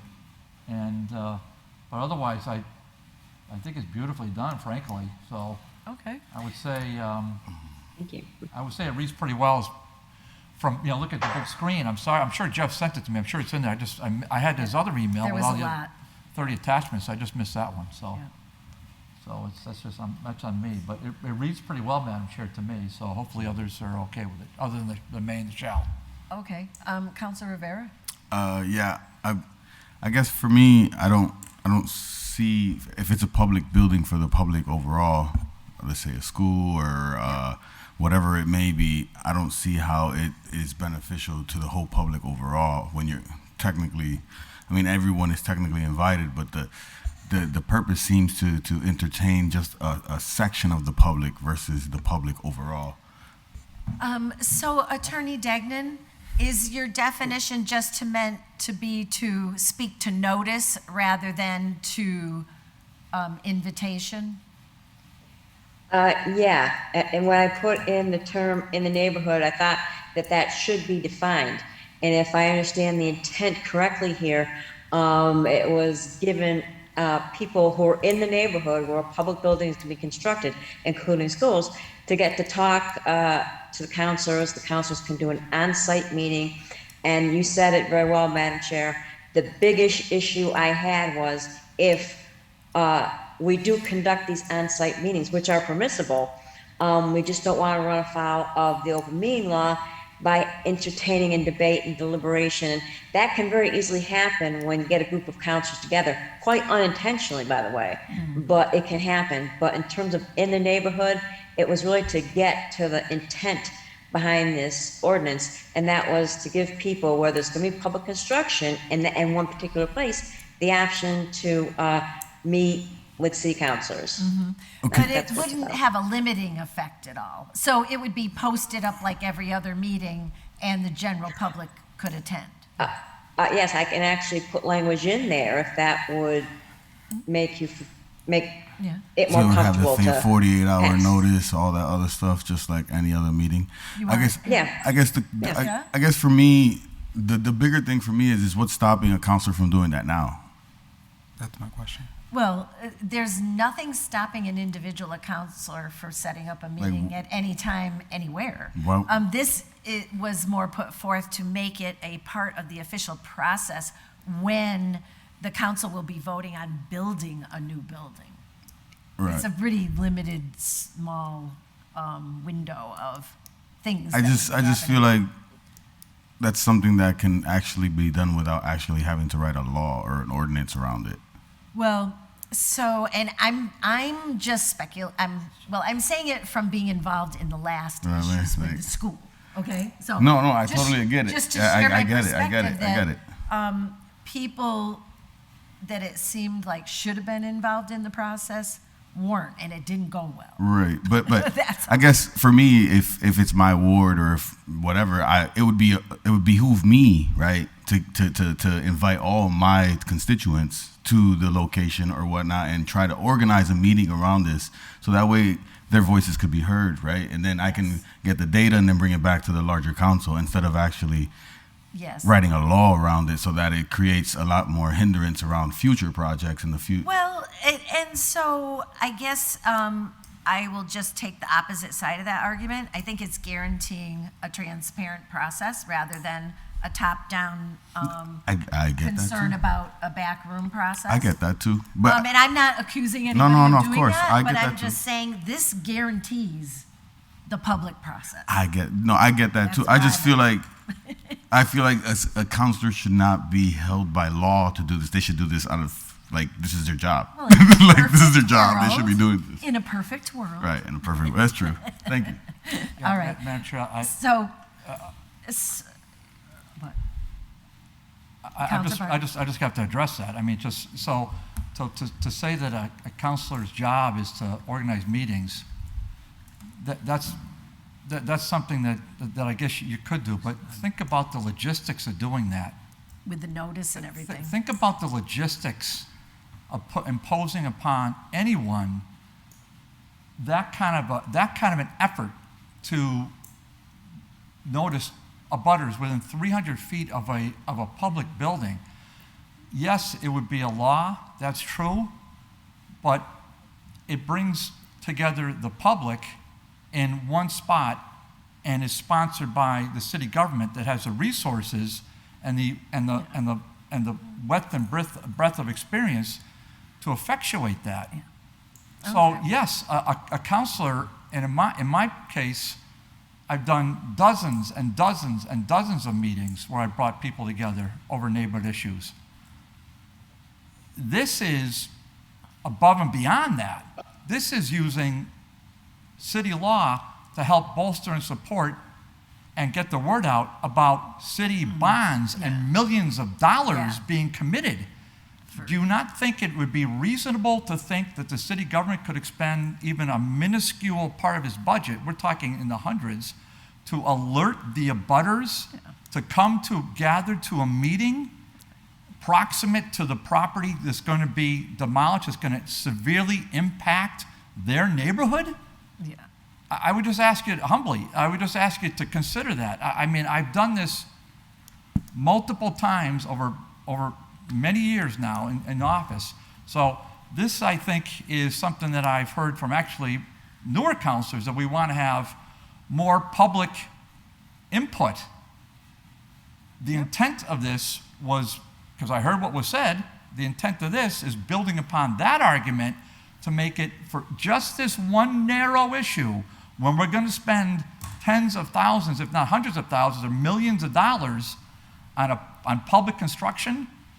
And I've seen arguments here where counselors pat themselves on the back where 6 or 7 people walk in this room, and that's, well, we heard from the public, so all six people who came down here, we must be good to go. Okay. This now brings it, Madam Chair, not confined to 538 Dwight Street, whatever our address, 563 Dwight Street. This brings it directly to the neighborhood. Right. I hope that makes some sense. Councilor Maldonado Velez. Thank you, Madam Chair. I must be living in an alternate universe or something, because I swear some of the arguments that were just said were the reason not to have quarterly institutionalized town halls in our body. With this specifically, so I guess I'll throw back the questions that were asked of me when it comes to town hall. Who's running these meetings? How do we make sure that these meetings are being done properly and that no member of the public is, quote unquote, I think it was verbally attacking members of the council? So I guess those are my questions there to the maker of this order. Yeah.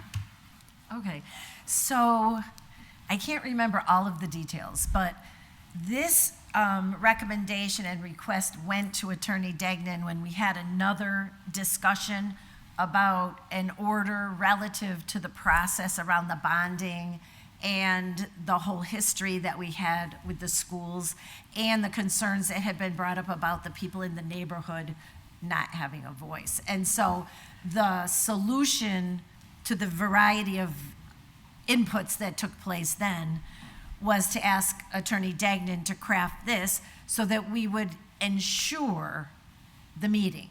Now, we can put language in here that is more specific, and I would suggest that if the city council was calling the meeting in the neighborhood, that it would be the council president that would do the meeting. And so I would offer that as an amendment to this, that the meeting shall be convened by the president of the city council. I agree. Does that work? Works for me. Well, no, I mean, we're not done, but I'm writing myself a note. And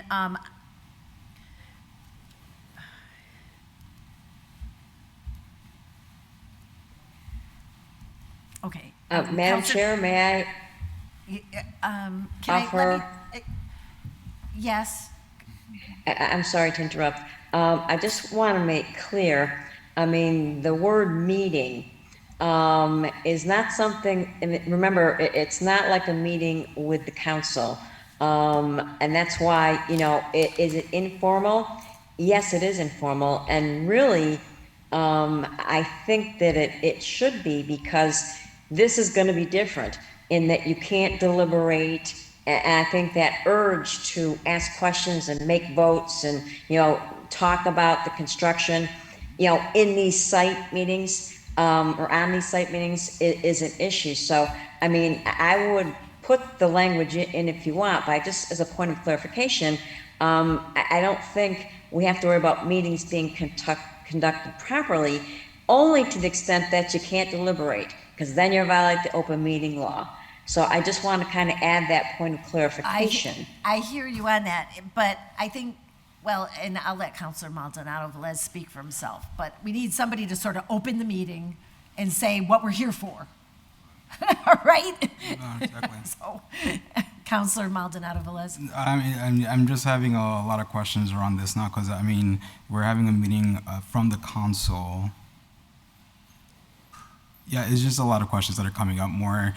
I have more questions now than I actually would approve of this. And just, this is not towards you, Attorney Degnan. Thank you for drafting this. So my questions came up really from an order that was filed similarly before that had some of these were the reasons not to pass that. So that's why I wanted to ask these questions. But now I just actually have more questions around what public meetings are, what's the difference between city councilor having a public meeting versus on my own versus with the body versus a committee. Like, that's just is opening up a lot more than, and I don't think this order actually will, yeah, it's not as clear or straightforward as I think it should be or can be, or yeah, it's gonna, if anything, confuse us and blur more lines going forward as to open meeting laws, when can we discuss quorum and all these things. So that's where I'm at right now. And all these questions, I don't think I need the answers right now. Just I think I need to have more clear questions to ask you. I just want to put that out there. Okay, so Councilor Jourdain has his hands up. Jourdain has his hand up. Oh, I just wanted I'm to sorry, Kevin. add one comment real quick. Kevin, it'll be fast, I swear.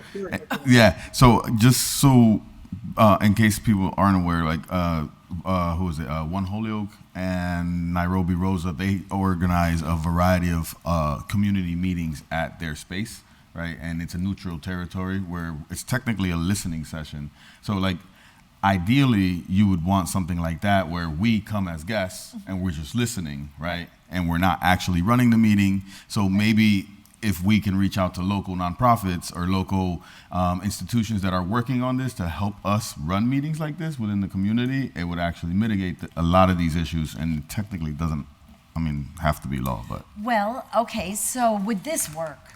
How about if we say in this ordinance that the president of the city council shall determine who will convene the meeting? Somebody has to do something. Right? But I take your point that it shouldn't be like we're running it because it's to hear from the people. It's not for us to be telling the people. So how about if we say the president, the city council president will request, and maybe it could be the Chamber of Commerce or whoever, request an individual or organization to convene the meeting.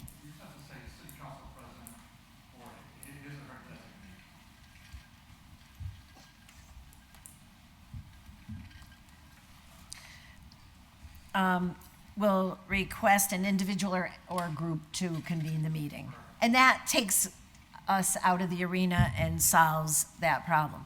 So right now before us, we have the draft, and I'd like to make a motion that we edit it to change may to shall, and that we add the language that says that the city council president or designee will request an individual or organization to convene the meeting. Councilor Jourdain, I'm sorry. Okay, a couple of thoughts. First of all, if a majority of the city council is there, I think it's going to be intriguing to me to see how you're going to not have quote unquote deliberation.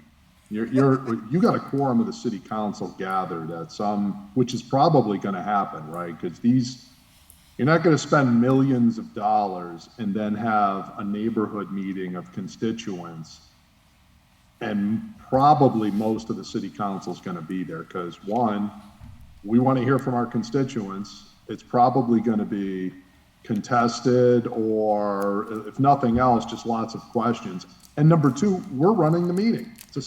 This ordinance says the city council will conduct the meeting, right?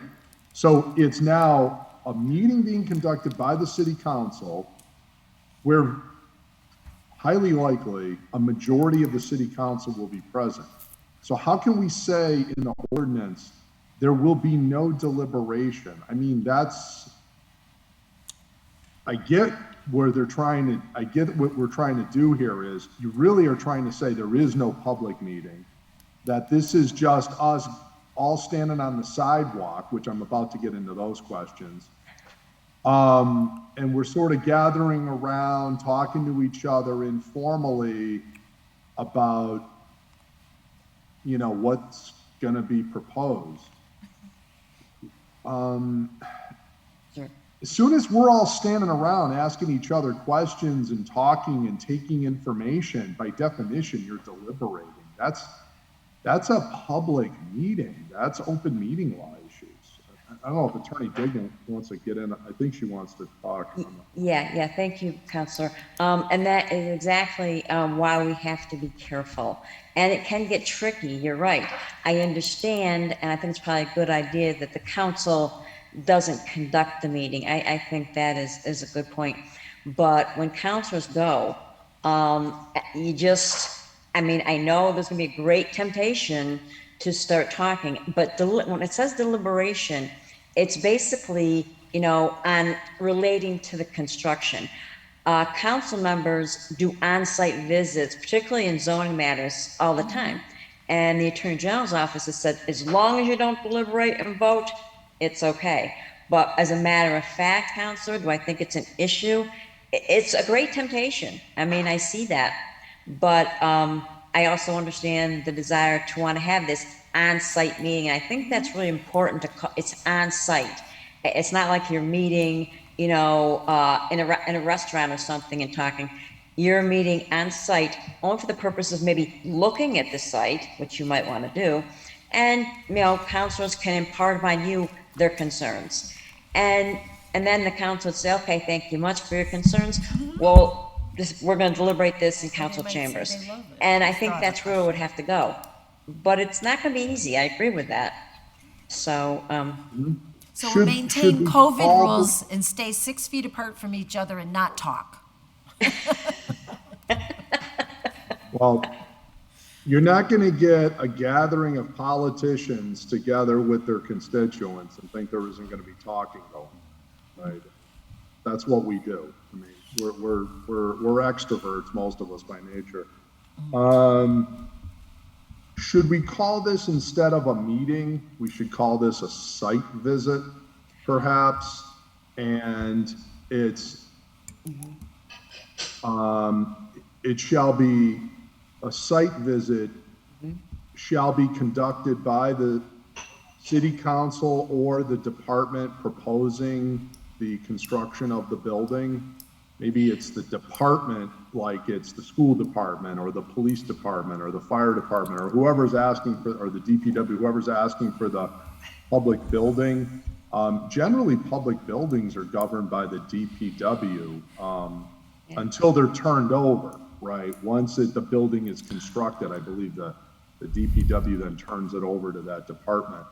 I think that's a very good point, Councilor Jordan. In fact, I think that's better, on-site visit, because that's really what this is meaning to do. And I think to say it that way, it makes it very clear that the purposes of this is you're visiting the site. So I like that idea. Okay. Councilor Givner? Thanks, Madam Chair. I just had a question. Just what's the difference between this and like a public, like a town hall meeting or a public hearing, and why can't we just have a town hall on site? I don't really understand the difference.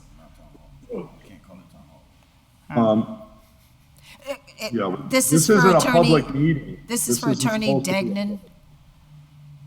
Yes, yes, Councilor Givner. The difference is that it really, I think that's why we have to take out the word meeting. It's really not a public meeting. Because once you start going down that road, you're going to be breaking the open meeting law. And I understand Councilor Jordan's concerns that, you know, even with the best of intentions, if you're getting together with members of your constituency, it's going to be hard not to deliberate.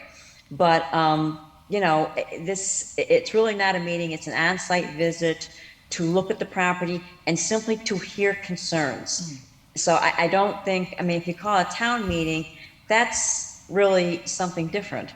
It is not just for viewing. I mean, a town meeting would take into a lot of other considerations, which this is not going to do. Isn't a town meeting to listen to constituent concerns?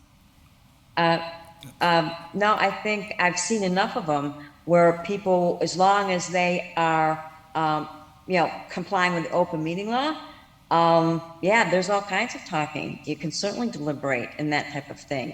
And here you can't. So it's really an on-site visit as opposed to a city council meeting. I hope that helps a little bit. Yeah, thank you very much. Councilor Maldonado Velez. Thank you, Madam Chair. So I'm just wondering, like the HGNE meeting that we just had, where we asked the committee to lead a public meeting where people of the public were giving the HGNE gave their presentation, members of the public gave their inputs or whatever they had to bring to the conversation, and that was fine. So I'm wondering why that can't happen with this situation as well. I mean, we have I know part of this has to do particularly where it does say public buildings, so it's not especially about the schools, but like, can we do that where a council member asks a committee to do a public meeting just like we did with HGNE? So I'm just going back to like, does this need to be a law? Does it have to be a law? Like, are there alternative ways to get the input of the public, like we did with the conversation with HGNE, like we've done in the past? Call it town hall, town meeting, doesn't really matter. The goal is to get members of the public to give their input to the city council. If the committee's meeting in smaller and they're deliberating, I mean, I'm not sure. I'll be honest, I didn't catch the last part of the HGNE meeting, so I'm not sure if there was deliberation at the end between the committee members and whatnot. But it just seems to me like that can be an alternative to creating a law in the books around this specific. Is that a question for me? It's just more of if I'm voting for this today, I would say no. So I still have the questions that I want to make clearer, and I've talked to you off-site of this, but Well, it just is my. Well, we might as well just put it on the table. So, is there a difference, or could we send it to DGR and have DGR hold a meeting at the site? Attorney Degnan, I think, is that another way of saying your question? Yes. Okay. I think if we're going by the intent behind the order, which is to get specific people, meaning the neighborhood, and I think that's the focus. I'm not sure if this meeting that Councilor Maldonado Velez is referring to, whether that was just in the neighborhood or whether that was a citywide type of discussion. I can explain real quick. So it started off as a meeting in Ward 7. Ward 7 residents were the ones that were primarily, asking for this meeting to take place, but it's technically was open to everyone. And I think going back to, I know you just mentioned intention, I'll go back to Councilor Rivera's point around like, this is a public building, so this belongs to the whole city, not just specific wards and abutters. So yeah, I guess that is one intention with this order, which I guess is an intention I don't necessarily agree with when it comes to public buildings being erected or built. So, but yeah, just that was the background with the HGNE. It was a Ward 7 residents that wanted the HGNE meeting.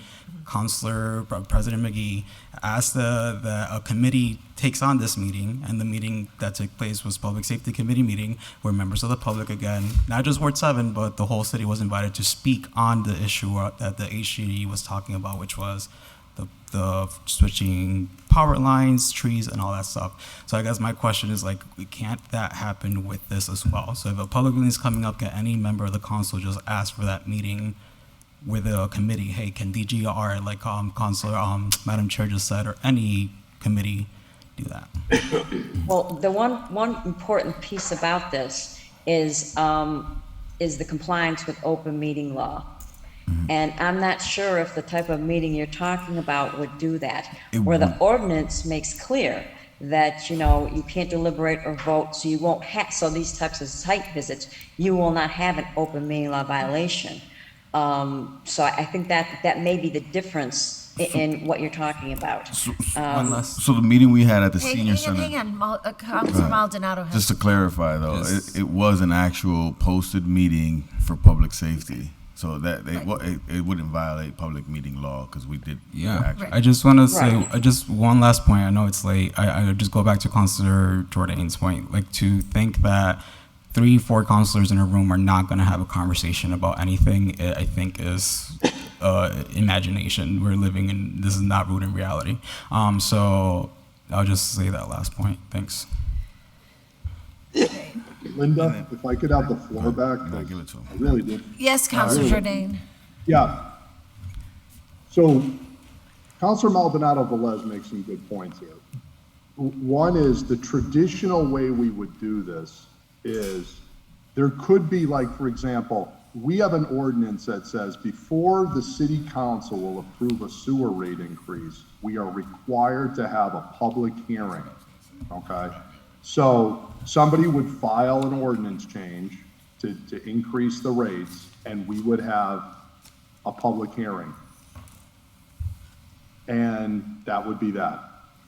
We could have traditionally something like this. We could say something like, before the construction of a new public building, the Finance Committee shall conduct a public hearing that notifies everyone. And we could say, and we could specifically notice all the abutters too. If we, you know, we wanted to create an ordinance here that gives them special notice, where we actually send them a letter, because normally for public hearings, we don't give anybody. It's a published thing like all of our other meetings. We could give them a special letter. Now, that would be a public meeting. Maybe we want to do that with this. What I'm trying to keep an open mind here. What Councilor Bartley appears to be wanting to do is add an extra step, which is create this site visit for the neighbors and say that this isn't a public meeting. This is just an opportunity for the abutters and the neighbors who are most, quote unquote, at least in direct proximity to the site, have an opportunity to meet on site with the department proposing this new building to talk about almost like a site plan review type questions. You know, how does this impact me? I am a neighbor across the street.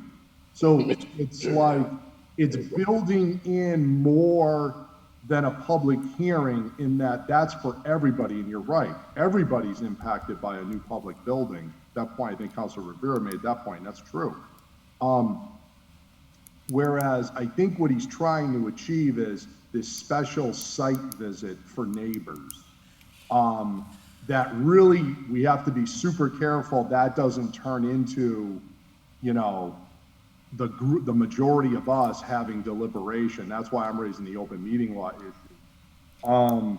But I kind of like the idea of also maybe what we should do is, yeah, we can have this site plan visit or site visit meeting, but we should also have maybe a public hearing for all residents, but we also give specific notice to the neighbors, perhaps, and have the Finance Committee do that.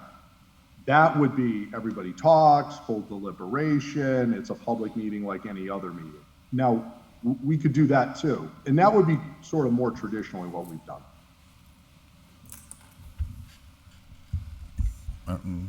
Councilor Rivera? Oh yeah, so just to add to that, in a sense, like, I know when the schools campaign thing was happening, they were doing site visits and inviting people. And I guess within the process, if it's not a school, if it's a different public, it could be the DBW building in the flats, if they decide to tear it down and rebuild, I feel like, or maybe I could be wrong, there probably already is a process in place where they host a community meeting for the either here where we approve the tearing down of a building and rebuilding a new building, or in one of the committees itself. There's already kind of a place or a mechanism in that. Somewhat, it's just more or less pulling it out and identifying it and like really strengthening it so that way the mechanism is actually in place for if DPW wants to tear down their building and rebuild it, before they do it, they have to reach out to the community and the city overall to say, this is what we're planning on doing, and this is what's going to happen. Well, yes. Versus it takes it out of our hands. We don't have to worry about the open meeting law. If we want to show up, we can show up as listeners. It puts it back into the actual department's hands that's doing it. So if it's school, it's school. If it's DPW, it's DPW. If it's HG&E, it's HG&E. We would just be there as support and to listen, more or less. So I've listened to everybody, and so I just want to sort of see if we could pull it together this way. I think the issue is notice of the people who will be the most immediately affected by the activity, right?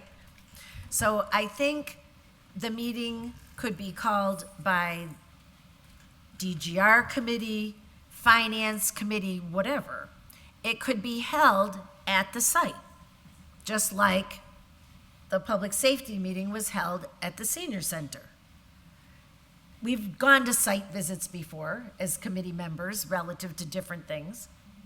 So to me, it perhaps simplifies it if we leave it held by a committee, but we put the notice in the neighborhood when it is new construction of a public building.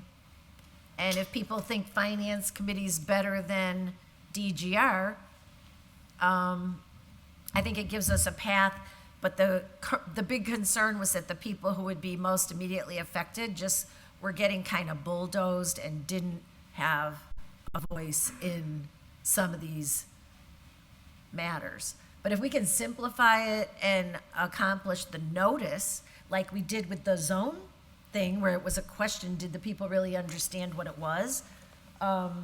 It seems like it would meet the intent of the maker. I mean, Councilor Bartley, would that accomplish what you're seeking? All right then, so so Attorney Dagnan, would we still need language to stipulate the notice? Yes, I think that would certainly be, we can certainly do that, yes. Okay. I just want to understand, because I get it, it won't be the city council that will be convening these on-site visits, but rather any subcommittee Yes. Of the city council that might do that. Yes. Am I getting that? Okay. Yes. Can I Okay. make a friendly suggestion? Counselor Linda? Jordan, yep.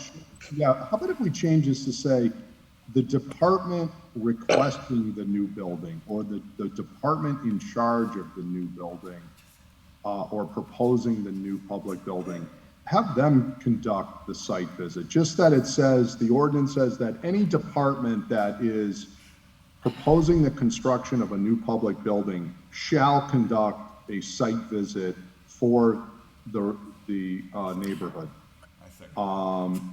So we're totally out of it. Who's gonna But then that notice everybody? site visit would be required, and we can attend or not attend. And then we don't have to get into any of these other issues. It's creating a new requirement of departments for the construction of a building. Well, Madam Chair? I think, Councilor Bartley. Yeah, just through the chair to Kevin. Kevin, I think that taking us out of it defeats the purpose. I think having us, with the finance committee, run it, and certainly inviting the proponent and having the proponent participate, I think that makes sense.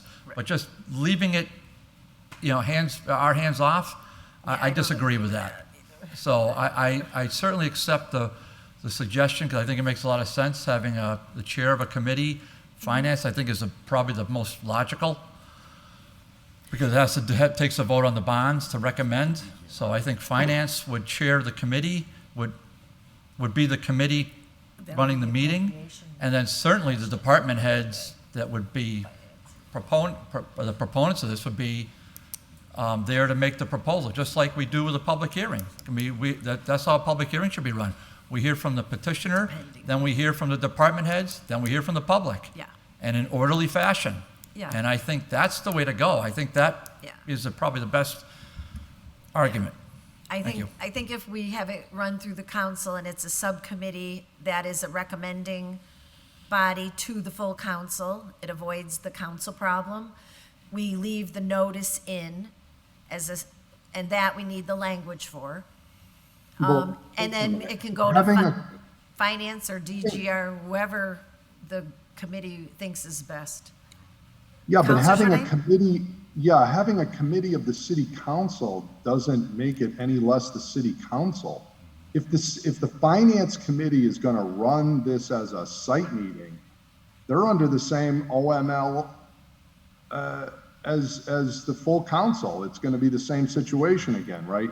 You're having, the finance committee will run a site meeting, you're open meeting law all the way, all day long. Well, right it's just there. like having a public hearing, Well, that's right, except that Kevin. you're having a general meeting. Kevin, that's right. So the meeting Okay, would well, be- that's not what this ordinance says. You're gonna have, No, you're gonna have to rework it clearly, but yes, Well, you're right, it's gonna have up a meeting law, So of course. we've kind of come full circle Okay. from saying that it should be a site visit hosted by some outside group to saying, why can't we just host it in the way that we did the HG&E, whatever, or, We gotta think this We through need- more. we I'm gonna need- make a motion to table it. and the issue is Second. notice to achieve the input Well- from the abutters, is, right? And Madam Chair, Counselor Bartley? I agree with the motion on the table, but I just want, before you make that motion, I think you should first make a motion to put it back to the law department, to put it in legal form relative to having a committee run a meeting. I think you're there. I think you're 98% there. Just have the committee run the meeting proximate to the site. Right. We're adding one more step to give public notice to the abutters. Right. So I think that language is brilliant, the way it's written in the Right. draft. I think you just want to have a committee run the meeting proximate to where the property is going to be Just developed. like we did for, yeah. So is the committee in agreement with legal crafting that, and then we can debate it further at the next meeting? Yes. Counselor Givner, do you agree? Counselor Maldonado? Yes. Counselor Jordan? Yes. Counselor Rivera? Yes. Bacon, yes. So it's back to you, and now a motion to table, waiting for legal in the new revised. Motion to table, waiting for legal with new revised version. All in favor, Givner? Yes. Maldonado? Yes. Jordan? Yes. Rivera? Yes. Bacon, yes. So the last item, I think, is complied with. It's a Comply with, good night. Counselor I'll take Maldonado, Motion to take up item 14, open up item 14. Second. all in favor? Aye. Givner? Yes. Maldonado? Yes. Jordan? Rivera? Bacon? Yes. Yes, yes. Order that the city council invites a representative from the Department of Early Education and Care to an ordinance committee meeting to discuss the home daycares, their current processes, da-da-da-da. Yeah, It was left in the jacket from the other. This is, Motion let me just say real quick, this is just a response to the special permit with daycares. it's so. kind of been And it's complied resolved. with and it's been resolved, so, yeah. Motion that item 14 is complied with. Okay. Second. All in favor, Givner? Yes. Maldonado Velez? Yes. Jordan? Yes. Rivera? Yes. Bacon, yes, complied with, and finally at last. Motion to Motion adjourn. To adjourn. Second. Second. No debate. Wait, but you gotta vote. Givner? Yes. Maldonado, Jordan, Rivera. Otherwise, Yes. we gotta stay all night. Bacon, yes. We're adjourned.